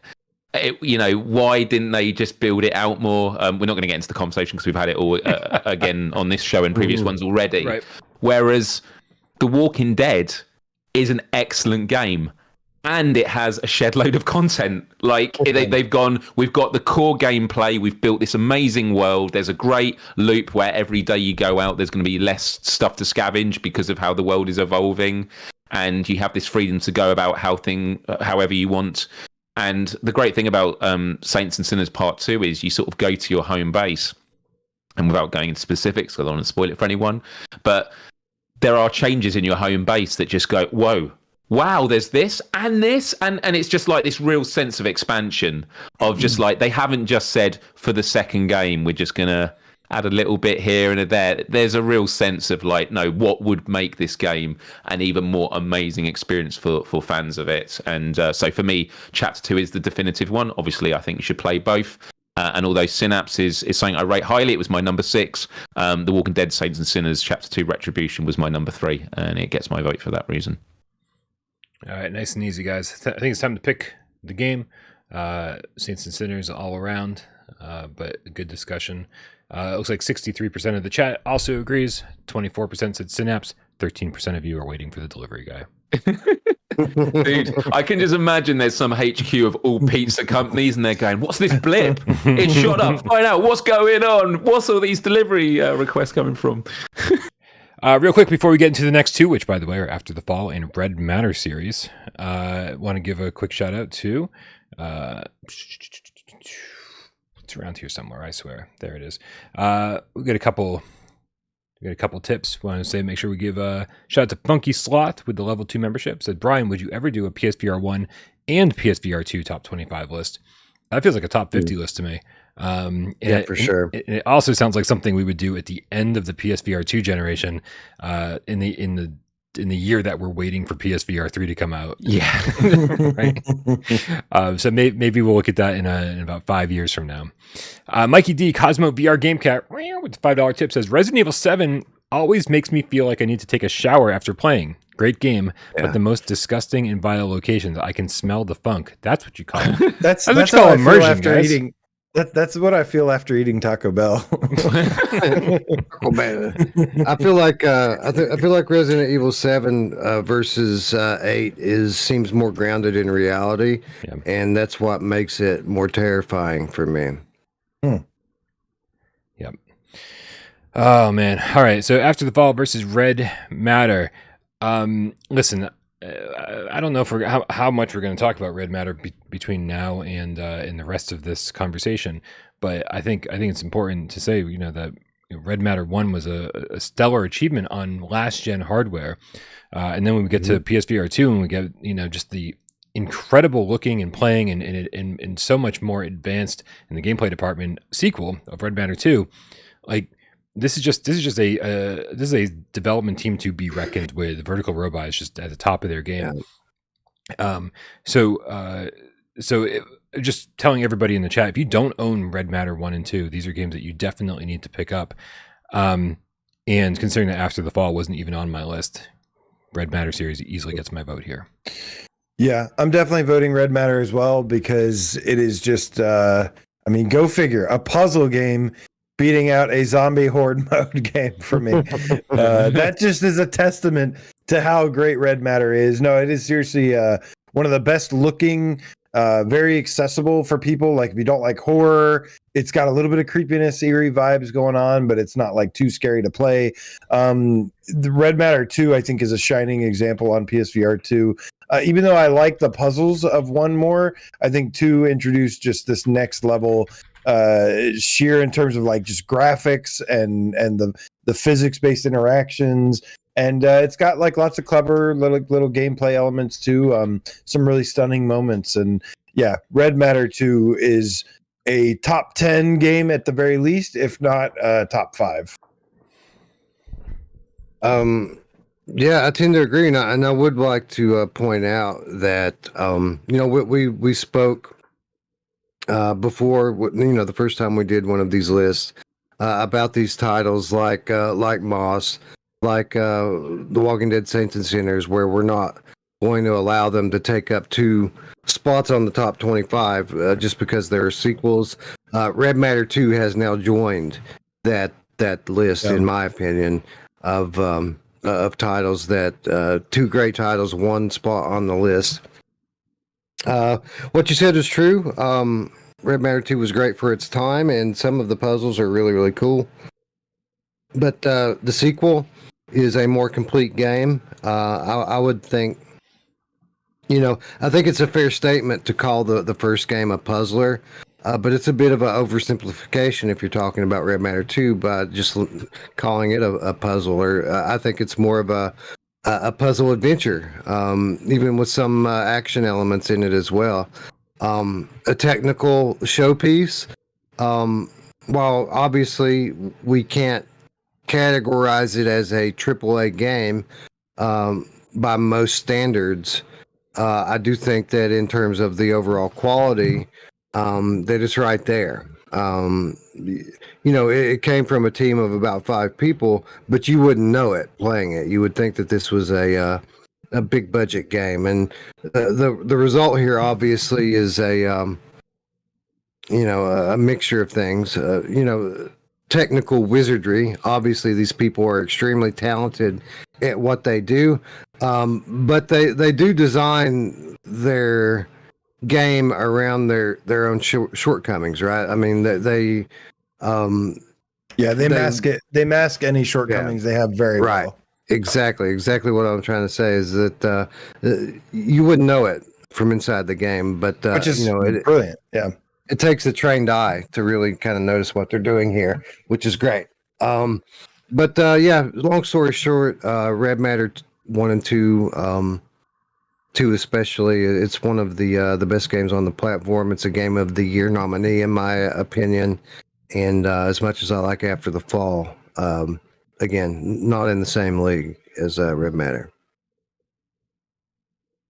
Yeah, I had an interesting experience with Red Matter 1 and 2 in the sense that I never got to play Red Matter because I remember it was when we were getting ready for the top 50 on PSVR. The key I got wasn't working last minute and it was too late to dive into it. I was so regretful of that.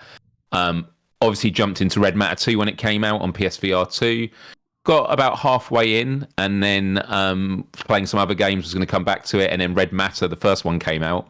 So I did half of Red Matter 2, went to Red Matter, played that in its entirety in one Let's Play, and then I went back to Red Matter 2, and I kept going back to forums going, which one do I prefer?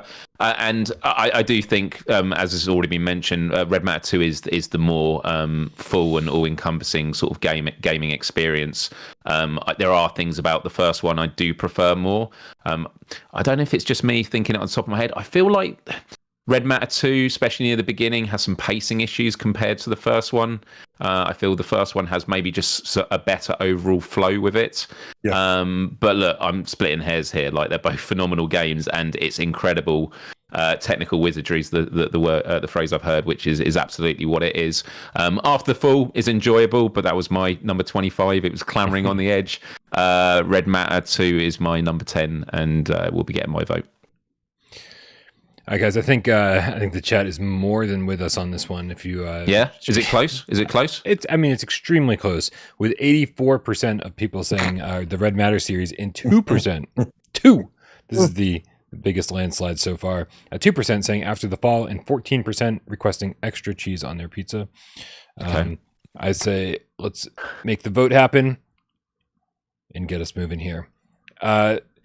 We are still bringing up new games. Awesome. Tales from the Galaxy's Edge versus No Man's Sky. These are literally from Tales from the Galaxy's Edge, easy.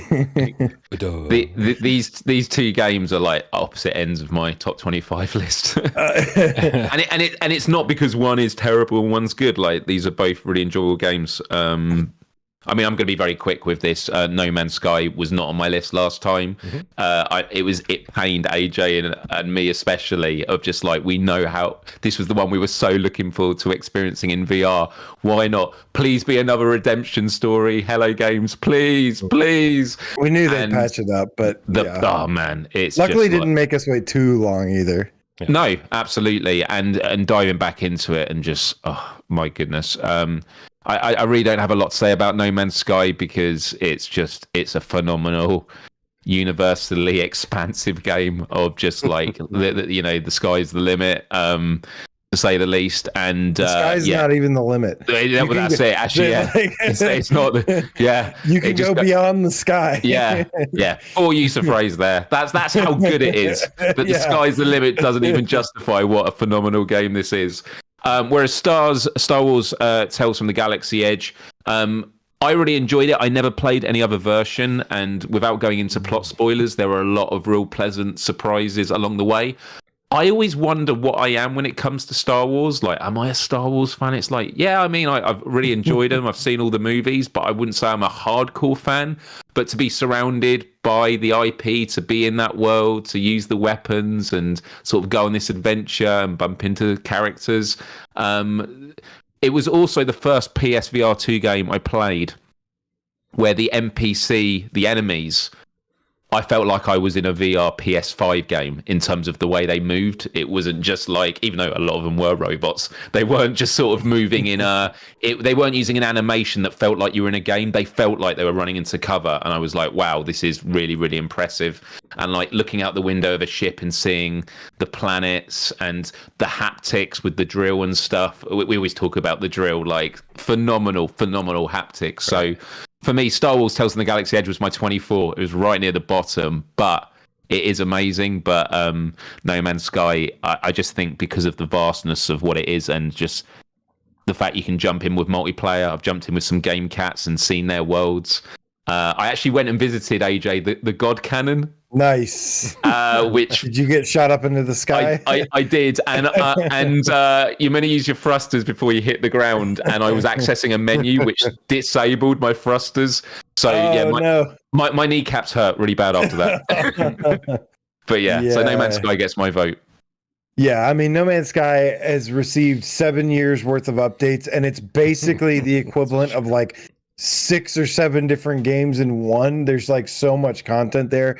It looks absolutely beautiful now. Especially, if you get to the right place with the right lighting, the right, flora, fauna stuff. It's incredible. And yeah, I mean, there's just so much you can do from flying out into space and going from planet to planet to getting into fights with pirates, to taking down giant capital ships, to writing and adopting creatures. Like they really keep finding ways to make a game and make depth out of the stuff that's existing in the game. Like if like now you can scan anything you scan, plants or animals, you can now use as a decoration in your place, and it adds this extra layer of customization. If you have any bit of creativity at all, it gives you a lot of tools and a lot of things to work with to have some fun. And yeah, man, just and things like the combat is so much better now. That's something that probably I don't hear a lot of people talking about. But the combat has been revamped, and there's all these new enemy types now. There's not like tons, but there's more enemy types now that are brand new, that are super fun, going against like these robots that have like these like crystals growing out of them, and then they like also go stealth, and it's just such a dynamic, vast open world game, open universe game, and there's just so many different things you can do. And yeah, this is no contest versus a Star Wars game that I don't even really like very much. Definitely going No Man's Sky here. So let me start by saying that I'm happy that No Man's Sky is part of the discussion this time. It felt weird the first time we did this, leaving it off, even in the state that it was in. this game has been a staple in the VR catalog since it debuted in 2018, I think it was. And it's been a kind of a poster child for what a studio should do and how they should support their game. So I'm glad to see that through that very same level of support, not only has it worked its way into the conversation here, but they've delivered what is essentially the best version of the game. This is Exhibit A. This is Exhibit A when... and it's rare, too, that happens. Yeah. When people talk about the potential of PS5 and whether or not it is or isn't capable of delivering the same type of experiences that are possible on a high-end PC rig, this is Exhibit A. It absolutely can, and it can exceed it in the hands of a capable developer. And that's what we see here with games like this, and even to some extent, Propagation Paradise Hotel, which we talked about earlier today. With that said, while it would be easy to just kind of judge this on the amount of gameplay and depth and all of that stuff that we mentioned earlier, this is not the most accessible game in the world. This is a game that turns away even the most enthusiastic of VR gamers, such as myself, let alone noobs that are just trying to kind of get into VR and have some fun playing a game that they're already familiar with. It's a good thing this isn't the top 25 games for noobs list, then, isn't it? Yeah, well, it's for everyone. It's for everyone, including those noobs, is what I'm saying. Whether you're talking about a noob or you're talking about someone like me, this is a very intimidating game. And even when I give it my best shot, and yeah, I get it. I hear you people. I know there's customization that's available through the menus. But again, when you talk about kind of tweaking the game on that level, it's not that nothing that I particularly want to do. I don't really want to get in and play with it all that much, just to have a game be tolerable for me. So at the end of the day, and I touched on this a little bit earlier, sometimes you just have to vote for the game that's more fun to play. Mm-hmm. And for me, that's Star Wars Tales from the Galaxy's Edge, a game which was mediocre on other platforms. Turned out to be extraordinary on PlayStation VR2, so that's where my vote goes. I agree with Wes in terms of just how great Star Wars Tales from the Galaxy's Edge was to play. The haptics, just simple things like unscrewing bolts and shit, like to access these electrical panels or whatever. Like I was like, every time I got to use my little toolbox, I was excited, because it felt so good. And I think ILM X Lab really showed every other VR developer how to use those sense controllers properly. Yeah. The shooting felt great. It was pretty basic as far as first person shooters went, but it looked good and it felt good. And those are two really important things. However, when it comes to this list, I have No Man's Sky extremely high, despite the fact that it's like I've either determined that it's not a game for me, or I just haven't had the 100 hours that I need to really give it the time it deserves. But I know what a big game it is, and I know how many people love it. And I see in the chat people saying, I spent 1,000 hours between the flat screen and the VR version. I'm like, that's amazing. And that's why a game like this that you can just sink your fucking teeth into for not days, not weeks, not months, but years, has to be like really front and center when it comes to a top 25 list, being like, these are the full-fledged big ass games that people are looking for in VR. And bam, that's why it gets my vote, because I trust that you guys are enjoying this the way that you're saying. Of course you are. Otherwise you wouldn't have spent this much time with it. And so it's a system seller, bro. It's a system seller, which is why Five Nights at Freddy's Help Wanted will be number 1 today. No, I'm going to give my vote to No Man's Sky with the hope that one day I am able to take a few days off, a few weeks off, and just really dive into it and find that love for No Man's Sky myself. Awesome. It has jetpacks, Brian. Just friendly reminder, Brian. It has jetpacks. I know. They should make No Man's Sky in the Star Wars universe. Make a Star Wars game that's like No Man's Sky. Yeah, that'd be epic. But yeah, No Man's Sky is a difficult one to keep going back to because every time I feel like I'm learning it again from scratch. Like, but I have to say that the most recent update, they've streamlined, like actually overhauled a lot of the UI and has made it a lot easier. But still, it's a game that you really have to commit to it to get the most enjoyment out of it. So I totally take that on board. Guys, 69% of the chat says No Man's Sky, 22% says Star Wars, 9% say Show Me. So I think it's time to show them the vote, which is obviously going to No Man's Sky. All right, that brings up Tetris Effect versus the Sim series, Job and Vacation Sim.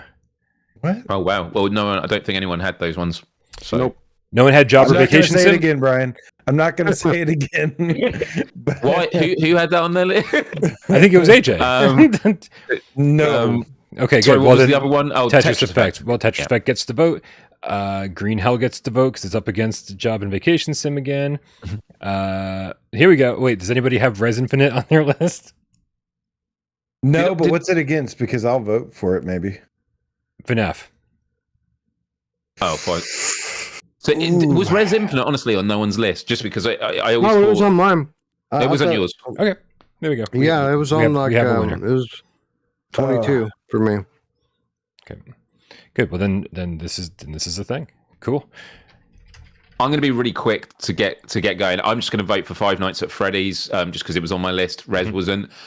Res Infinite. I'll just say again. I know for a lot of people they absolutely love it. I enjoy it. Tetris Effect is more my jam for it, and so it just Res Infinite has just never clicked with me like it has for other people. But I totally respect, people's love for it. I love Res Infinite. That's one of the few games that pain me to not have on my list. But yeah, I'm gonna vote for Five Nights at Freddy's because again, it's Res Infinite's a pretty complete game too. But I don't know. It's a hard one to compare because there's literally nothing. There's like literally nothing to compare with them. They're both full length games. They're both really good. I just think FNAF has a little bit more depth. Maybe I could say. Yeah. I mean, content. I mean, listen, it's tough, right? I mean, like Res is a beautiful rail shooter. But rail shooters aren't exactly known for their depth. And then we're comparing it to Five Nights at Freddy's, that is essentially a collection of mini games, which doesn't really have a lot of depth either. Maybe each of those mini games has some strategy to it, and so maybe there's some depth there. My perspective, I think everybody knows this at this point. I have been playing Res since the PS2 days. I didn't have it on Dreamcast, but I did have it on PlayStation 2, and I've been playing every single goddamn version of it since then.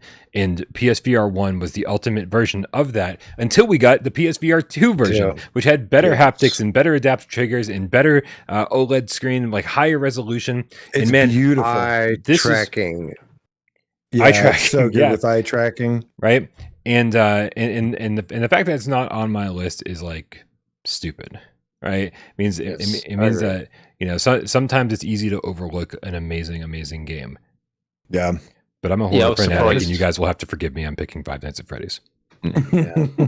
This is a classic title, both within and outside of the VR ecosystem.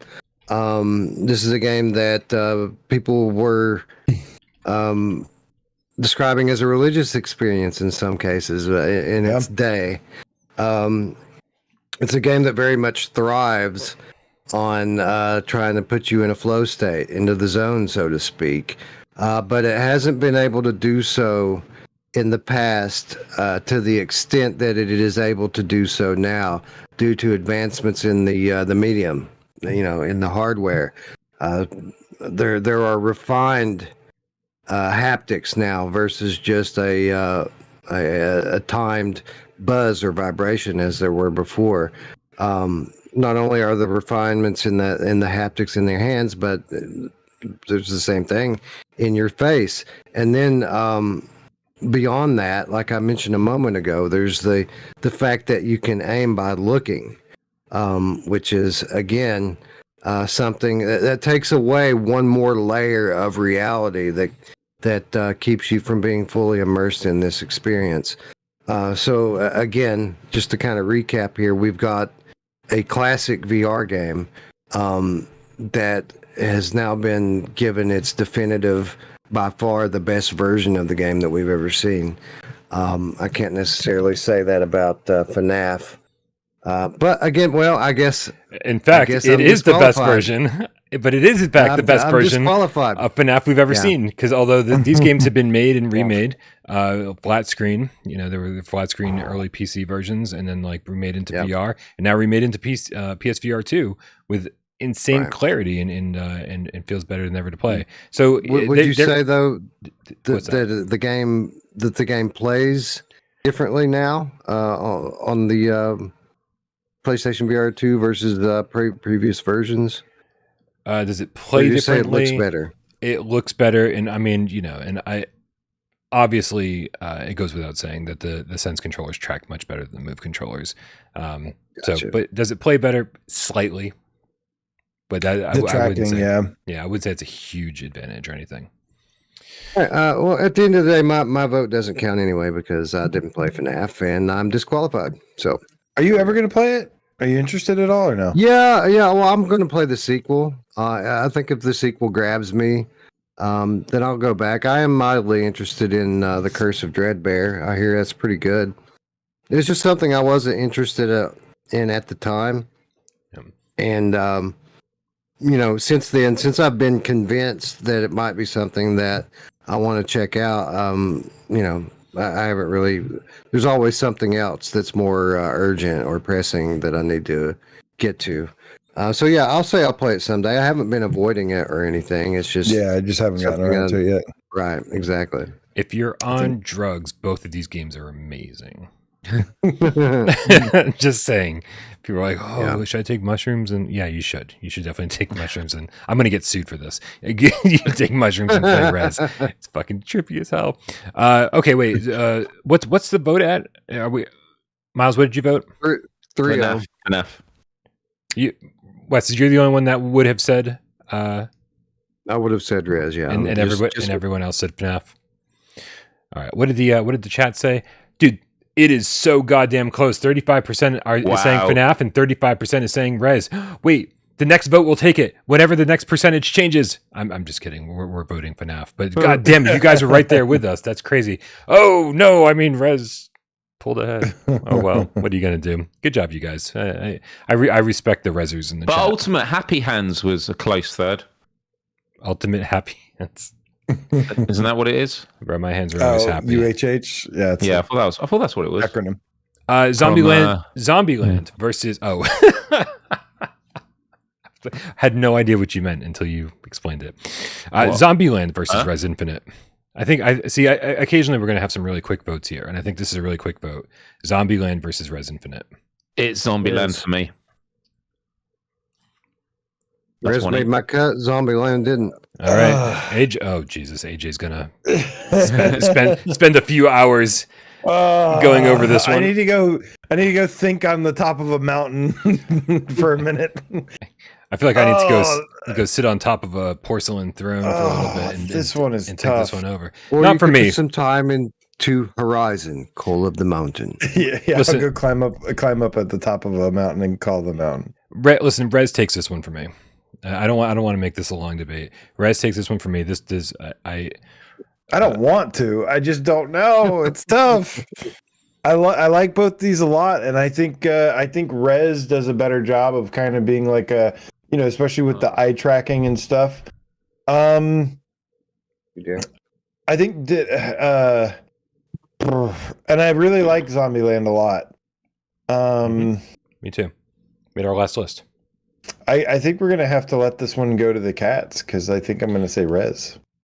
Well, then the majority rules. Then it goes. Rules. Yeah. The majority rules. If you get done. Seventh guest versus Albo. Seventh guest. Am I the only one to put Alvo on their top 25? I'm just curious. Yeah, Alvo didn't make my list, unfortunately. Yeah, made mine. It made mine, but it wasn't nearly as high up as Seventh Guest. So yeah, Seventh Guest here. Yeah, and I mean, and props to Alvo really, like, because whereas Firewall really struggled, finding a way to get their game over to PSVR 2, Alvo didn't. Alvo delivered a great, slightly upgraded experience on PSVR 2, and it feels fun to play.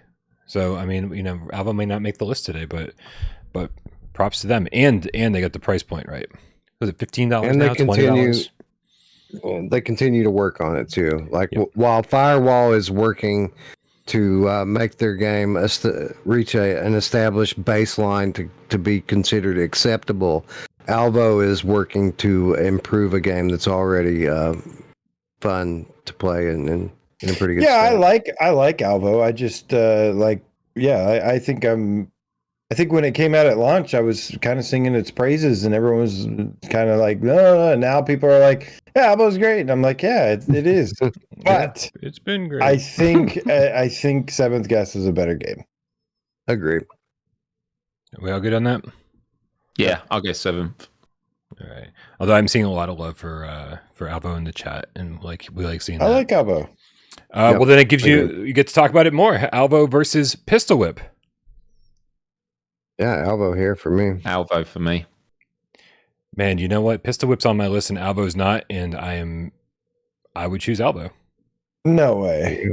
Yep, I would. For sure. I am absolutely choosing Pistol Whip here, and you guys are on crack. We're on crack. But you know what? We just voted. Moving on. Horizon versus Vampire the Masquerade. See, we got to push some of these. You know what I mean? Horizon. Vampire. Yeah, definitely Horizon here, but I'm going to be interested to see how it holds up through our next top 20.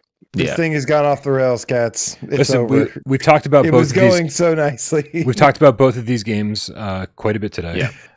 And I'm not even going to look at my list. I'm gonna speak from my gut, which is hungry for pizza, and I'm going to say Horizon. Wow, look at that pizza. Looks good. What's the vote? Who said Horizon? That was 3 for Horizon. Oh, whoa. Well, I guess we're going to go for it then. Horizon it is. Propagation versus Vampire.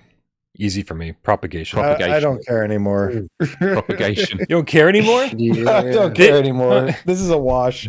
He's completely he's just demoralized. No, I'm just kidding. Propagation versus what? Vampire. Propagation. Vampire. This is a tough one. I love it. The agony. I had these right next to each other, and I did have Propagation one up. I had one above. I'm gonna go Propagation. Okay, so that's 3 for Propagation. I apologize to the chat if anybody's like, why don't we get to vote? And I was like, because there's no time to start a poll and end the poll in 5 seconds. It's a good hotel sim. Yeah, it really is. Pavlov versus Vampire. Vampire. Pavlov for me. Vampire for me. This is getting harder. What she said.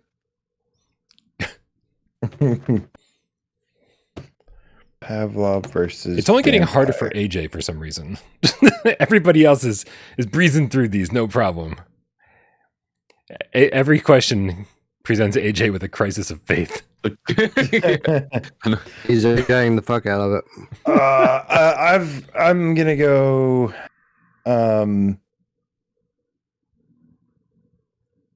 Dang, they're so different. Brian, get a poll going while he's deciding, just in case. Yeah. Apparently, yeah.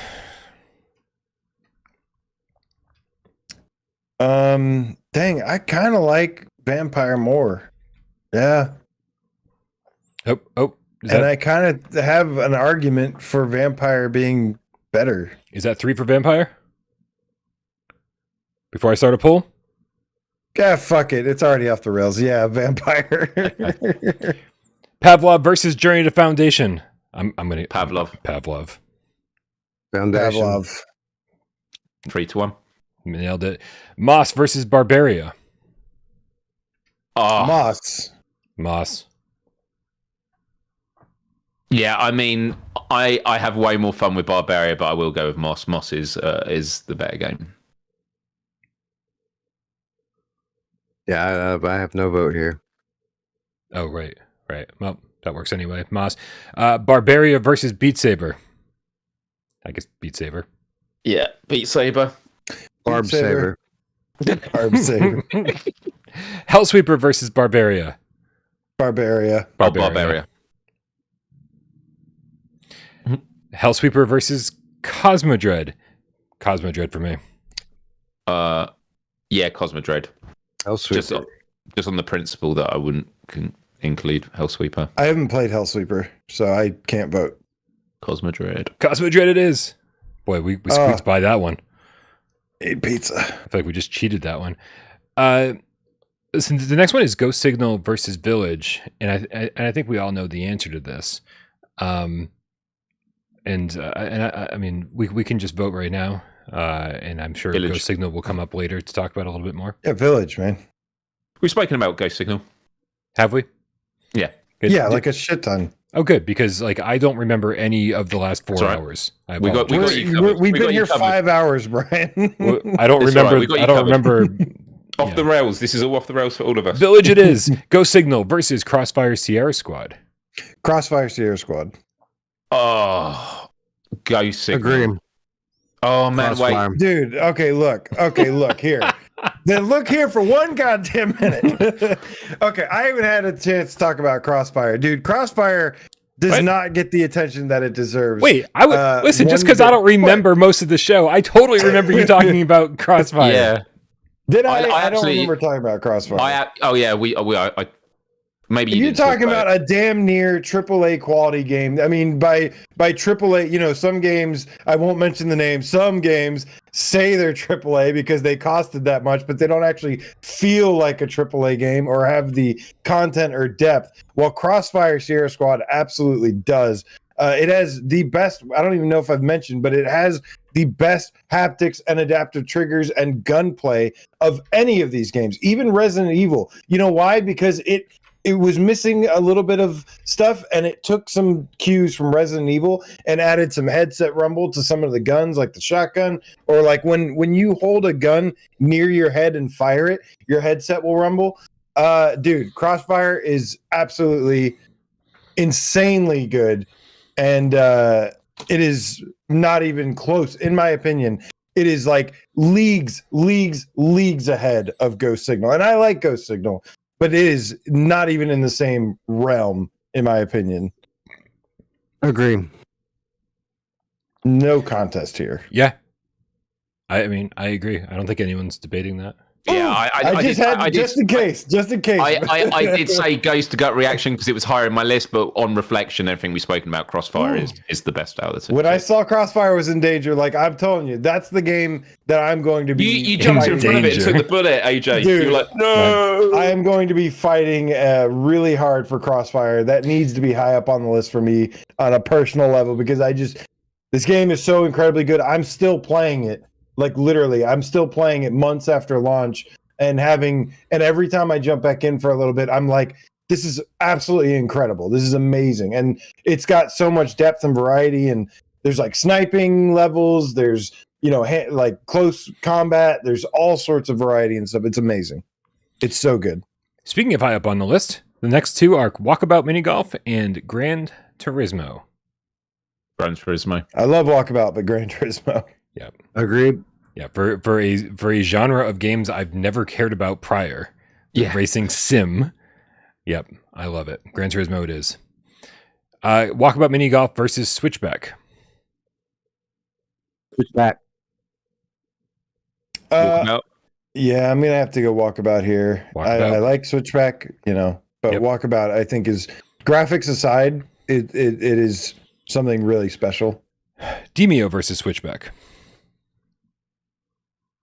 Demio. Yep. Switchback. Demio. Switchback is on mine for that's 2 and 2. Oh, we That's have what poll. we have a tie. Wow. How Demio has fallen.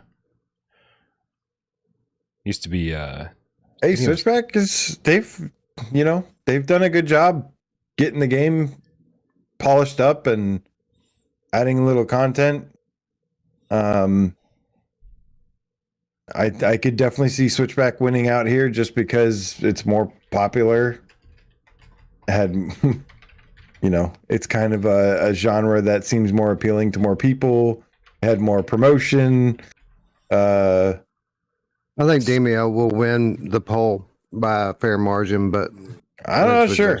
I'm not that confident. I love that Brian had to end the previous poll so he could set up the new one. You mean the ones about meow, moo, mew, mow. Yeah. Yeah, I got to keep the chat entertained as well. That's good. It's good. I love it. I got time for that. Got a lot of time for that. You forget, Wes, that everybody just picked up Switchback and has just played it for the first time like a month ago. So that's a good point. It's going to get a lot of extra love because of that. Right, and plus there might be some ill will toward Demio for not bringing battles over so quickly. Yeah, and in even like the Heroes Hangout, I've seen, at least Distracted isn't happy that we didn't get that. Yeah, I was. Yeah, I'm not. It's not a reason to not buy the game, but it's definitely. I was definitely. You're not super happy. You're not missing. Yeah, you're not missing out on much with that thing. Like it would be cool though. I mean, I guess, but people don't hang out in the hangout all that much.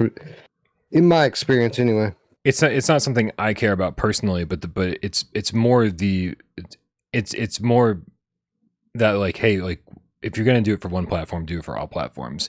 Like, don't make us feel like we got the inferior version somehow. So that's why I care about it. This one's tied. We're leaving it up to the chat. All right. I'm just going to take a quick bathroom break while this is playing out, and getting a drink. So I'll be right back. Nice. All right. Let me see if I can sneak in ordering my pizza real quick. I'm yeah. I guess we should come on, Demio. Come on, Demio, you can do it. Come on. I don't. So what care. are you guys looking? What are you guys looking forward to? You're the better game. We got about 6 weeks left. I'm looking forward to December. 6 weeks left in the year. What are we looking forward to the most in the remainder of the year? Resident Evil 4. I'm holding on to hope. Yeah. No, keep hope alive, Brian. I think Vertigo 2. You know, the one that's actually coming out this year. I think I have to go with Vertigo 2. That's a good point.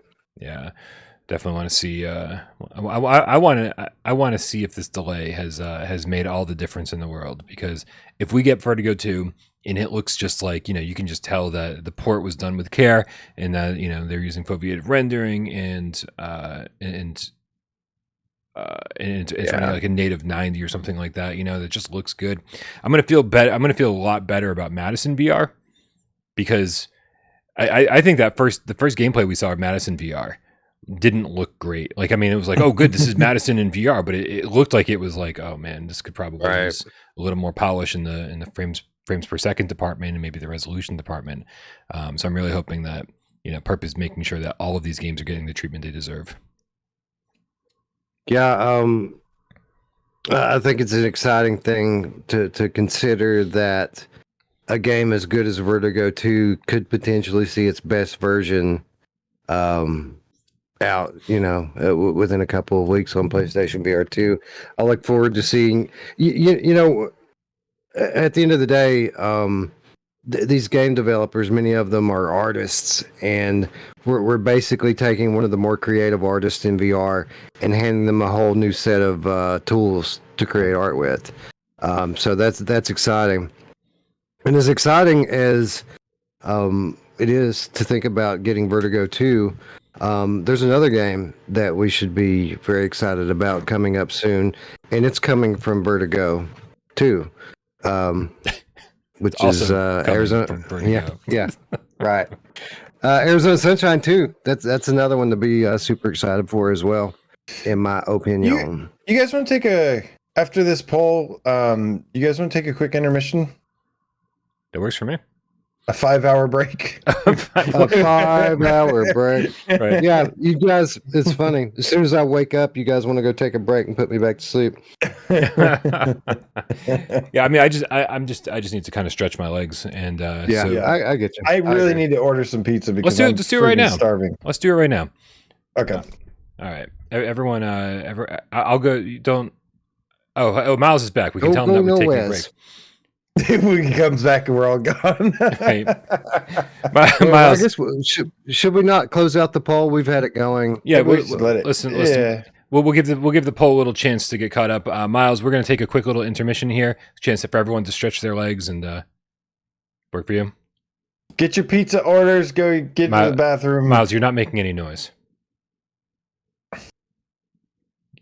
Now you're doing it intentionally. Yeah. No. Yeah. Okay. That's cool. Yeah. So if anybody at home needs to stretch their legs and or do whatever, go to the bathroom, order some pizza. I'm sure you could have done You that all have without us taking permission. intermission. Yeah. You all But- have a hall pass. Yeah. What is Uh, is something 5 something minutes? going up on screen, or are we just leaving this running? So I'm gonna put the whole screen up so that like our video cameras are not live. Cool. And I think if we all just mute our mics while Yeah. we're gone, that work for everybody. I'll hum the Yep. Jeopardy theme. Are you just gonna stay here? You don't need to. I'm actually up for just chatting with the chat for a bit. To be fair, but like, You want? I'll Miles- be right back. Okay, AJ, you go. Wes, are you sticking around?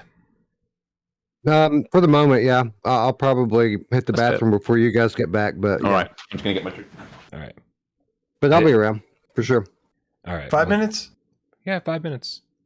5 minutes. All right. Cool. So, Flamehead the Game Cat says, "Yeah, Miles, let's do a let's play."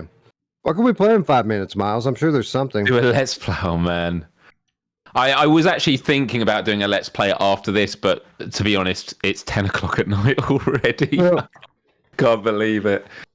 So yeah, it's not going to be happening. But Let's I am play also. PLO. But I was going to be doing my 3 let's plays tomorrow instead. But to be honest, I'm probably going to just need to chill after today. But my three let's plays were going to be Project Wingman. So I still haven't dived into that. And then what were the other 2? Oh, Res Infinite. And Another good one. what was the third one? Let's have a look here. What was on my calendar? Must be a new release. So, what was the latest thing that came out? Well, so what I do now is on the weekends, the 3 let's plays I do are like the games that I need to catch up on out of like all the list. Whereas during the week, I will play on the evenings, like the games that have just come out. So I've just done yesterday. I did Very Bad Dreams.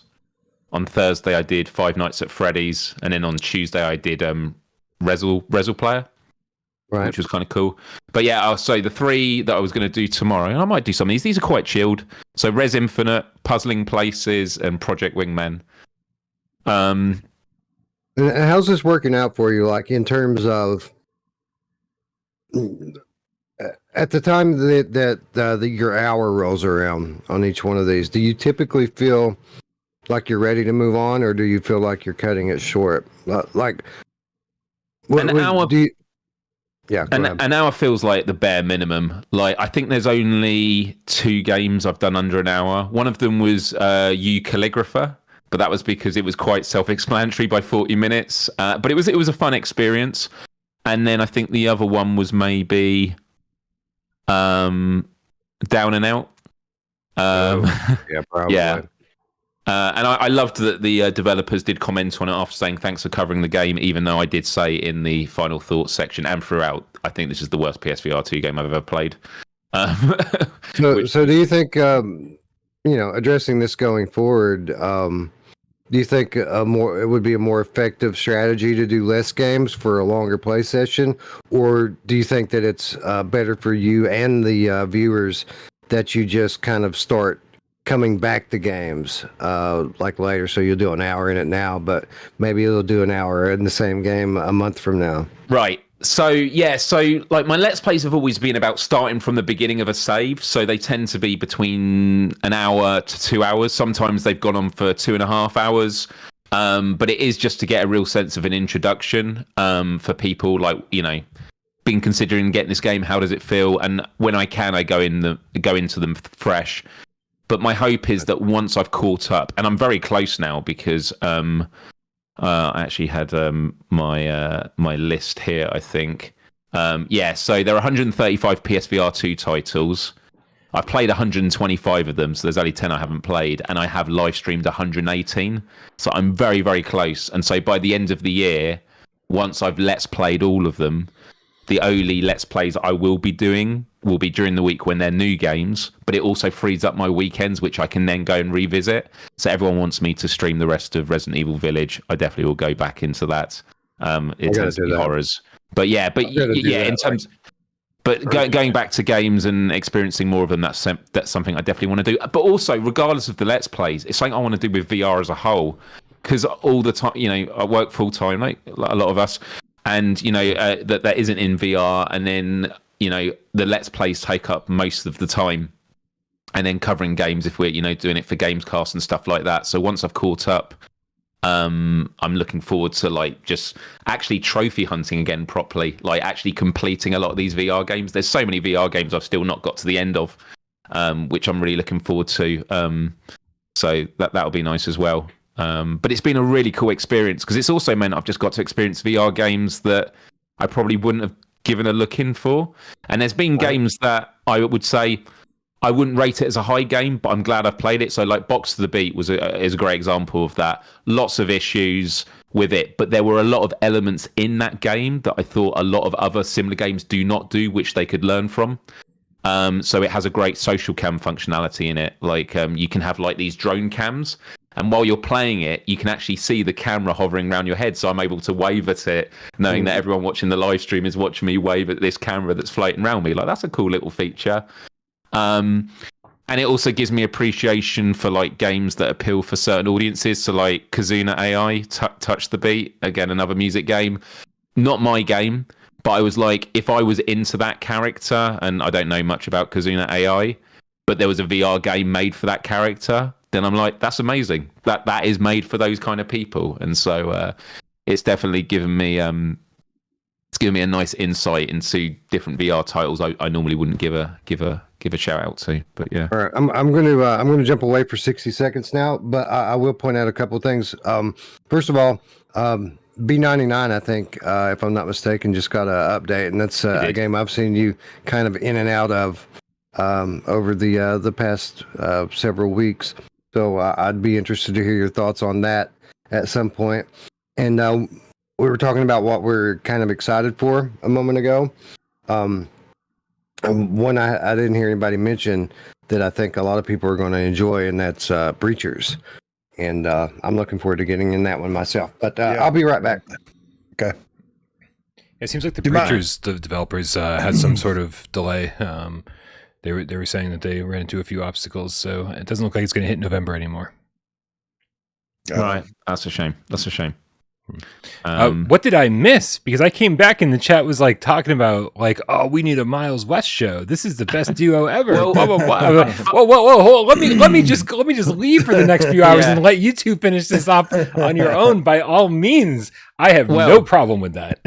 Well, funnily enough, a long time ago, I think about a year ago, there was I think a Gamescast that you and I, Brian, on a Friday was cancelled. Yep. And so I then did one on my channel, and I think Wes did jump in on that one last minute. So we've done a full episode together that people are welcome to tune into. But yeah, it's a cool dynamic, and we always have a lot of good conversations behind the scenes and stuff. And I just love that the four of us have really different perspectives in the VR space and stuff like that, and it leads to, great conversations today. But just, I don't know, it's just an exciting time to be a part of it, and it's always very nice to hear everyone's perspectives on stuff.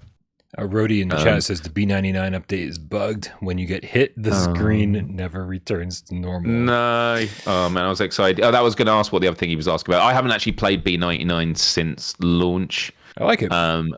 I liked it as well. I'm really looking forward to getting back into it. It's a really tough game, though. Yeah. Really tough. I think I only just got through the first level once. But yeah. Yeah.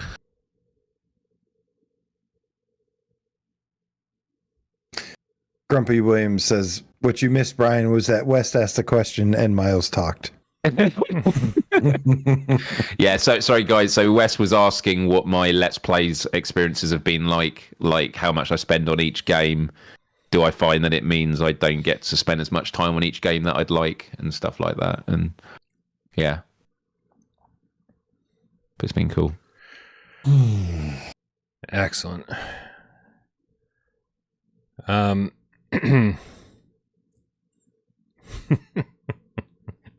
I'm back. Distracted says if Pavlov and Alvo aren't favorites here, I doubt Breachers will be.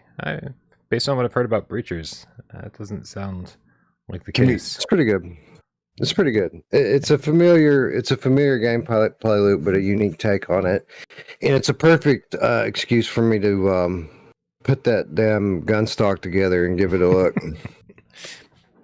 Nice. Yeah, we've got a million accessories to talk about for PSVR 2. People keep asking about this one and that one and whatever, and man, we're just gonna have to have a whole games cast at some point about it because there's too many.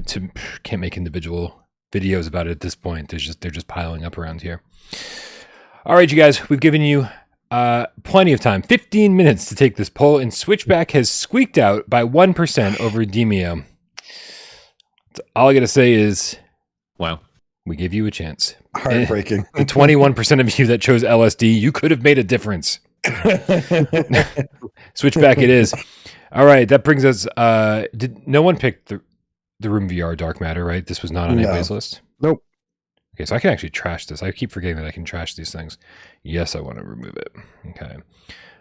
Song in the Smoke versus the Light Brigade. Ooh, that's an interesting one. For me, it's not an interesting one. For me, it's the Song in the Smoke. But based on the previous conversation, I feel like I need to remove myself because I have not experienced as much as the Light Brigade as I thought I had. Come on now. I mean, how long have you made it through the actual campaign? Because I feel like even though AJ said there's a lot more content with regard to the Global Sun run, that is a secondary gameplay mode. That's not the primary. I would actually argue it is the primary.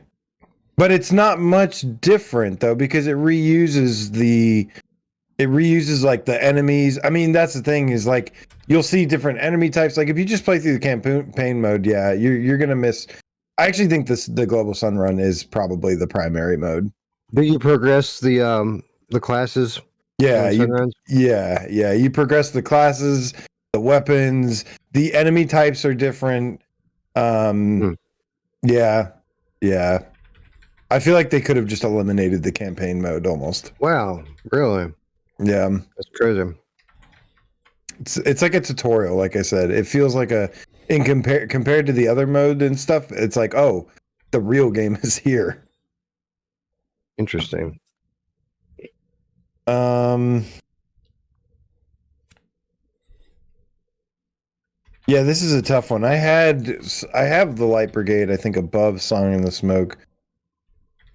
Yeah, they're pretty close to each other. Same.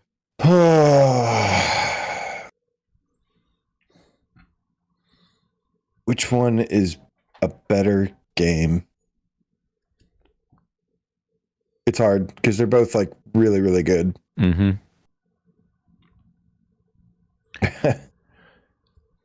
Well, based on what I've played with the Light Brigade, I just like the Song and Smoke gameplay loop better.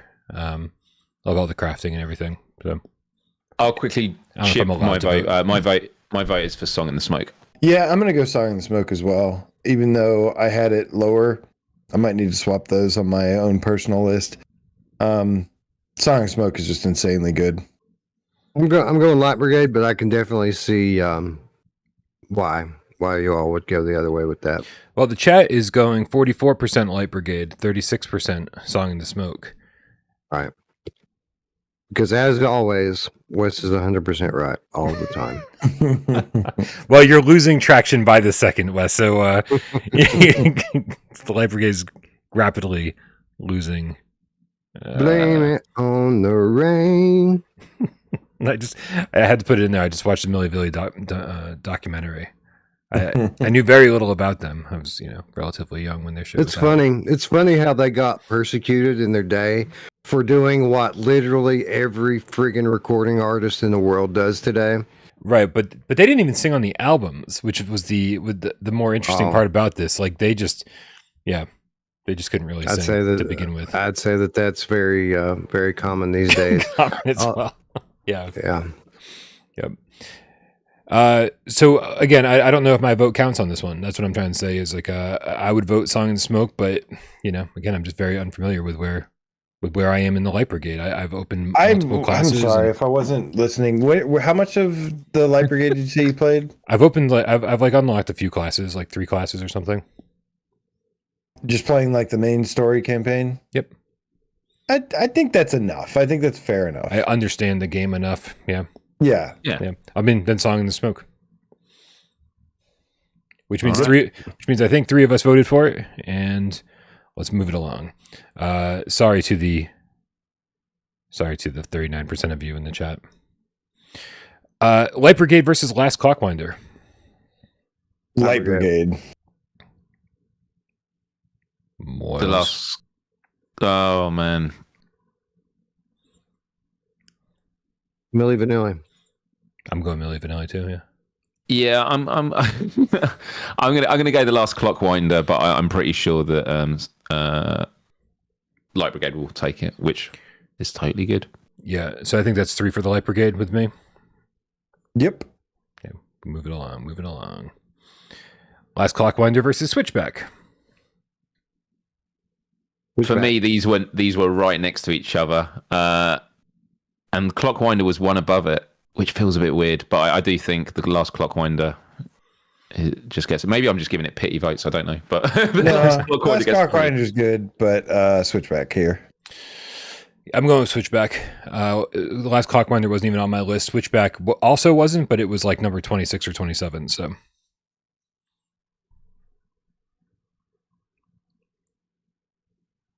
Did we get a West vote?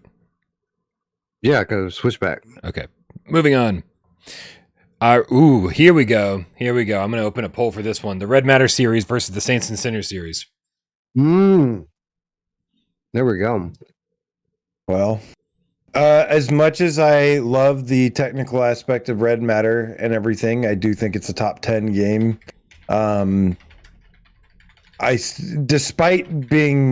Despite having these technical achievements, I still think the Saints and Sinners exceeds it in terms of the sheer game itself, as well as some of the technical things. As you know what I mean, like the depth of the technical aspects of it is far greater. But these are 2 definitely like benchmark titles. The difference here is that The Walking Dead Saints and Sinners does all this without kind of hiding anything. Like it just has it all. Saints and Sinners is a technical achievement in its own right, and in more ways than just one. Where Red Matter 2, largely the thing that most people hail it as being a technical achievement is the amount of detail and fidelity the game has visually. Whereas The Walking Dead Saints and Sinners, it's so much more than that. Whether it's the all of the different assets and moving parts in these worlds, the branching narrative and side plots that are available throughout the game, which in and of itself leads the player to be able to approach the game in a very large number of ways. I mean, the arsenals, the crafting. I mean, there's a lot going on here from a technical perspective that's very impressive about this title in its own right, and it should be, because it's the game that has the big team and the big money behind it. But at the end of the day, we can't dock the game for having been privileged, right? Like, it is what it is. It should be better, and it is better. Yeah, these are very close, but it is better. Yeah. Saints and Sinners gets my vote. Saints and Sinners gets my vote. All right. Moving on. Also, 50%, 57% of you got to start voting fast, you guys, because these polls may not stay here very long. 57% of you said Saints and Sinners. 37% said Red Matter. 6% said Hello Moto. So let's move. Make like my mom, and when you see a poll, jump on it. Red Matter versus Synapse. Is this even a question? Are we going Red Matter? That's an interesting question. It's more close. It's more of a question than the last one was, I think. Ooh, well done. For me, it's Synapse. But these were very close on my chart. But yeah, Synapse, it gets the vote for me. Yeah, it's virtually a draw for me. This is 5-6 on my list. Red Matter 2 being 5, Synapse being 6, and I'm going to vote with my rankings. But they're literally interchangeable for me. They're both special in their own way. Sorry, Wes. I was busy not paying attention. Which did you give your note to? No. Red Matter. Okay. I'm also going to go Red Matter. Obviously, like Red Matter 1 and 2, I think are virtually perfect games for what they are. And in Synapse, every time I play, I'm like, this is amazing. And I can't stand the fact that but hits me in the head every single goddamn time I play it. So Red Matter for me, no questions. Yeah, Red Matter for me too, just because of the content that's there. Yeah. Feels more complete. All right, well, let's check in with the chat. 47% of you agree Red Matter, 40% agree with Miles, say Synapse, and 14% of you say no. Okay. So Red Matter. Sorry, I had to get some MCR in here today. I'm going crazy. Synapse versus After the Fall. I think it's obvious, but I'm going Synapse. Definitely Synapse. Did you even say Synapse, Wes? Yes, right, I agree. Just making sure. I want to make sure everyone's represented. After the Fall versus VR Skater. VR Skater easy. VR Skater. VR Skater. VR Skater is, again, it's an absolute amazing game. It literally should be a must-have title. I think there's literally one problem with it, and that it's expensive for what it is. It has several hours of content and stuff. It has some great features, but again, the price is such a turnoff for people. And I don't blame them. It's just for a skateboarding game, like you shouldn't be paying AAA game prices. So it was a horrible decision there, but I cannot stress enough how amazing this game is. And the second it goes on sale, you need VR Skater in your life. It's so good. Yep. It's hard. Very interested to see what they do with these new maps too, because they said, if you buy it before this date, and I don't remember what the date was anymore, they were like, you'll get the new maps for free. They'll be included in your purchase. And it's like, well, where the fuck are these new maps, right? And I feel bad for anyone who buys the game after that date and then has to pay on top of that for additional DLC. I do feel like anyone who purchases VR Skater should be getting the DLC for free, because I feel like they've already paid for it, to be honest. Yeah, they need to price drop the hell out of this game. It's like ASAP. Not the hell out of it. I think, dude, what is it? $40? I think it's 25. I think 25. I think 30 and include the DLC for free. You can get away with 30. Drop it to 25. 30, but don't make us pay for DLC. No, don't make us charge for the DLC. Don't charge us for the DLC. Drop it down to 30. Everybody's happy, right? Except for perp. people will still wait for a price drop or wait for a sale with 30. It's true. I want people to buy I think people need to buy this game right away. Yep. Drop it to 25. VR Skater it is. The next one is Tetris Effect versus No Man's Sky. I think this is easy. No Man's Sky. No Man's Sky. I don't think it's that easy, but yeah, I'll go with No Man's Sky. Same, No Man's Sky. Tetris Effect versus Tales from the Galaxy's Edge. Tetris Effect. Tales. Tetris. Ah, it's a split. Brian's like, I've got to come up with a third answer. Fish in a hat. Make the third one fish in a hat. Let's see if that's a bit of a curveball. Fish in a Tales hat? from the Connected. Yeah. Okay, fish in a hat. Start a poll. Hat. Tetris, dude. Tales from the Galaxy's Edge. I'm just surprised we didn't get a little bit more love for that, because Well, to be honest, that might be because of me, because I'm the only one that doesn't like this game, it seems. Yes, I appreciate the fact some of the VR mechanics that it has. So what? That's a little gimmicky thing in the grand scale of things. I don't find it to be a very good game.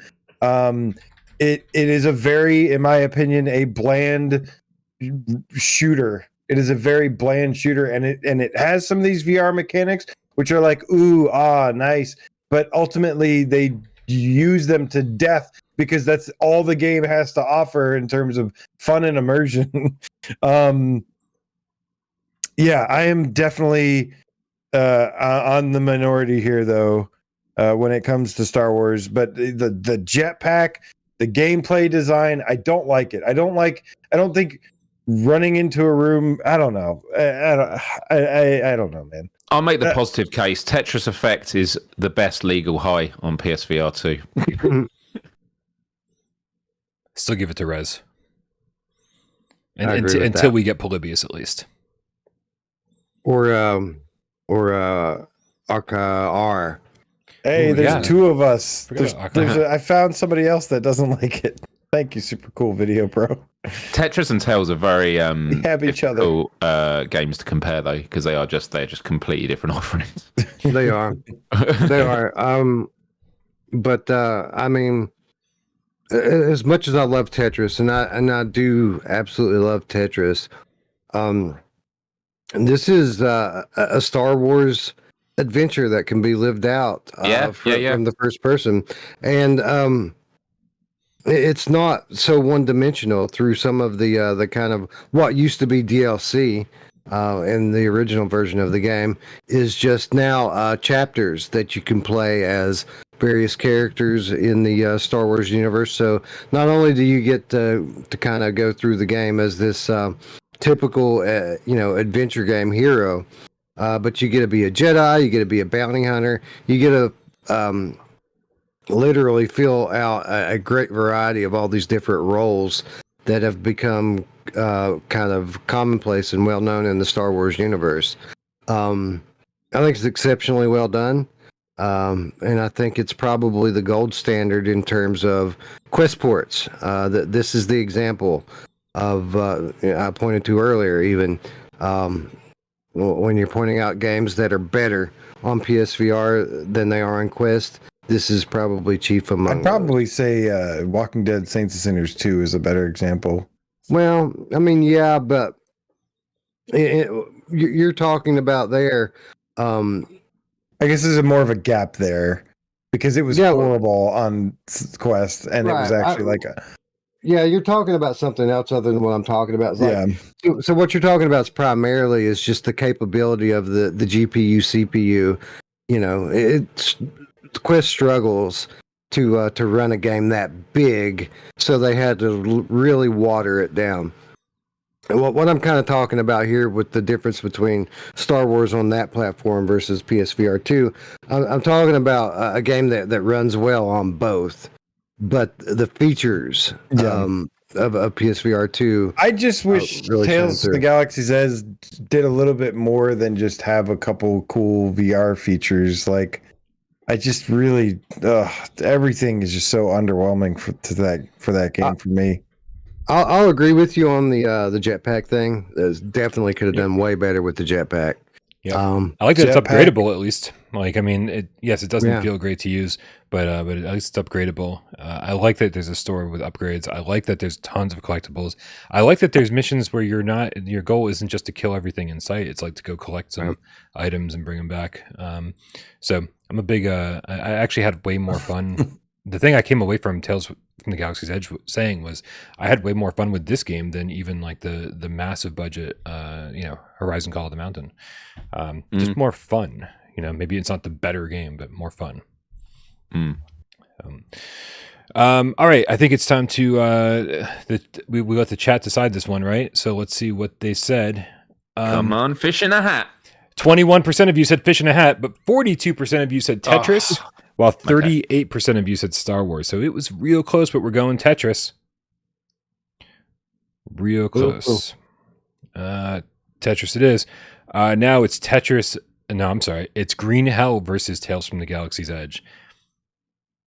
Usually Tails. Tails. I love that. Agonizing over it, and then just a quick one. And here's the thing: I think ultimately Green Hell will be the better of the two. Yep. But it's not right now. Yeah. Yeah. When it gets, Can't believe I will happily vote Green Hell here. You're the only one that's going to do it, though. Yeah, it's fine. Yeah. I'll happily vote Green Hell next time when we have Spirits of the Amazonia DLC. When we, that's a whole prequel. I liked Green Hell in its current state more than I liked Tails. They're kind of neck and neck for me. But yeah, dude. I mean, Green Hell looks like there's a lot more coming, and I think Tails could be done. So we're going Tails this time around. Now it's Seventh Guest versus FNAF. Help Wanted. Five Nights at Freddy's. Same. It's fun. It's way more fun. What was the first one? Seventh Guest versus Five Nights at Freddy's. Five Nights at Freddy's. All right. Right. Yeah. So we're going Five Nights If at I had a Freddy's. vote, Yep. if I had a vote, it would definitely be Seventh Guest. It'd be the one that you played. And you'd still be outvoted. All right. Seventh Guest versus Res Infinite. Man, this is hard. Ooh. This is exactly what happened the first time we did this, you guys. Games that didn't even make it on. Seventh Guest here. Yeah, seventh. I gotta go Seventh Guest here. It's just, I don't know, larger scope. I don't know what it is. It's polished. It's extremely polished. I just want. I mean, so is Res, but yeah. I mean, I love Res, but I'm gonna go with Seventh Guest, especially since I'm outvoted anyway. Oh. Res versus Albo. Res.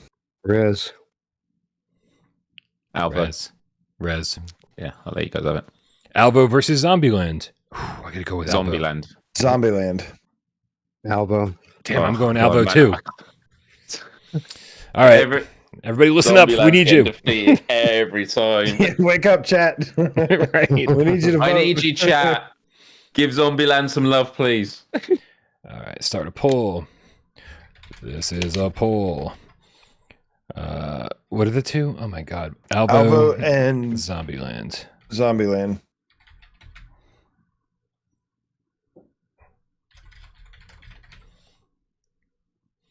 All right, give it to us. We're gonna take the first 100 votes. Make it fast, guys. Make it fast. Albo versus Zombieland. Go. Whoa! They're coming in fast and furious. Holy crap! We already got 45 votes. Zombieland's way in the lead. Zombieland's still way in the lead.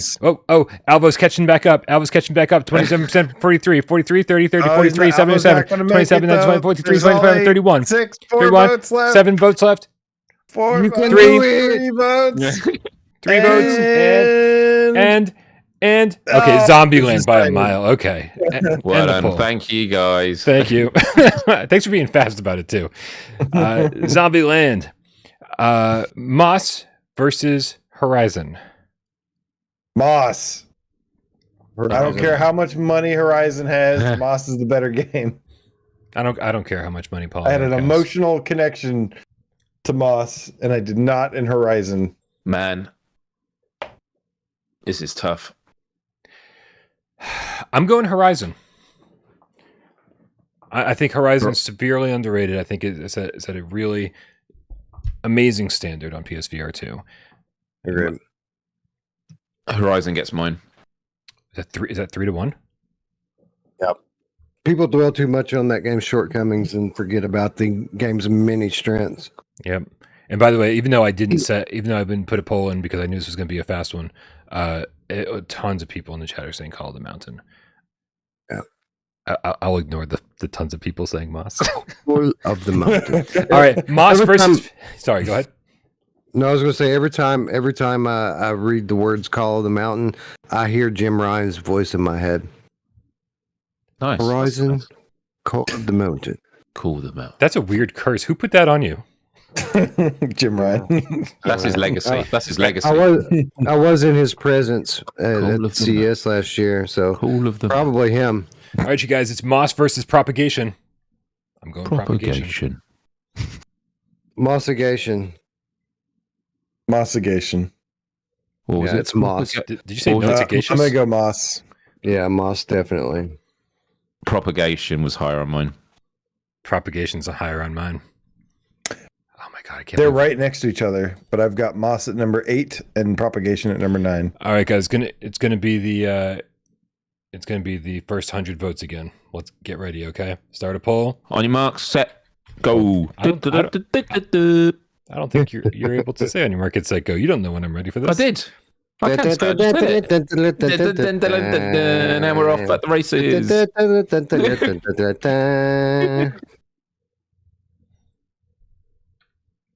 Everyone voting, just want to say mad props to you.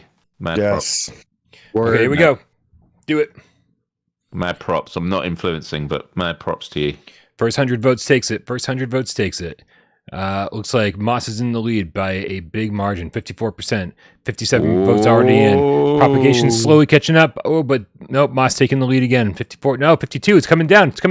Guys, 15 more votes. 8 more votes. I've already explained 8 fucking times why I don't like Horizon. If you need me to explain it again and slower, I can for you. There we go. Moss. What? Hey, did you not like? I thought you liked it. All right, you guys. Moss took... I mean, how many times do I have to fucking point it out? Like, Moss took that one easily, guys. But will Beat Saber beat out Propagation?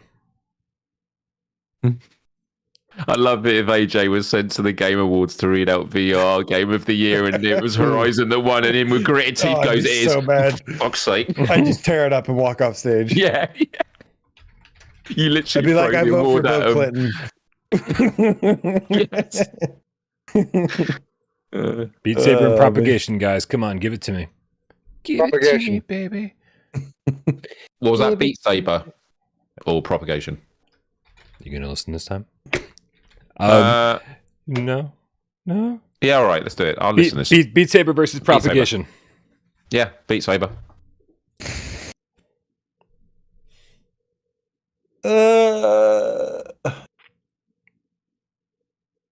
Man, this is a tricky one because if it's like two completely different audience. It's like if you've played VR for a while, I'd be like Propagation. If you're new to VR, I'd be like Beat Saber.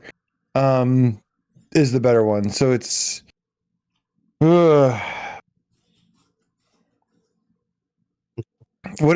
shit. This one's tough. They're so different. It's really tough when they're super different.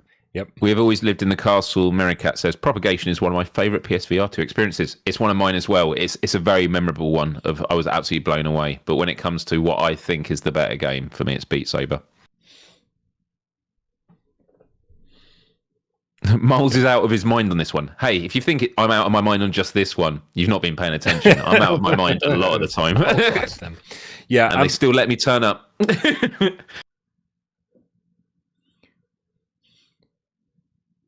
Brennan says, if you're 2, Beat Saber. If you're an adult, Propagation, Paradise Hotel. I was going to say Propagation, but now that Brennan said that, I'm going to go with Beat Saber. Okay. If what? If you're 2 years old, then you choose Beat Saber. If you're an adult, Propagation. And who the fuck wants to be an adult? I'm going Beat Saber only to throw it in the face of Brandon. Don't insult people based on their preferences. And if you do, we'll just vote against you. You can all blame Brandon if this goes horribly wrong. It's your fault, Ryan.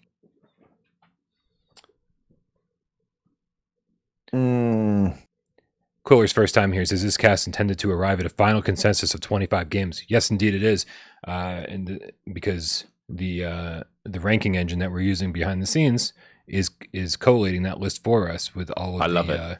Yep, with all the games. It's so cool at the end when you press the button and we're like, what is it? And we're like, it's ruined. This makes it easy on us, right? Because all we've done is compare one game to another game and said which game is better. But because of those games and how they keep popping up on this questionnaire, the list gets populated for us. So sorry, are we still waiting for... I'm going to go Propagation, Paradise Hotel. Still waiting for AJ, yep. And I'm changing my vote to Propagation. Let's do this shit. I can't let Brandon get the best of me. You're despiting. Despiting. Okay, now it's Beat Saber versus Vampire. Beat Saber. Vampire. Beat Saber. Vampire. God damn it. There's a vote. Just... okay. Yeah, why can't we do it without letting the game cats have their say. Start a poll. For real. I mean, I just, listen. The fact is like, we talked about all these games at length at this point, and so this is supposed to be the easy part where we just go click, click, click, click. Does it click. tell you how far along we are? We're about a third of the way done. It should speed up though significantly. I love if it does say we're like 4% done. Yeah, no, Most there's of a the, progress bar. yeah, It's discussion. almost halfway. Oh my god. We've got most of the discussion out of the way Yeah, as true. long as people are decisive. All right, tell us, Beat Saber or Vampire? What did I pick? First 100. I don't even know what I picked anymore. So now it's up to the chat. You picked Beat Saber. I did. Okay, and I think that's the right decision. I don't fucking know anymore. Yeah. Let's see. First 100 gets it, guys. Come on. Where are you? 76 votes are already in. Vampires got 62% of the votes. Gingerbread, by the way, has 17%. Yeah. Big fan of Gingerbread. 85 votes. 86 votes. I love both of these games. There's no way Beat Saber's getting caught up. Come on. 7 more votes, guys. 7 more Can't votes. happen.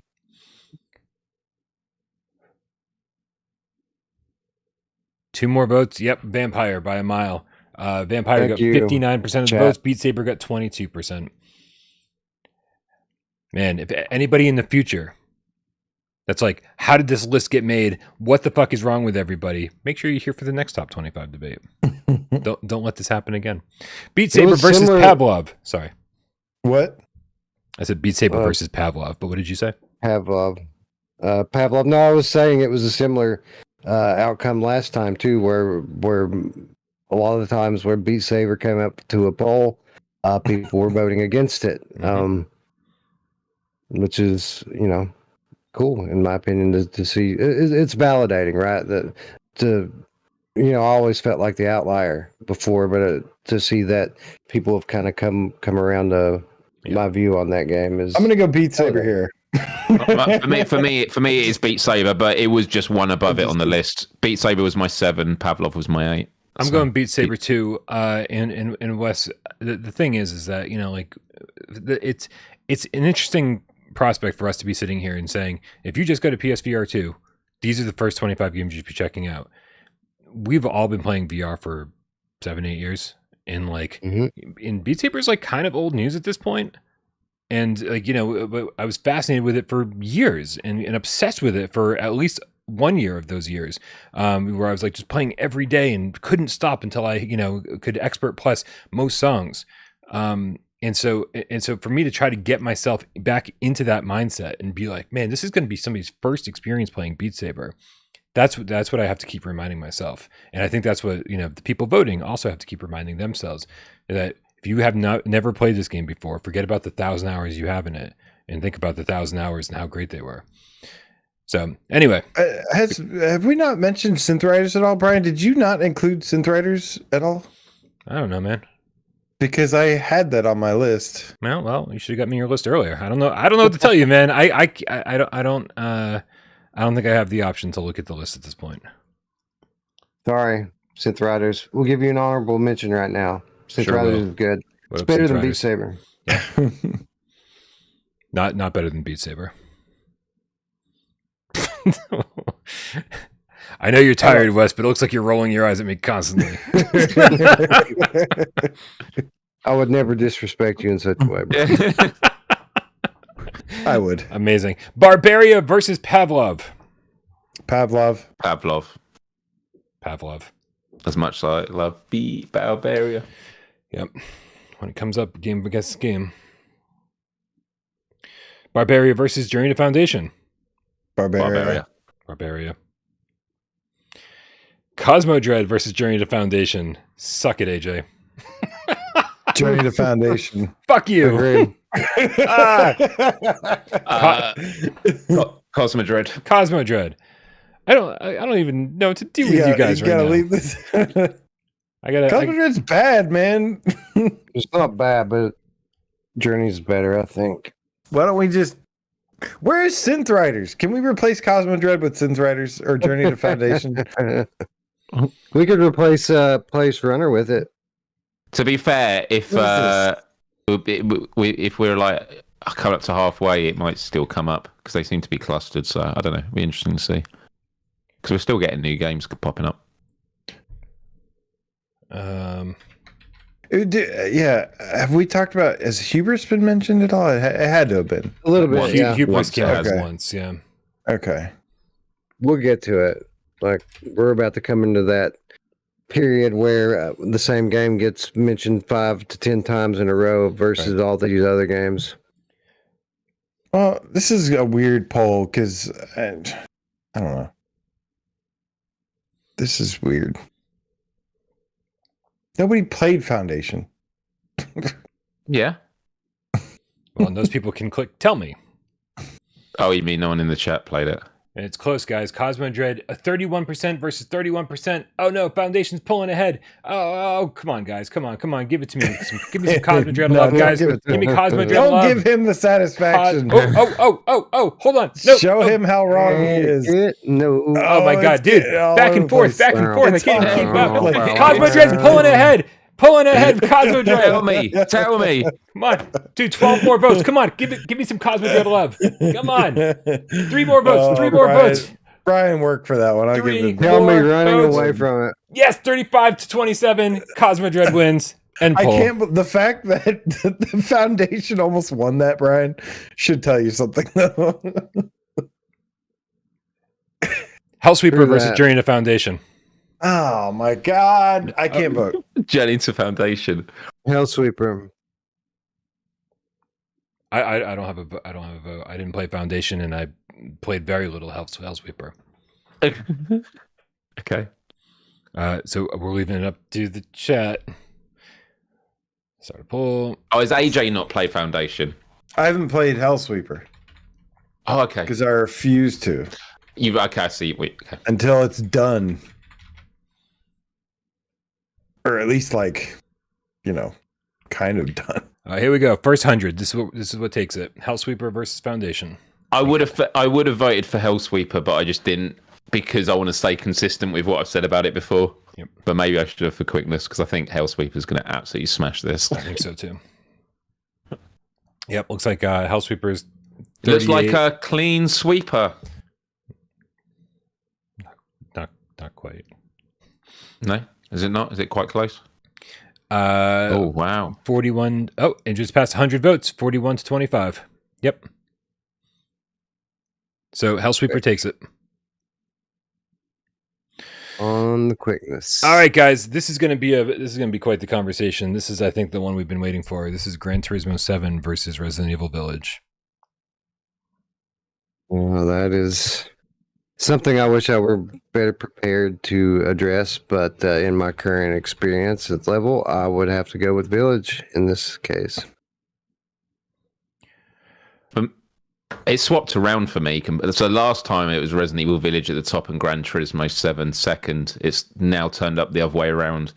And I think it is just because the constant content they're adding to Gran Turismo 7. I actually haven't raced the most recent one, which is in the snow, but from what I've heard from the community and from those of you that have played it, it's meant to be absolutely amazing. And also sort of the metrics I use for rating games initially before manually swapping them around, like Gran Turismo, just the sound of the cars and the different engines, the visual fidelity, the haptics.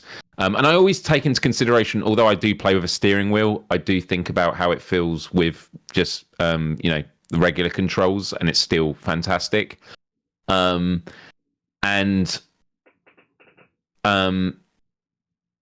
just, there's just so much content, so many different cars, so many experiences, and it was the one experience since I've played PSVR 2 that has had me feeling the most giddy. The real sense of I can't believe I'm in this right now. Like that feeling of presence. I know that's not the only reason we go into VR is for a feeling of realism, but just I can't. And every time I go back to it, because I tend to play it with quite a bit of a gap in between, I'm always just grinning ear to ear of I can't believe how good this feels. This is absolutely phenomenal. It feels like a truly next gen VR experience unlike anything else. That's what I'd say to GT7. I don't know if we all want to talk about GT7 first before switching to Resident Evil Village. Yeah, we're going to say good things about both of them. Yeah, I was like you, Miles. I had Village for the first time. Here's the thing: I've spent I'm so glad that update happened, because I feel like I put a good couple dozen hours, I think, into Gran Turismo.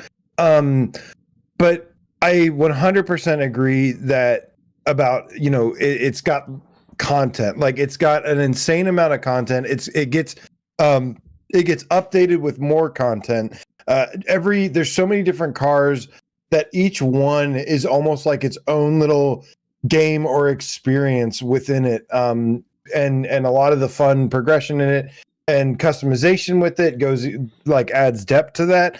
I absolutely love the snow tracks that have been added.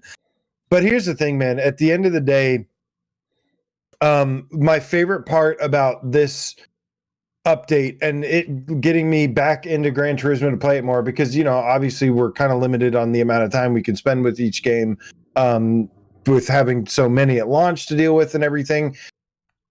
At the end of the day, after revisiting Gran Turismo 7, I am convinced that it is quite possibly the most immersive VR game of all time. It is insane how realistic it feels. I mean, this is a level of detail and authenticity and realism that is immersive to people not in VR. Now you're telling me I get that whole thing in VR. This is an absolute reason, even when I before was saying Gran Turismo is number 2, I was saying that it is a reason to go out and buy a PSVR 2 headset. And I think that is still to this day very, very true. It's insane. The depth, the content, I think what ultimately let me, what made me change, swap Resident Evil 1 and Resident Evil Village and Gran Turismo 7 with 1 and 2, is that Gran Turismo ultimately has much greater staying power. It lasts so much longer, and it doesn't let up really on delivering content, hours of gameplay and things like that. Whilst Resident Evil Village, even though like it has things, I basically technically like Resident Evil Village more in a way, because I like that it uses the orbs. I love that it's built. It's a AAA action adventure shooter horror that's like built from the ground up for VR.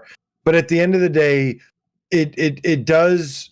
You can't like replay it forever like you can with Gran Turismo 7 and have this like insane experience. So I just think just Gran Turismo 7 is just this level of immersion that is absolutely insane, with the racing wheel, of course.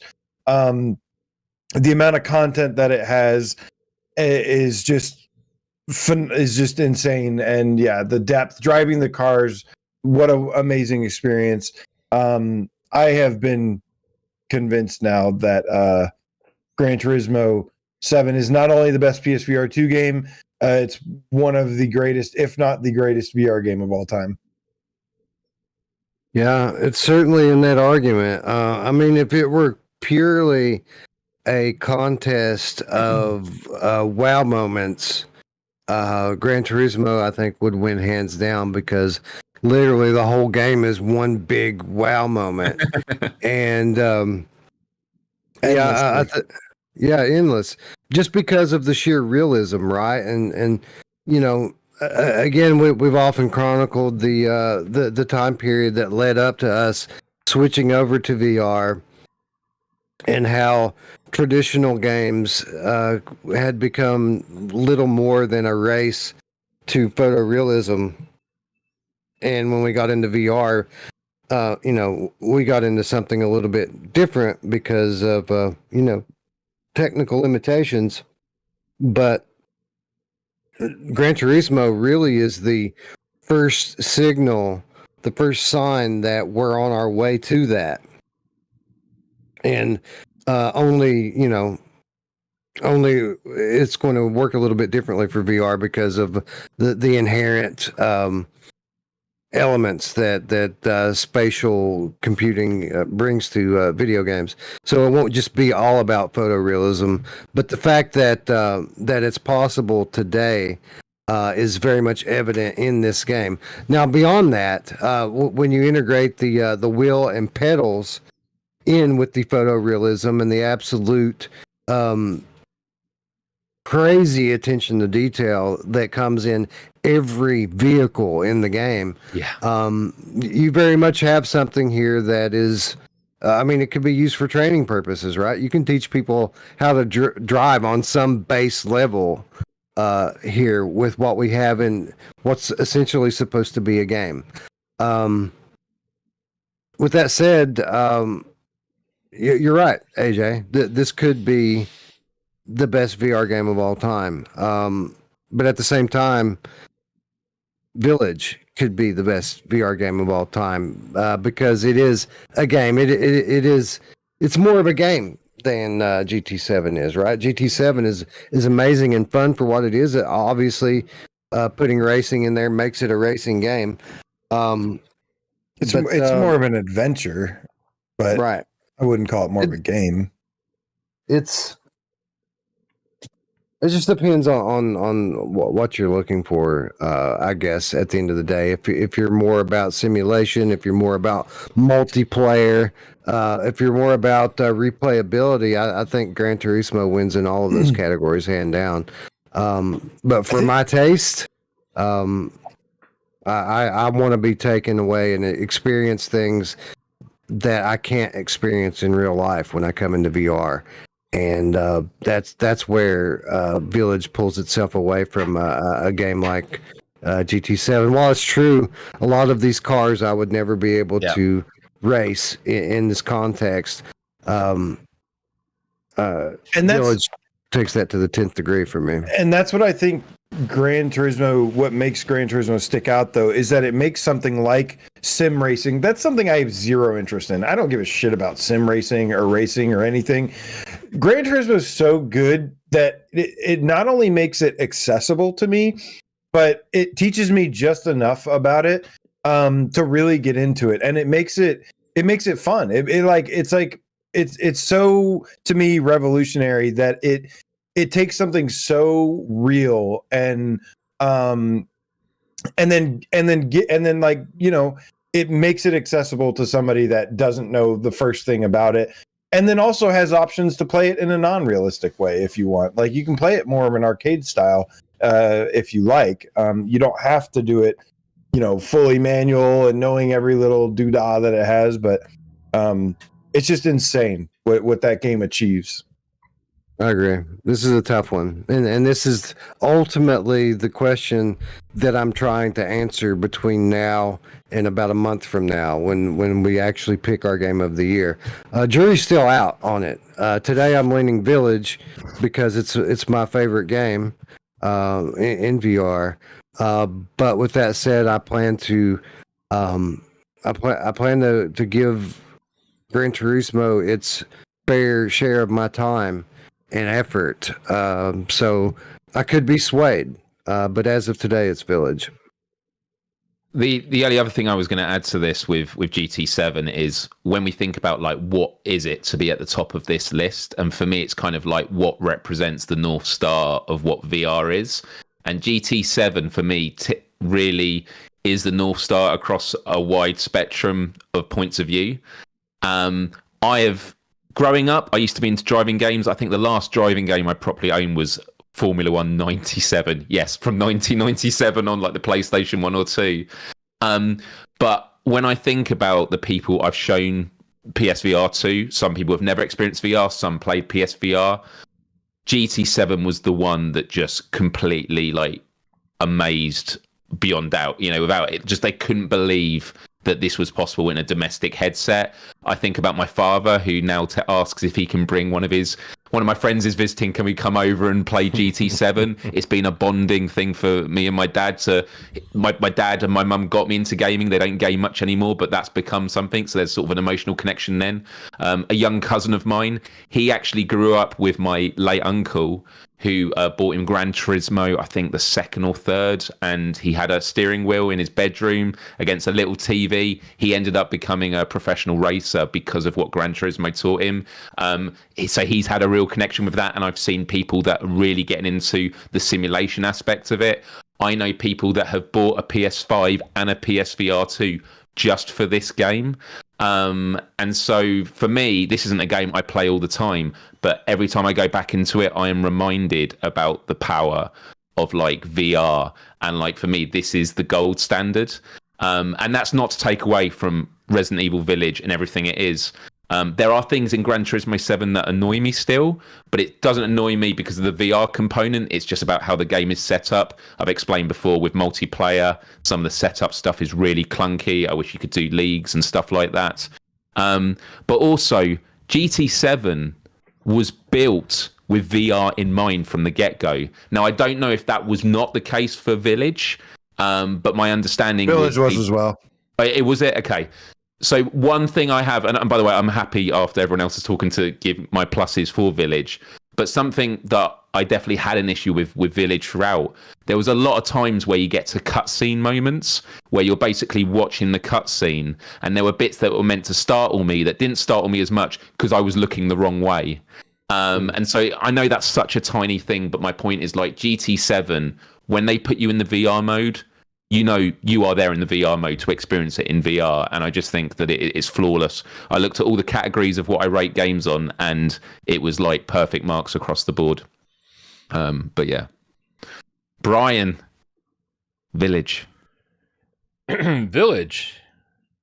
Village and GT7. I thought I'd let you go from GT7 and then go on to Village because. Thanks. It takes a village. Because I'm curious because last time to get a word in. Because last time Resident Evil was your 1 and GT7 was your 2, and I assume that's the same this time as well. Village is my number 1 and GT7 is my number 2. And honestly, leading up to this discussion, I did not think that was going to be the case. GT7's getting so much content and just getting so much support post launch that it almost feels like I had to like rationalize with myself and say, why aren't you going to give the spot to Gran Turismo 7? And the thing is that there's so many positives for both categories. And for me, especially a game that a genre that I don't care about, like racing sims in general, this shouldn't even be in my top 10. Right? If we were talking like Burnout or Ridge Racer or Need for Speed Hot Pursuit, right? And that those games had first person modes that I could use a wheel for in VR, we'd be having somewhat of a wildly different conversation. Like I'd be just like, these games are fucking incredible. I love arcade racers, and now is arcade racers in VR, and I get to use the wheel. And it's sort of a mystery how like Gran Turismo actually kind of snuck in here and captivated me the way that it did. Everybody saw my the very first moments that I ever put a PSVR headset on, and so with Gran Turismo 7, that was the very first game I played in PSVR mode, or PSVR 2 mode, and and we all know when it makes that dramatic switch from flat screen to VR, I just lost my fucking mind. First of all, I was like, this looks incredible, screaming holy shit over and over again. And then I had this amazing time with Resident Evil Village, where I was like, oh my God, this is everything I wanted Biohazard to be. Like I got 2 hands in here. Now my inventory, I just open up my coat and grab my flashlight or whatever, grab my shotgun off my back. It's 2 games that exceeded every expectation that I possibly could have had. And one is in a genre that I absolutely love, and one is in a genre that I could not give 2 shits about. And they're both jockeying back and forth for my first position. And so it's interesting to sit back and listen to you guys talk about it, because I agree with everything everybody's saying. And I got to be honest here. Despite the fact that you all made great points, it was Sci-Fi Game Cat Henry in the chat who made the best point. It's like Gran Turismo keeps offering more and more content, but we don't even have all of Village in VR, and we didn't get the trophies. Right. So, and I know that not everybody's into trophies, but I am. And the trophies are what caused me to go back to Resident Evil 7 6, 7, 8 times last gen to get every single trophy and replay it in every way possible and see every goddamn thing that Capcom had for me in that game. And without trophies, Village doesn't quite scratch that same itch. Like I played it through it twice and it was great, but am I going to play through it 5, 6 times? I don't think so. And I think that it's those subtle things that like maybe wouldn't make a difference in my review where I give Resident Evil Village a 10, but when you're talking about 2 of the best games ever made in VR, now it makes a difference because we have to figure out which one's better. And so I think that's where I give it to Gran Turismo. So and something else I'd be curious to get your take on here. When we talk about 2 such great, amazing, immersive games here, obviously when you have to pick one, you're really splitting hairs to try to give one or the other the advantage. When we look at these games in terms of accessibility, which is something that we do often fall to when we have 2 games, again, that are neck and neck like this, how would it play among casuals or new players into VR? Yep. On one hand, you have Village here, which is going to scare the shit out of a lot of people and make them rip the headset off immediately. Yep. On the other hand, you have another game, Gran Turismo here, that has so much motion in it that it could turn people's stomach, and it is using reprojection, right? It's upscaling the frame rate.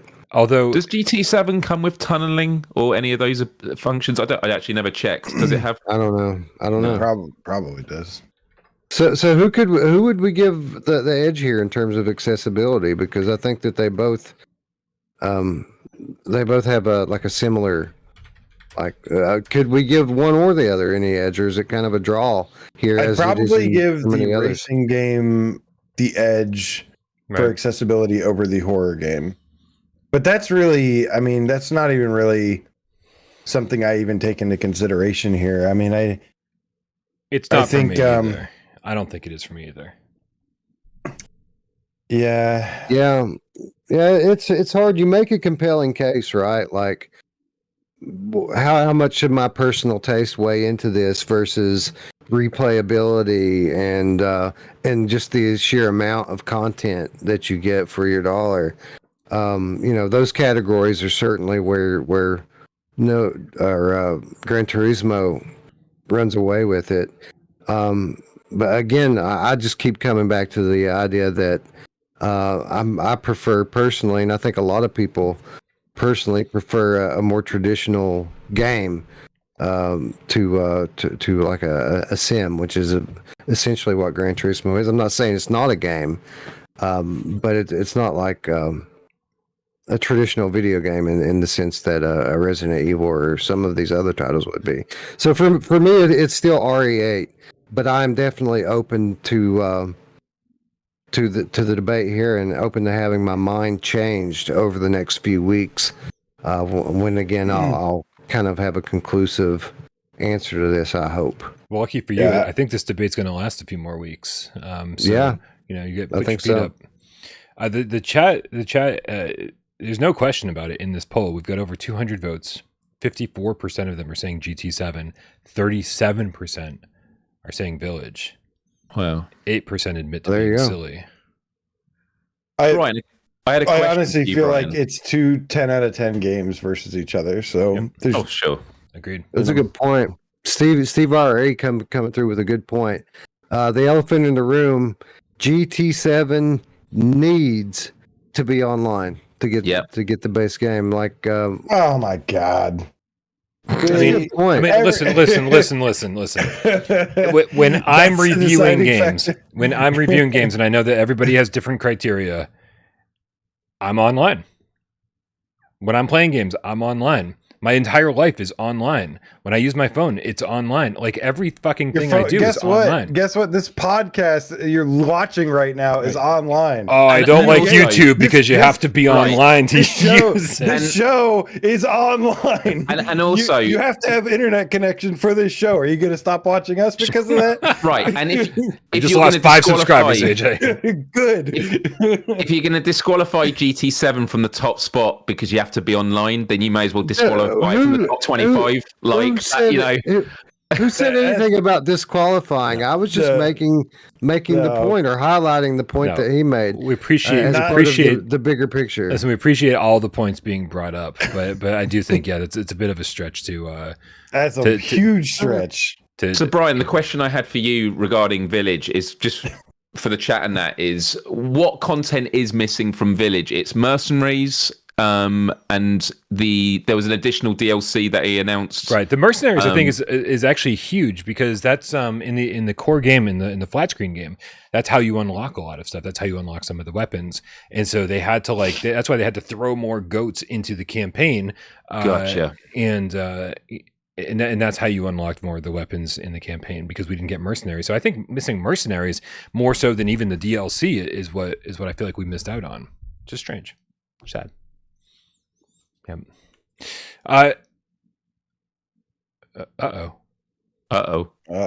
Wait, can you guys hear me? Yep, we can hear you. Just can't see you. I wonder what happened. Oh, that was weird. Well, AJ just took the host position. We all just rotated. Yeah, we just rotate. Do you want us all to come off camera until you're back in first? No. I have to be online to continue on with the show. Oh no, I'm offline. I wonder if my camera just died, like if it wasn't charging fast enough. World of Long Plays in the chat just says, but will RE4 take the top spot once that's out? I think if they solve a lot of those issues, like it is the full game, there is trophy support, and they build on, then it's going to be a very hard thing to top. In the next one, I think. I think RE4 is actually is that like real World of Long Plays? Like the real World of Long Plays? Like that? I'm always like you guys are like everywhere. Yeah, well, they got the tick next to the name. They're a verified YouTube channel, so they're the real deal. Hey guys, I think RE4 has a really good chance of taking that #1 spot. I think so too. I mean, Village was such a fantasy laden game. Like it was just like it was definitely had scary moments, but overall, I mean, it felt very fantastical. Whereas like Resident Evil 4, brings it back down to like core Resident Evil standards and just says, hey, this is gonna be fucking scary and less of a fairy tale setting. And so I think I'm looking forward to. I think 4 will easily triumph over Village. It definitely will at first when we're like so high after playing it. Like we're gonna be like so high on the game right after playing it. Yeah, I mean the game won Game of the Year, or is like winning Game of the Year on flat screen. So it's not like something that was okay or decent that came to VR and is amazing. It's like going to be this was already pretty amazing and then is coming to VR. So yeah, man. All right, guys. Well, listen. Are you planning on coming back on camera, Brian? I mean, I have no idea. I wish I was off camera so I could eat more pizza. No, eat pizza. Can you swap with me? Your food envy. I have no idea if I'm coming back. I'm going to see how quickly this camera charges because I think that's what happened. Is that what happened? Yeah. So anyway, and also I have no idea how much longer this show's going to be. So let's figure this shit out. 52% of the chat is saying Gran Turismo 7. Now I've definitely changed my vote to Gran Turismo 7. I think that it's a pretty awesome #1. It's a reason for people to buy a PSVR 2 headset. It was a reason for me to buy a racing rig, and I don't regret it for a second. So, does the racing rig make it better? Yes, it does. Is it still great with the DualSense controller? Yes, it's still great with the DualSense controller. It's pretty good. Yeah. So I think we have to give this to Gran Turismo 7, but we still have a lot more things to debate here. You guys ready to do this? Yeah. Yep. And by the way, chat, this is not my list. Nope. No, we all rotated around the square a little bit. It does have our names at the top of the list, though. To be fair, so for sure. Brian was planning ahead. Dude, thinking this is probably going to go on for 6 hours. Well, good to know how long my camera battery life is. True. Right? It was plugged in. I never thought about it, but I could have similar issues happen at some point. Although I do have a backup camera ready to switch to on a moment's notice. Oh, so you're way more prepared. There is a backup camera around here somewhere. I just don't know where it is. So, all right. So we're going Gran Turismo 7. Thank you, everybody, for contributing to that. Which one's better, Walkabout or Village? Village. We know the answer to this. Walkabout or Crossfire? Crossfire. Walkabout. Crossfire. Listen, You'll get caught up in the Crossfire. What did you say, Brian? I'm going to go with Crossfire, but I mean, it's neck Okay. and neck. Walkabout or Ghost Signal? Walkabout. Walkabout. Switchback or Ghost Signal? Switchback. Ghost Signal. Go Signal. Mm.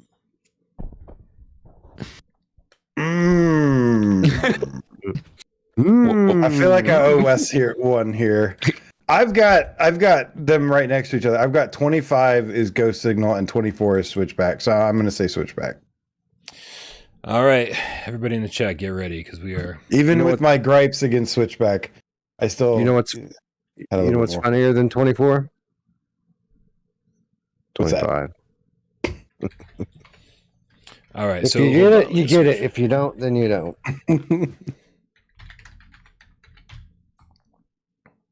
All right, so we got Switchback, Ghost Signal, and Show Me. Start the poll. Let's see this. You only got 100 votes. First 100 count. Let's do this. Let's go. Switchback, baby.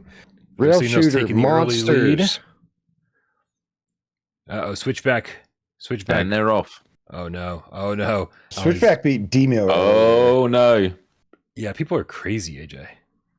People be I crazy. told you, man. It's just it went on sale, so people actually played it. Or yeah, exactly. And believe it or not, maybe Switchback is just good. Switchback just took it 46-29. Switchback is it's okay. Switchback, It's pretty Ghost Signal versus Demio. good. Demio. Demio. Go Signal. Demio. Ghost Signal versus Hubris. Go Signal. Hubris. Saints and Sinners versus Song in the Smoke. and Sinners. Saints and Sinners. Saints and Sinners. Wow. Okay. I thought that was going to be more of a discussion. Red Matter series versus Song in the Smoke. Red Matter. Red Matter. Red Matter. Red Matter. And Red Synapse Matter. versus Song in the Smoke. Song in the Smoke. Song in the Smoke. Are we now voting just to see what gets We it? might as well, Line Brian. We might quicker. as well just give it to Synapse because the Song in the Smoke ain't winning a vote against Synapse. No Yeah, way. Ain't Yeah, no way. You're right. We'll give Let's it to just Synapse. give it to Yep. Synapse. VR Skater versus Song in the Smoke. Ooh. I'll go Song in the VR. Smoke. Oh shit. I'll go. I feel like VR Skater on this one, but I've got VR Skater literally one above Song in the Smoke, so I'm gonna go VR Skater. I've got VR It's Skater that like good, y'all. 6 above. It's that good. Yeah, It's for VR real. Skater. What was your You'll vote? get Wes? caught up in the crossfire. Got it. I'm sorry. Sorry, I didn't vote for the skater. My apologies. All right. Well, how about After the Fall versus Song in the Smoke? Song in the Smoke. Oh yeah, Song in the Smoke. Well, actually, I don't know. That's a good one. I think Song in the Smoke. Yeah, probably. How's you good with Song in the Yeah. Smoke? And it was Song in the Smoke, and what was the other one? After the Fall. Oh, Song in the Smoke. Okay, moving along. After the Fall versus the Light Brigade. After Light the Fall Brigade. versus the Light Brigade. Is that what you said? Yeah, Yeah. The Light Brigade. The Light Brigade. the Light Brigade. Wes, what'd you say? Light Yeah. Brigade? Yeah. Light Brigade. Yeah. After the Fall versus Switchback. Switchback. Switchback. Yeah. Switchback for sure. Switchback. By a slim margin. After the Fall versus the Last Clockwinder. Wow, I'm gonna actually vote for After the Fall. No. After the Fall. I don't know. Neither made my list. I'm going with the Last Clockwinder for sure. Mm. The Last Clockwinder. Mm. I'm gonna go with After the Fall here. Oh, I gotta start. I gotta start a poll. Okay. Rez, Time to start a Which poll. is better? Rez, who was it that put the last After- cockwinder earlier? That was me. Oh, the cock whiner. It was like the days of voting for Meat Saber. So many questionable titles out there. Indeed. All right, let's do it.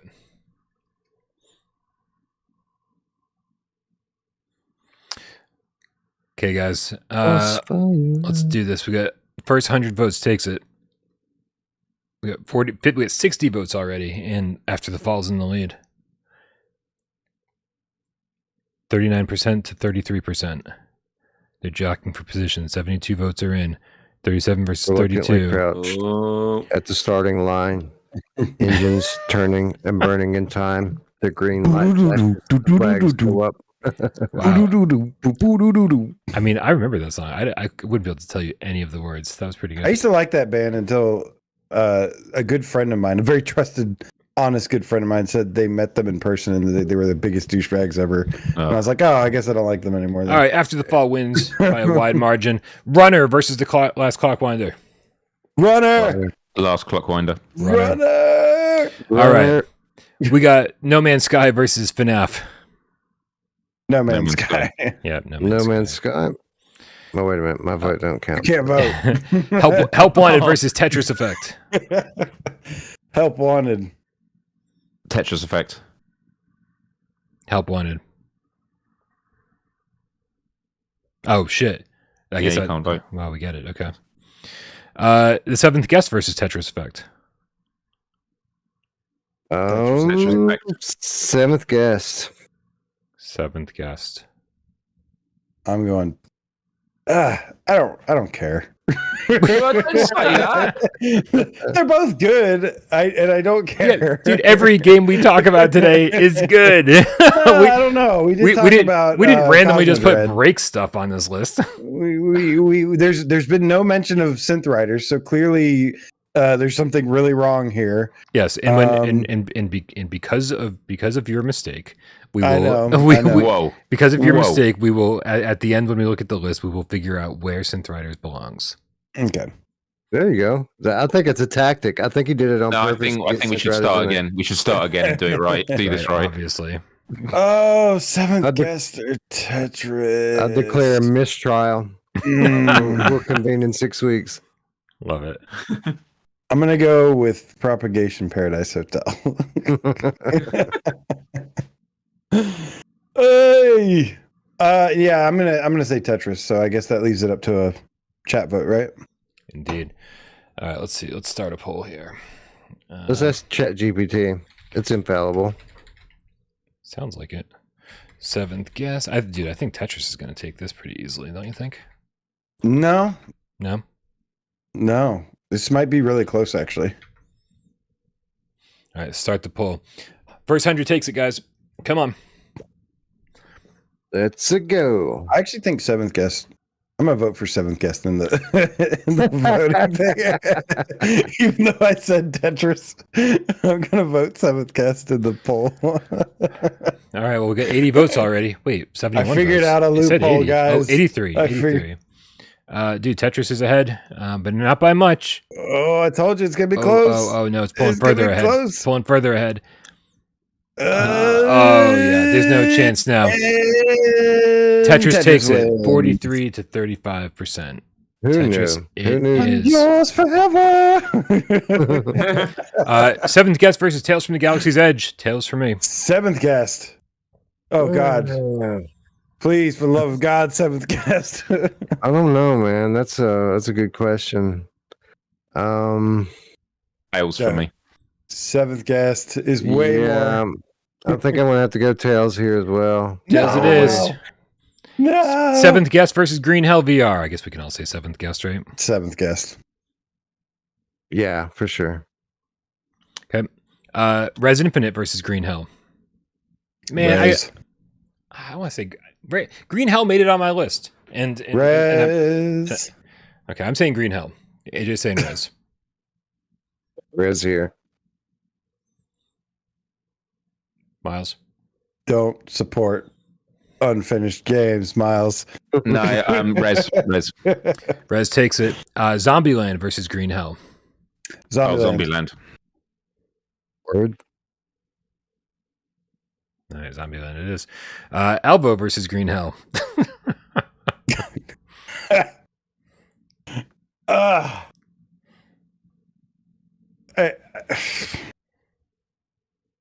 Alvo.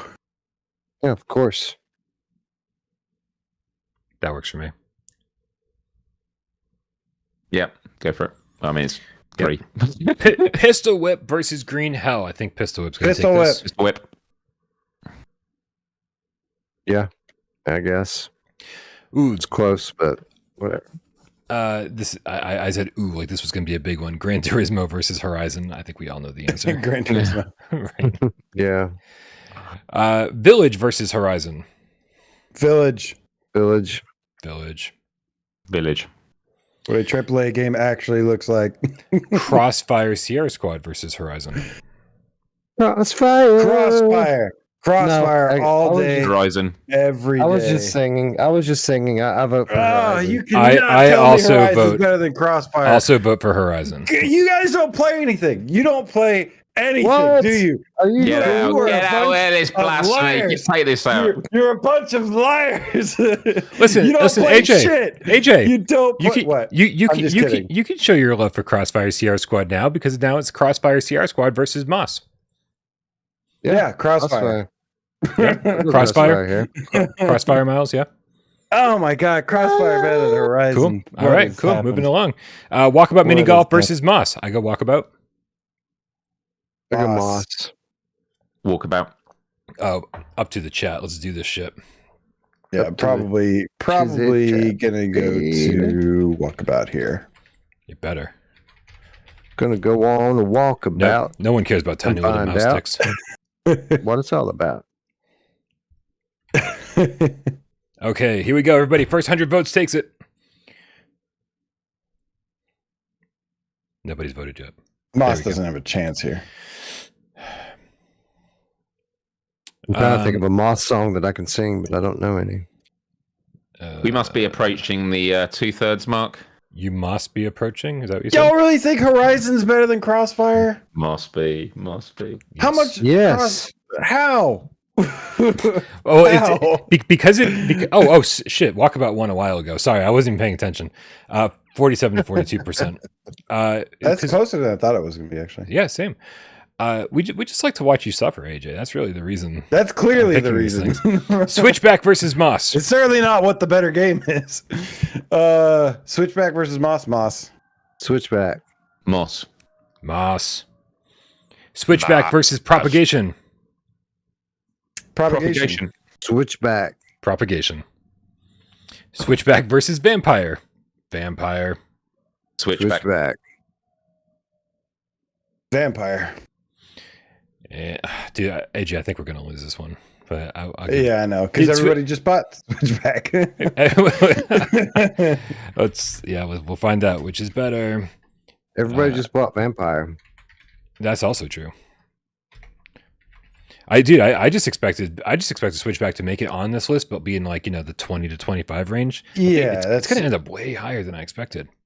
Yeah, it was at the 24 for me. It's had 2 significant updates since we did this before. All right, come on, guys, help us out in the chat here. Which is better, Switchback or Vampire the Masquerade?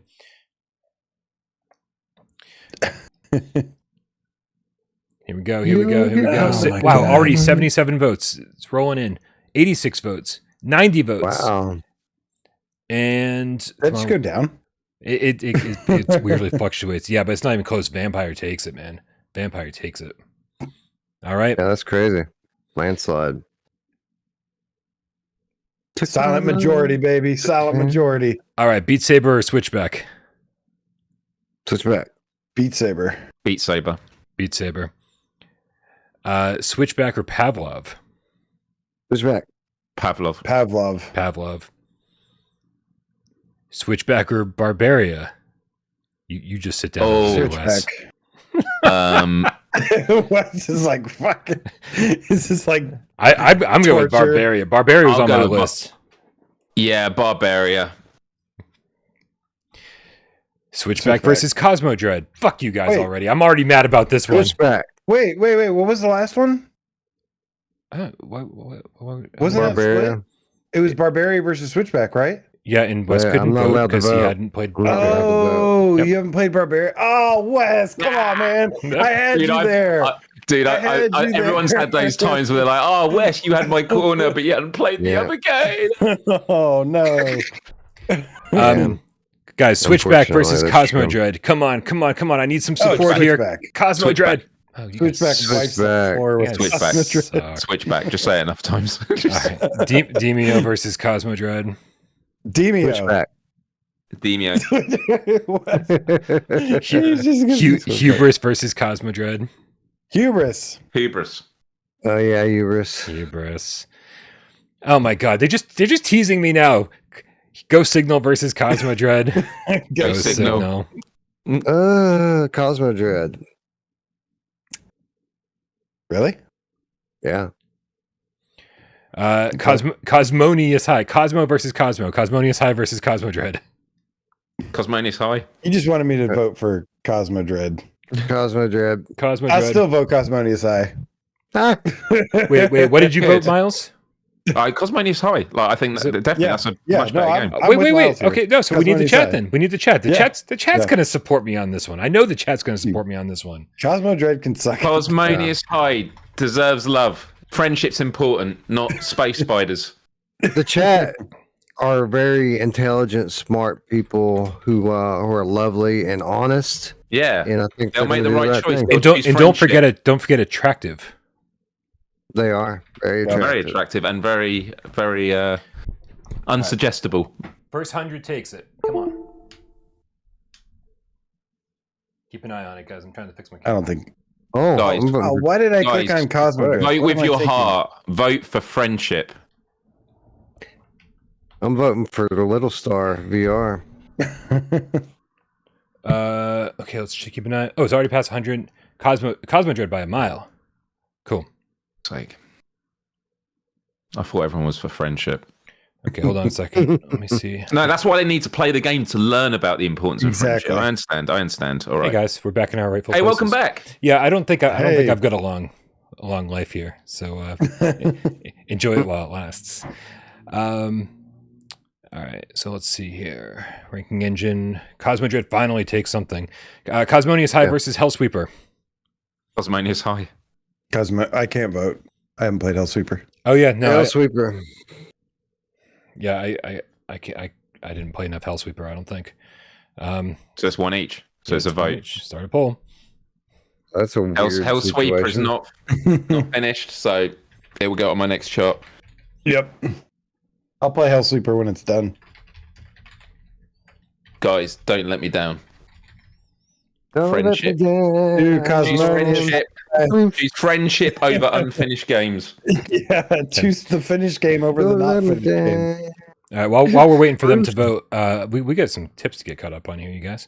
Let's see. Right. Way back in hours ago, son of a with the $5 tip says, watching this has been tempting me to put my headset on this whole time.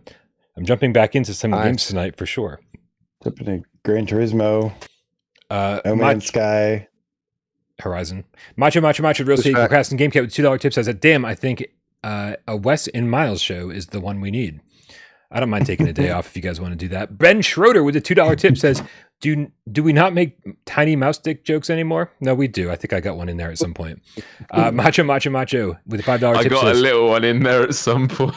about this big, I think. Which is, I think, big for a mouse, to be honest.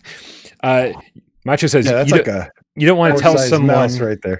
This is about the Gran Turismo Village debate. You don't want to tell someone who just spent $500 on a headset and $70 on a game, they now need to spend $1,000 to get the full experience. That's why Gran Turismo is number 2. As always, we rate these games based on the best way to play them.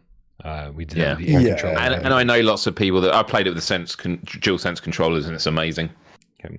The fact it feels real, even when using that controller with the motion. What's it called? The motion control, like when you. The PS Move motion controller. That's it. Yeah. Yeah, you can still use that. Hey guys, Cosmonius High took that. No problem.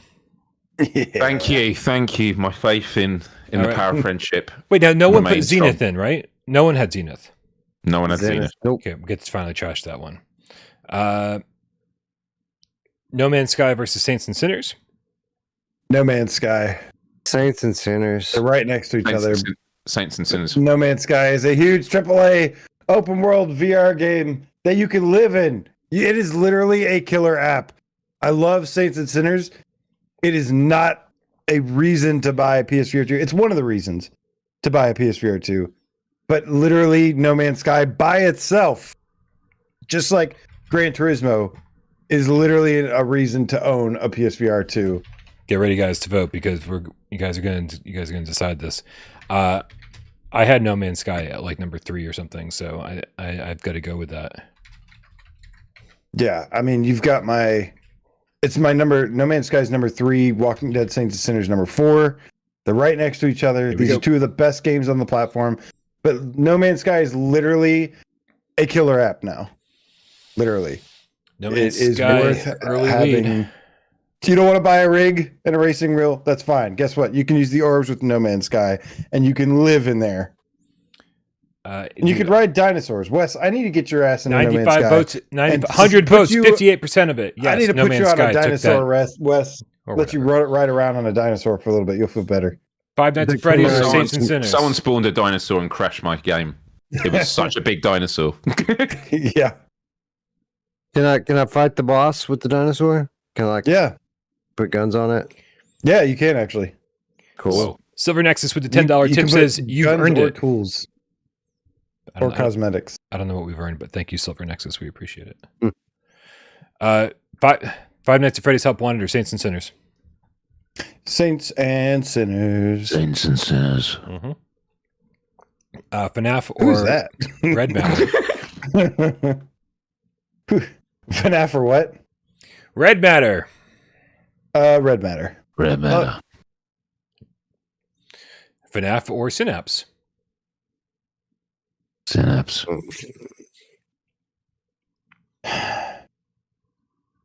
Synapse. Yeah. I need to rework my list a little bit here and move Synapse up. Synapse. All right, FNAF or VR Skater. Boy, you just don't get to participate at all these days, Wes, do you? It's all right. It's no V- problem. Just close VR your eyes. Skater. We'll wake you up in a minute. VR FNAF. Yeah, I've got VR Skater higher on my Yep, list, VR and Skater. that's appropriate.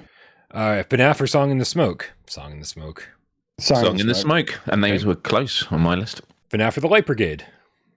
Light Brigade. That's a tough one, though. Yeah, based on what I played, I'd say the Light Brigade, but you know. Yeah. I'd say Light Brigade as well. All right. Sorry, Wes. FNAF or Switchback. Switchback. FNAF. FNAF. Switchback. Ah. No, that's FNAF 1. Because two of you right, said FNAF. right. Yeah. I Sorry. don't count. You can still get I'm that. not- That'll learn you, Wes. Listen, we're Next time- making he's good like, progress next time here. We playing everything. Making good progress here. The progress bar is moving very rapidly now. Okay, good. Tetris Effect versus Switchback. Tetris Effect. Switchback. Switchback. Yeah, for sure. I gotta say Switchback. Tetris Effect versus After the Fall. Tetris Effect. Tetris Effect. Good fall. Tetris Effect. Oops. Tales from the Galaxy's Edge or After the Fall. After the Fall. You don't even believe that. You just don't want to vote for Tales from the Galaxy's Edge. Tails. No, I definitely believe that. I at least enjoyed After the Fall a little bit. Tails. Tales. That's a difficult one for me. Tails after and the fall. After the Fall. Okay. After the fall. Well, it's going to go to a vote, and the vote's going to be for Tails, so might as well. Tails pick and After the Tails. Fall were kissing on my list. 24 and 25. Let's do the poll. Yeah, there's a vote here. Okay. Tails in After the Fall, sitting in a tree. Okay. VOTING. OMG.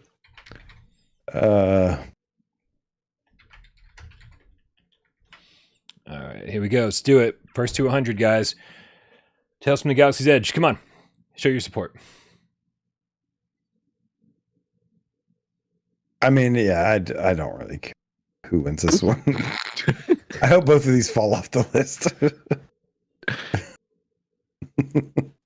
I'm doing my best to sabotage Star Wars today. It's great. It's not working, but it does seem like it's going to make the tail end of the list. Here we go. Star Wars is good. A lot of what I like about Star Wars is the haptics, and After the Fall destroys it. Like the haptics in After the Fall are incredible. Very All good. Right. Seventh guest or After the Fall? Oh, sorry. By the way, Tails blew away After the Fall. Just FYI. Seventh guest for me too. After the Fall. After the Fall, yeah. So vote. Yep. It's good. It's good. Man, vote. We're approaching hour 8. This is epic. Is it really? It's hour 7. We're in hour 7 at the moment, I think. The 7th hour, yeah. Oh, yeah. It's a nice warm up. Nice warm up for the 2023 show. Everybody, while you're sitting here, make sure you go subscribe to AJ and Miles and Wes and their respective channels. All those links are in the description below. Dude, I did not think this was going to last this long. Yeah. I should have known. Yeah. As long as the list it comes out okay, like I'll be happy. But last time we did 7 hours, it didn't turn out well, and that was a bummer. I think we were all pretty happy with our last list, though. Yep. The last list was good, yeah. Yeah, and I'm excited to see how this turns out. As long as collectively, before we call it quits, obviously there was a mission with Synth Riders. We'll find if it belongs on the list somewhere. Yeah, we'll see if there's an argument to be made for it. Yep, and that'll be the final thing we do today. Luckily, that's I think the only thing that's missing. Yeah, I think so. Yep. We're just about to 100 votes. Seventh guest is by far the winner here. Just want to make sure we cross the 100 vote line before I call it officially. And we're losing people. There we go. Seventh guest wins. 49% too. All right. Res Infinite versus After the Fall. Res Infinite. Res Infinite. After the Fall. After the Fall. Oh my God. Here we go. Another vote.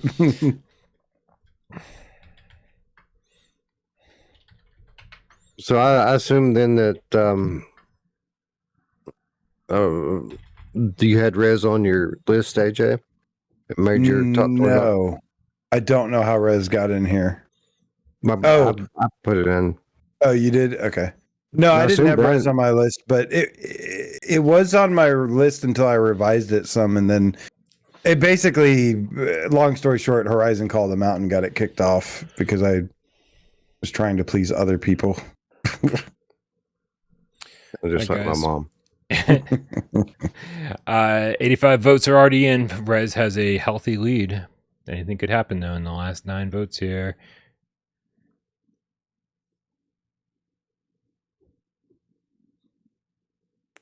Ooh, things are slightly changing. Bro says my blood hurts.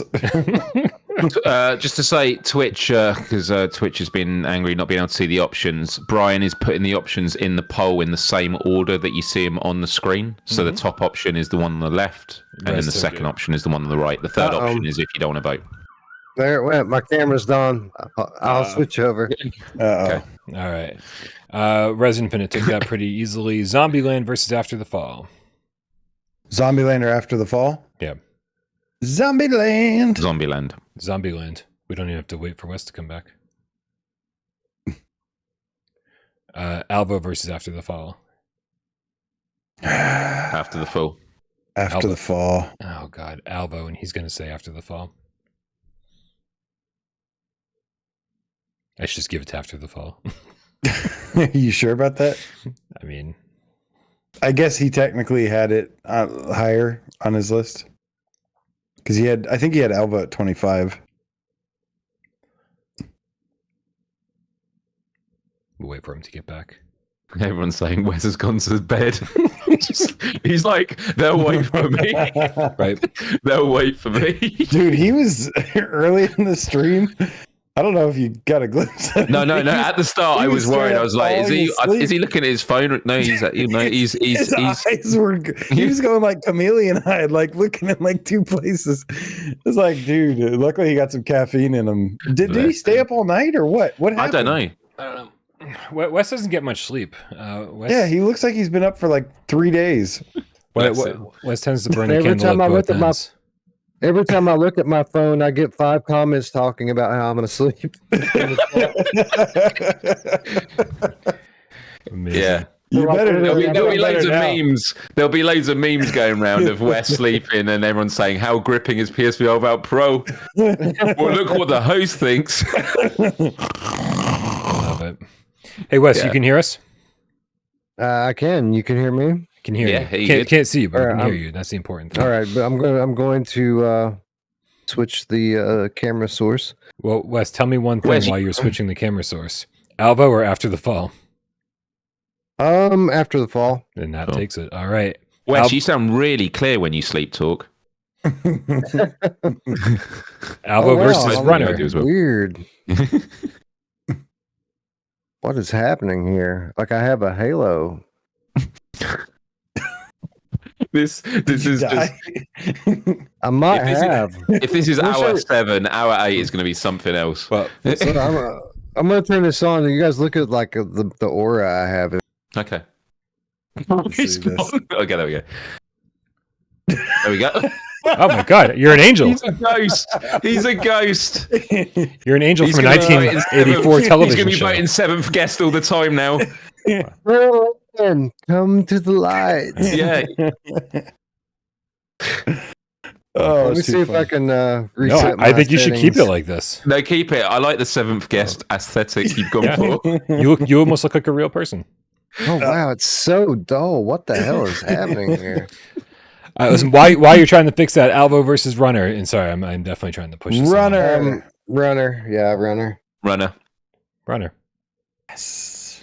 Alvo versus the Last Clockwinder. Last Clockwinder. Last Clockwinder. Alvo. Last Clockwinder. No. I don't know. We're getting That's we're a getting tough one though. the point. And Firewall Ultra's not on anybody's list, right? Is this the first time it came up? Firewall, Yeah, I yeah. didn't- Women I out, Dude, yeah. didn't- Synth Rider put it still on has a the chance of showing up, you Yeah, guys. yeah. All right, let me trash Firewall. Yeah. Yep, in the bin with the Firewall. All right, No Man's Sky versus Gran Turismo. No Man's Sky. Gran Turismo. 7. Did you seriously just pick No I Man's know. Sky over Gran Turismo? Listen, there's a method to my madness. I know I'm going to lose. So why not have a little fun, live a little? Gran Turismo. Live a little. Players Club, baby. No Man's Sky versus Village. Village. Yeah. Yeah. You said No Man's Sky. I'm about to lose it. Love the dramatic. Right. Oh, there's a curveball coming. I was like, is he, No, is he thinking about this? Yeah. I'm just fucking with this camera. All right, No Man's Sky versus Horizon. No Man's Sky. I will hunt you. You all sound down. You sound like you're on The Price is Right, dude. Like dude. $1, Bob. With an $1, orange face. Bob. No Yeah. Man's Sky. No Man's Sky. No, it's definitely Horizon here. Horizon. Clearly. Oh my god! What, Miles? But What? Horizon was my 4. No Man's Sky was my 5. All right, well, listen. As much What of a the supporter, fuck is happening here? Oh my god! I thought we were voting on the best game. No Man's Sky is a number 2, if you ask me.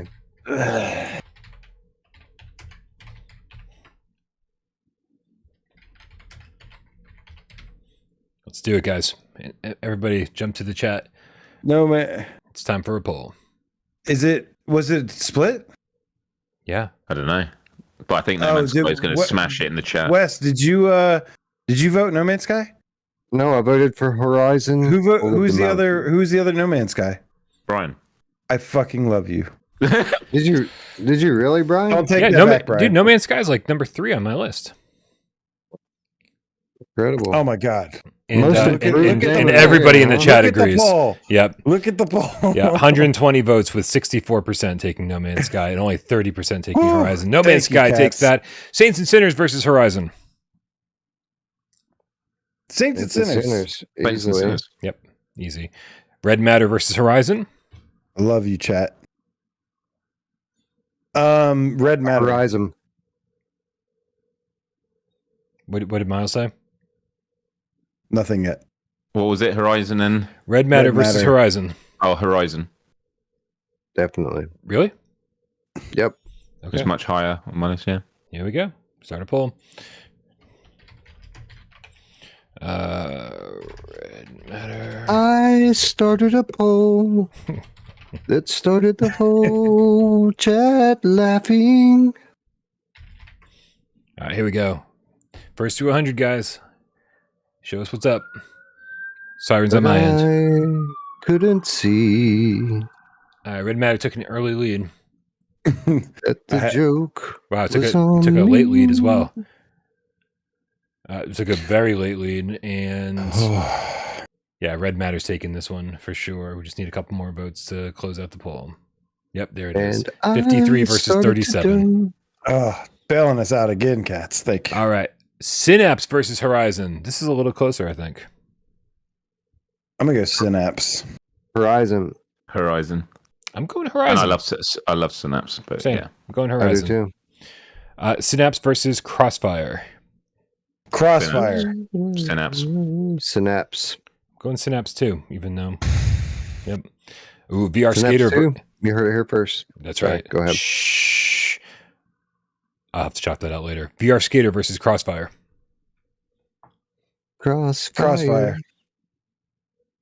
VR Skater. VR Skater. Ooh, is it 2-2? Mhm. Yep. Yep. All right, guys, get ready, get ready, get ready. Which is better? VR Skater or Crossfire? I can't spell. Fire. Add an option of ... and start the poll. Let's do this. Gotta bail us out, you cats. Do it. I bet Crossfire is gonna win. I bet a lot of people didn't Yeah, buy because Skater VR of the price. Skater's $1,000. You have to take a loan out. Yeah. I went to my bank and they wouldn't Gotta- grant me the money when I said I It, needed it for a VR probably Skater. is. Yeah. Like to On the sell- Australian store, it probably is $1,000. Okay, yeah, no chance in hell. Crossfire is taking this 59% versus 15%. Insane. All right, Crossfire it is. I'm telling you, man, when VR Skater goes on sale, though, and people get to play it, they'll be like, oh, yeah, it is really good. VR Skater versus Walkabout Mini Golf. No brainer. Walkabout mini golf. Yeah, It's actually Walkabout. harder than I thought it would be. Walkabout. But it doesn't matter. Walkabout. Got it. Oh, look. We're all frozen because of fucking nonsense. Don't mind me. It might take a second to unfreeze us all. Oh, AJ's the only unfrozen one. This is bullshit, That's right. Freeze us, AJ. right? Use your fire magic. I'm looking at the stream. Oh, okay. I see. I'm unfrozen. VR Skater or Moss? Moss. VR Skater. Moss. Boss, easily. Fine, be that way. VR Skater or Propagation? Propagation. Propagation. Propagation. All right. I think I have to go along with you guys. Propagation. VR Skater versus Vampire. Definitely VR Skater. Vampire. Yeah, vampire. Miles. It was Vampire or Propagation, was it? No, Vampire or VR Skater. VR Skater. Okay, it's going to the chat. Supposedly when we were frozen, you and I, Wes, everyone said they thought we were just thinking. Just in deep thought. Apparently, I must have looked down again because somebody's saying something about me being asleep. It's just you're just frozen looking down here. You guys, somebody keep an Oh. eye on the poll while I fix all of us, because All right. unfortunately this isn't better quite go as check it easy out. to fix as it should be. I don't think VR Skater has a chance here. And 80 votes. It's at 63%. Need 20 more votes. to reset on my end, Brian? Would it Nope. make it easier for you? You're already unfrozen. You're good. You're the first one I fixed. I just got to go through and fix this all individually. 9 more votes. Cats. 8. 7. Cats ate what? Cat food? 4. There we go. Everyone's 3, unfrozen. 2. No, wait. It keeps changing. 2, 1. Who won? VR Who won? Skater. I'm sorry, Vampire won. Okay. And pull. And Vampire takes it. All right. VR Skater or Beat Saber? VR Skater. Yep. Beat Saber. I have Beat Saber above VR Skater, so I'm gonna go with that. All right, here we go. Brian, you put VR Skater over Beat Saber, really? I think VR Skater is pretty high on my list. I've abandoned my list though, and I'm just going rogue. There you go. But VR Skater is just like, I just think it's a fucking must-have game. Yeah, I think so. But I think so is Beat Saber, though. And that's kind of the problem. Agreed. Yeah. Brian's finally broken free from the spell of Beat Saber. After all this that was the surprising part. Just he voted against Beat Saber is just the surprising part. I don't think it's the first I've done time my today. job. My job here is done. All right, let's take a. This is the most votes I'm expecting VR Skater to get all night, just because of hate for Beat Saber. I don't think there's much hate for Beat Saber going on. Beat Saber is taking it. We're up to 70, 80 votes, and it's got 52% versus 30. Skate Saber. I mean, dude, can we skate and swing some lightsabers simultaneously? Yeah. I like it. Yeah. Flame Hat says Rogue Brian is the best. Zom5150 in the chat says, I left for 2 hours and I come back and we're comparing everything to VR Skater. What the heck is going on? It's VR Skater's competing for number 1 right now. So that's right. We got to see if anybody can knock it off number 1. Yeah. All right. Beat Saber just took it, you guys. Okay. Really? Yep. VR Skater versus Pavlov. Pavlov. Yeah, I agree. I mean, I was going to say VR Skater, so but I got outvoted. VR Skater versus Barbaria. VR Skater. Yeah, me too. Mine were kissing on the charts. VR Skater just took it. Where on the body is the charts? 18 and 19. Okay. VR Skater. So, okay, that's... Oh, shit. Wes can't vote in this one. So that means VR Skater took it? Yep. Okay. Barbaria versus Song in the Smoke. Song in the Smoke. Barbaria. What? Song in the Smoke. Oh, shit. Okay. Moving along. Yeah. The Light Brigade versus Barbaria. The Light Brigade. Barbaria. I gotta say Barbaria, man, because I don't think the Light Brigade made my list. It was 26 or 27, so Barbaria did. Giving it to it. Thought you were going rogue, Brian. That's a good point. Don't worry, I'll go rogue again. The Light Brigade versus Switchback. I feel like, didn't we have this discussion? I thought we did the Light Brigade. It turns out Brian's doubled them all up. It thinks it's a different game. Yeah. Number 6 and 7 will both be Switchback in the final list. Switchback is my answer. Okay. Switchback. Light Brigade? Is that the other one? Yeah. Yep. Light Brigade. See, I can say Light Brigade too. So we're gonna put it to the chat. Brigade. All right, cats, get ready, okay? Which is better? The Light Brigade. How was the Light Brigade doing on these polls? Pretty good or not so good? I don't know. That's Not as well as last time. Last time, I felt like it was like a sleeper hit, and people were getting a lot of love. That's it was true. getting a lot of love last time, and now people are turning on it because they're a bunch of turncoat traders. And nothing can beat Switchback today. Every time Switchback hits the poll, it just dominates. Oh, although the Light Brigade seems to be changing that. 78 votes, 49% of them are the Light Brigade. Come on, Light Brigade. You know you're the better game. Of course, the one time that I vote for against the Light Brigade is the time that everyone jumps in. Oh, and votes Light for it. Brigade wins. Yeah, half the votes, 50 to 32%. Light Brigade takes it. All right. FNAF versus Switchback. Five Nights at Freddy's. Yeah. Five Nights at Freddy's. You guys go ahead and vote it in 10 times in a row and make it the best game on the list. I'll sit silently. Oh my god!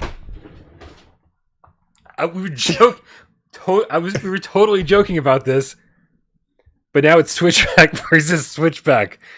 What? What? Oh my god. No way. Well, Okay, we need well, to talk about that. We need a poll because I think it's going to be split. Well, we can delete one of these, obviously. But then you're going to delete half the results. See, we're going to have to leave them in. Yeah. All right, so we'll just vote for Switchback, and then Yeah. Well, this is Switchback pre-patch and post-patch. Yeah. I'll do post. Oh. all right. Just pretend So- this never happened. So listen, I'll listen. do. Just pretend one of those is. We can fix it in post. Just pretend one of those is Synth Riders. Okay. Okay. Yeah, there you go. I'll do the second one, Brian. I'll go with, Are they spelled differently? Like, does one have a capital? Or What something one had that a we can green just say- controller, one had an orange controller. Okay, I'll Okay. go green. dang. Yeah. Well, Green. We're going to put up for a poll. Yeah. this definitely taught me Synth Riders. about when I need to have all submissions and when I need and double checking the final list before we get started 2 minutes before the show. So a little more preparation next time. But don't worry, we'll make sure everything's right before all is said and done today. Which brings us to Tetris Effect versus Switchback. Switchback. Tetris Effect. I'm going Switchback. Wait, how many people said Tetris Effect? Just me. Okay, moving on. Tetris Effect versus Demio. Tetris Effect for me. I Demio. think. Demia. Yeah. I think Demio. Demio. Tetris Effect versus Hubris. I'm going Hubris. Hubris. Tetris Effect. I'm out now. I know Tetris Effect. I'm always outnumbered on. Tetris Effect versus. I wonder how many Tetris Effects are on this list. Tetris Effect Yeah, I know, versus right? Ghost Signal. Tetris Effect. Ooh, that's a tougher one. Tetris Effect for me. Ghost Signal. Oh no. No. Tetris Effect or Ghost Signal? I mean, It's all blocks. I'm gonna They leave it up to just the struggle on vote. every I'm gonna let the single cats one. vote for this one. Wow. Not even giving an answer. Happy Sunday, everyone. Oh my God, it's totally Sunday over there. It's going to be Sunday over I here leave before it we're to done. you. This was a 2-day debate with no break. This is why I canceled my Friday and Sunday shows. Is Wow. because I knew this. I'm glad you knew this. It's okay. Dude, I'm glad we're giving this the attention it deserves. Agreed. But we're in Well, a it's we're in a close. home stretch, and I'm very much looking forward to seeing this final list and It is making It's alterations. just we've only got Switchback to do now, so we're good. it is neck and neck. Ooh, not Switchback too neck and or neck, though. Switchback? Ghost Signal is ahead, and we only get 10 votes left. It's very close. 6 8 votes more left. votes.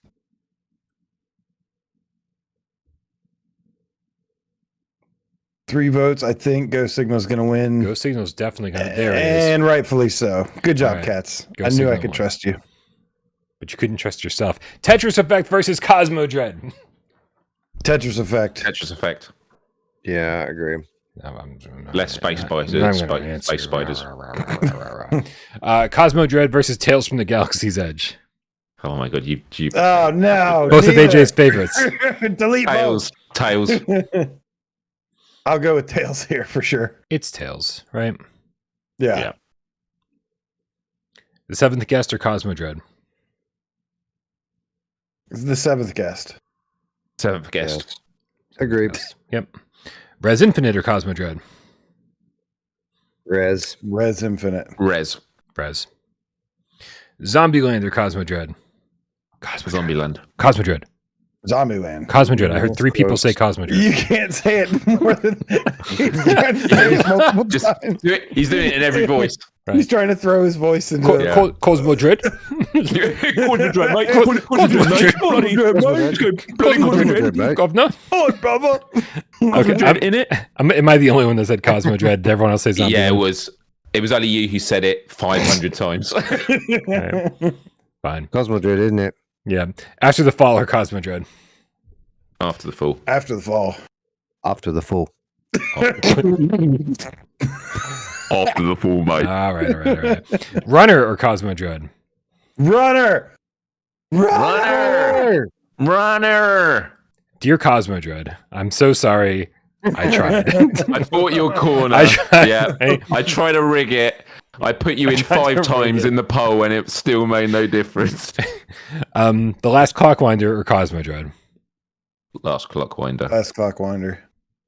Yeah, same. Yeah. Hang in there, Wes. We're almost there. Alvo or Cosmo Dread? Oh, God. This is the Alvo. final stretch, you guys. Final stretch. Alvo.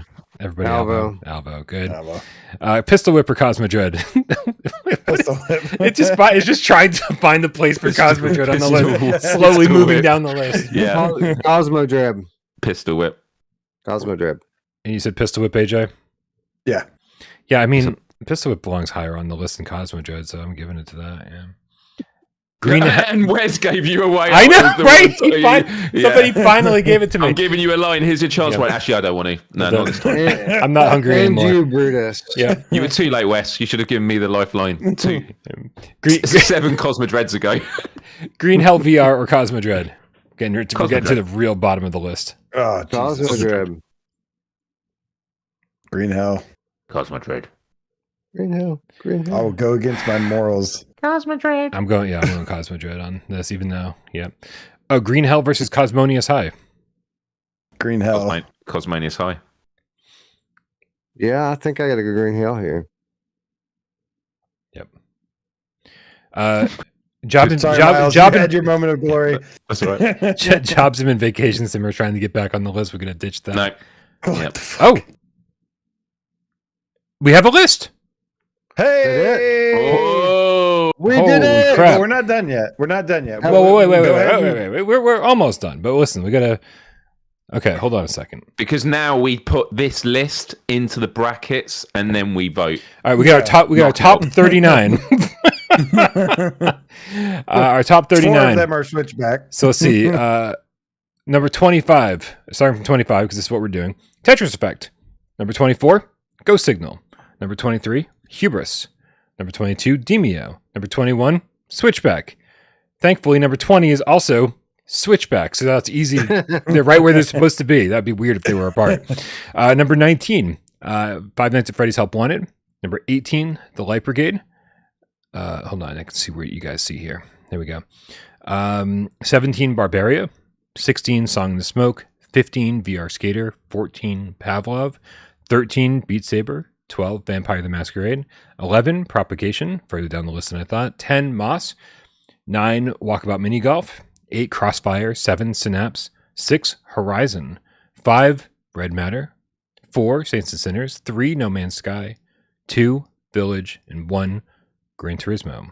That's an amazing list. So what happens when we delete one of the Switchbacks? You'll what's be the new you'll be happy to know that the one that gets pushed into the list from beyond is Runner. Tales from the Galaxy's Edge. No! Put Switchback back in 2 spots. No! We have a winner. Everything works out perfectly. Now the question. Wait. What's up? Yes. What about Synth Riders? Well, that's the question. Where on this list would Synth Riders fall? Well, Number 25. should we start at 25 and just go down the list and, and vote? Oh, yeah. Riders or 25? That's Synth good. Okay. Riders or 24? Hold on. Okay, so is Synth Riders better than Tales from the Galaxy's Edge? Yes. No. Yes. No. No. Okay, then There it's you off go. the list. God damn it.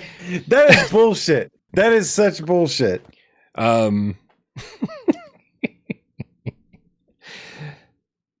Where was it on your list, AJ? What number? He's like, I didn't have it on my list 20. after all. Right, Okay. right, exactly. Right. Let Putting the- numbers out now. Can we let the chat vote Synth Riders or Tales from the Galaxy's Edge? Sure. Just to see what they say. Yeah, just to see. Yeah, I think that's fair. It sucks because obviously all of these other games went through the the process, Your process, right? right? And Yeah. I'm just looking at the list and trying to figure out if there's a place where it sort of just belongs. Right where right where the extra switchback was. Put it right there. All right, let's. I mean, no one's trying to, like. Hold on a second. Wait. First of all, was it just AJ that had Synth Riders on his list? Yeah, I didn't have it on mine. Didn't have it on mine. Oh, what would you look at? That? So you guys all had one that got a chance. Barbarian made it. Yeah, I'm not saying. No, we're not saying that it doesn't have a chance. But yeah, but to put it anywhere above, like, yeah, well, let's give it to the chat. Let's give it a chance to get on the list. And say which one gets it: Tales from the Galaxy's Edge or Synth Riders. Synth Rider was my number 28. Is that okay with everybody? Sure. Because even though I think Tales from the Galaxy's Edge belongs there. Yeah, I do. You know? Oh, I thought I'm curious to see what the chat says. All right.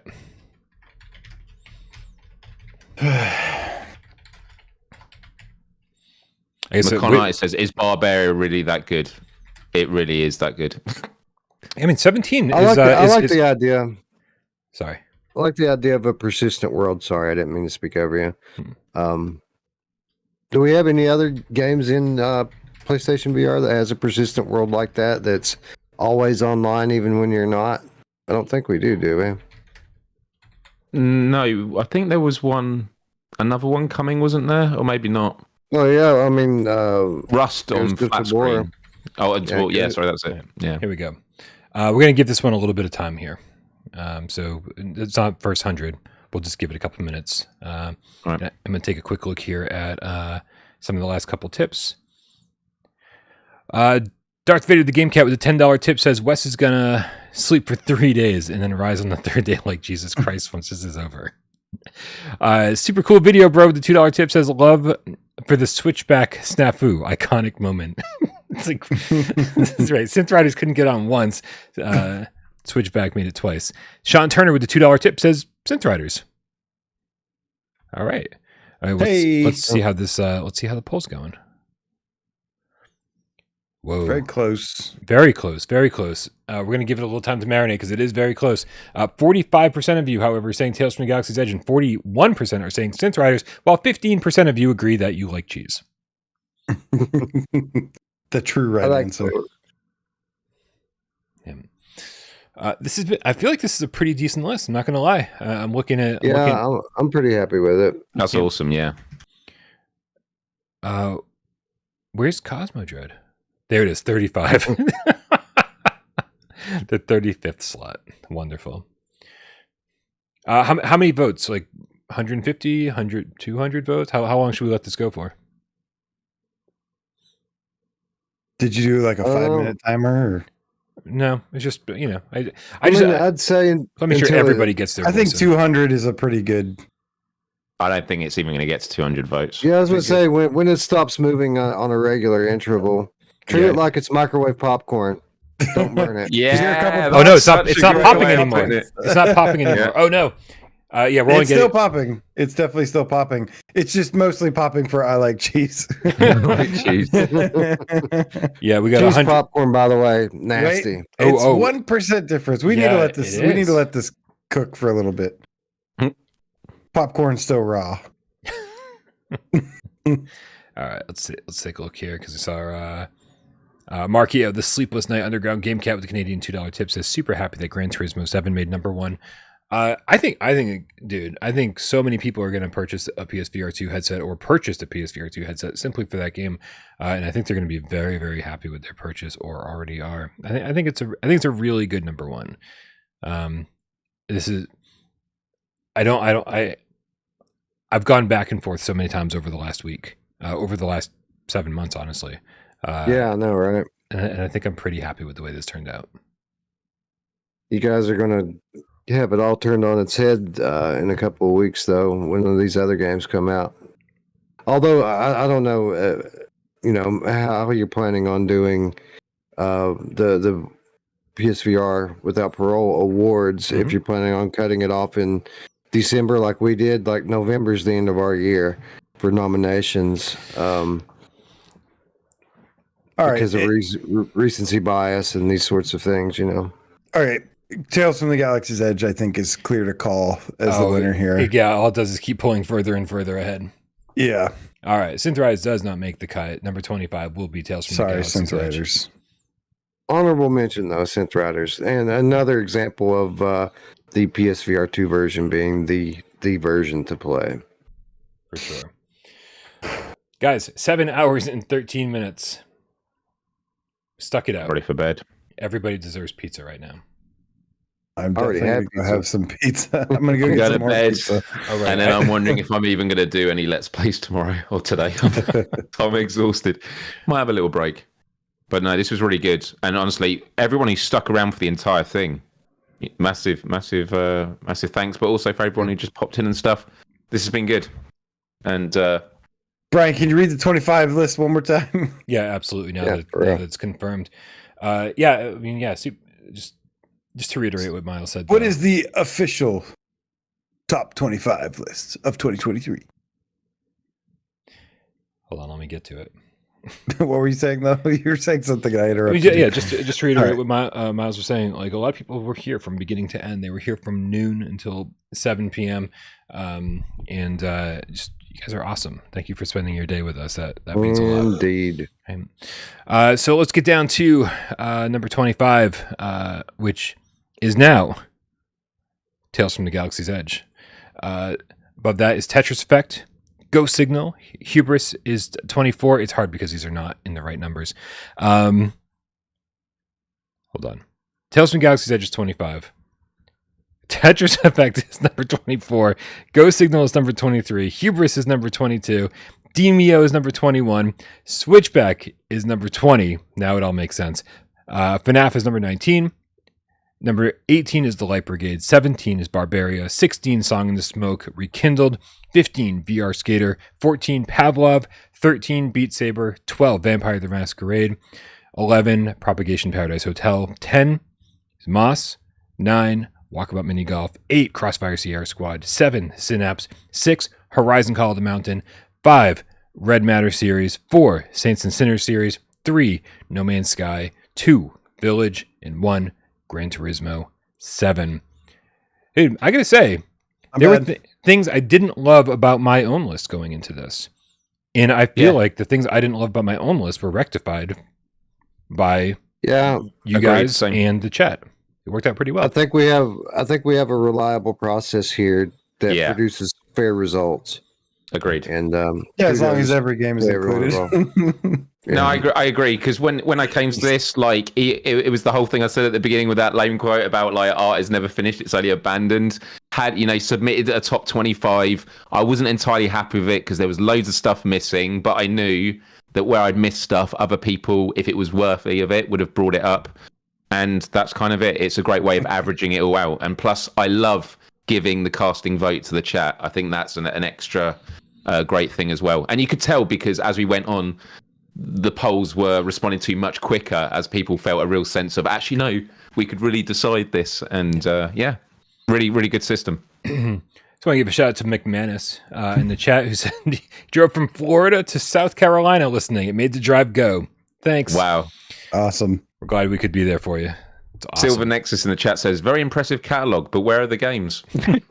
Getting my belly the Game Cat Reaper with the $5 tip says I'm doing barbecue ribs and pasta salad. I had pizza yesterday.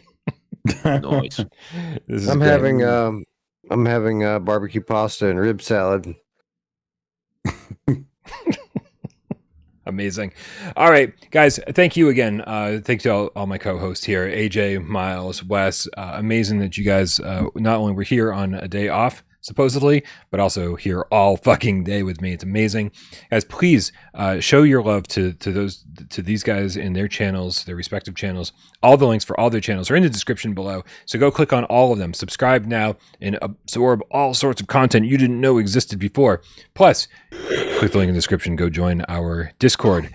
That it's free to join. Come hang out. It's where I hang out 24/7 while I'm doing work, whatever. I just sit in voice chat and shoot the shit while I'm working all day long. So come hang out with us over there. It's also a great place where multiplayer meetups happen.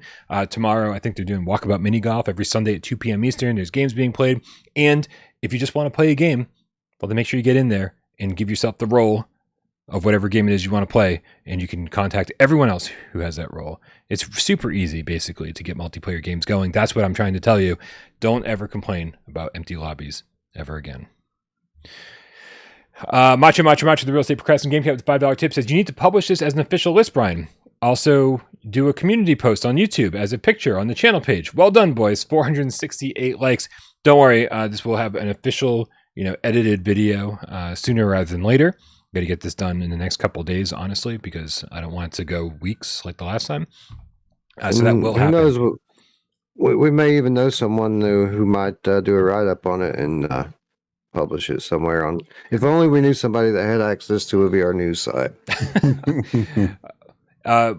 Wes, remind us what the URL for that is again. xrupdate.com. Excellent. xrupdate.com.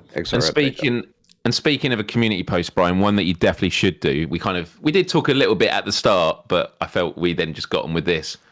That 100,000 subscriber plaque you've got to get a photo of that and post it as a community post, so that, because it's such a cool thing to get. Because I know in the lead up, and I was like, "Oh, you're going to get one of them." You're like, "Yeah, I don't care." It's such a fucking cool thing to have, man. Yeah, it's a real statement of like a journey, and it is a huge milestone. So yeah, and it's good to know that it's not plastic.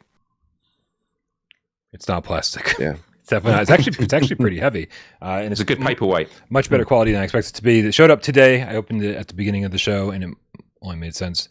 Displayed again at the end of the show. Guys, thank you so much, everybody, for being here. We love you all so much. Thanks to everybody who supports the channel financially over here on YouTube by being a member, or over on patreon.com/withoutparole everyone who tipped during the show today, guys, we appreciate you so very much. It keeps the lights on, makes all the difference in the world. Macho says, with the $2 tips, and share it with IGN and Kind of Funny so they can probably shut the fuck up. Right? Is that what that is? And yeah, you guys mean the world to us. Thanks to everybody who participated and voted in all the polls today and stuck with us for the whole goddamn time. It's insane how amazing you all are. We appreciate it. And plus, everybody who sat back and watched the show, didn't say a goddamn word. Love you just as much. Let's get out of here, guys. Have a good one, everyone. Bye. Wes, get some rest. What was that noise, bro? AJ? You opened your mouth and it was like, ah. I had something in my throat. And hit the like button on the way out. We're almost at 500. That'd be a nice way to round this off. Oh, thank you guys so much. Goodbye, everybody. Bye, World of Long Plays. I feel like we were visited by greatness today. Awesome.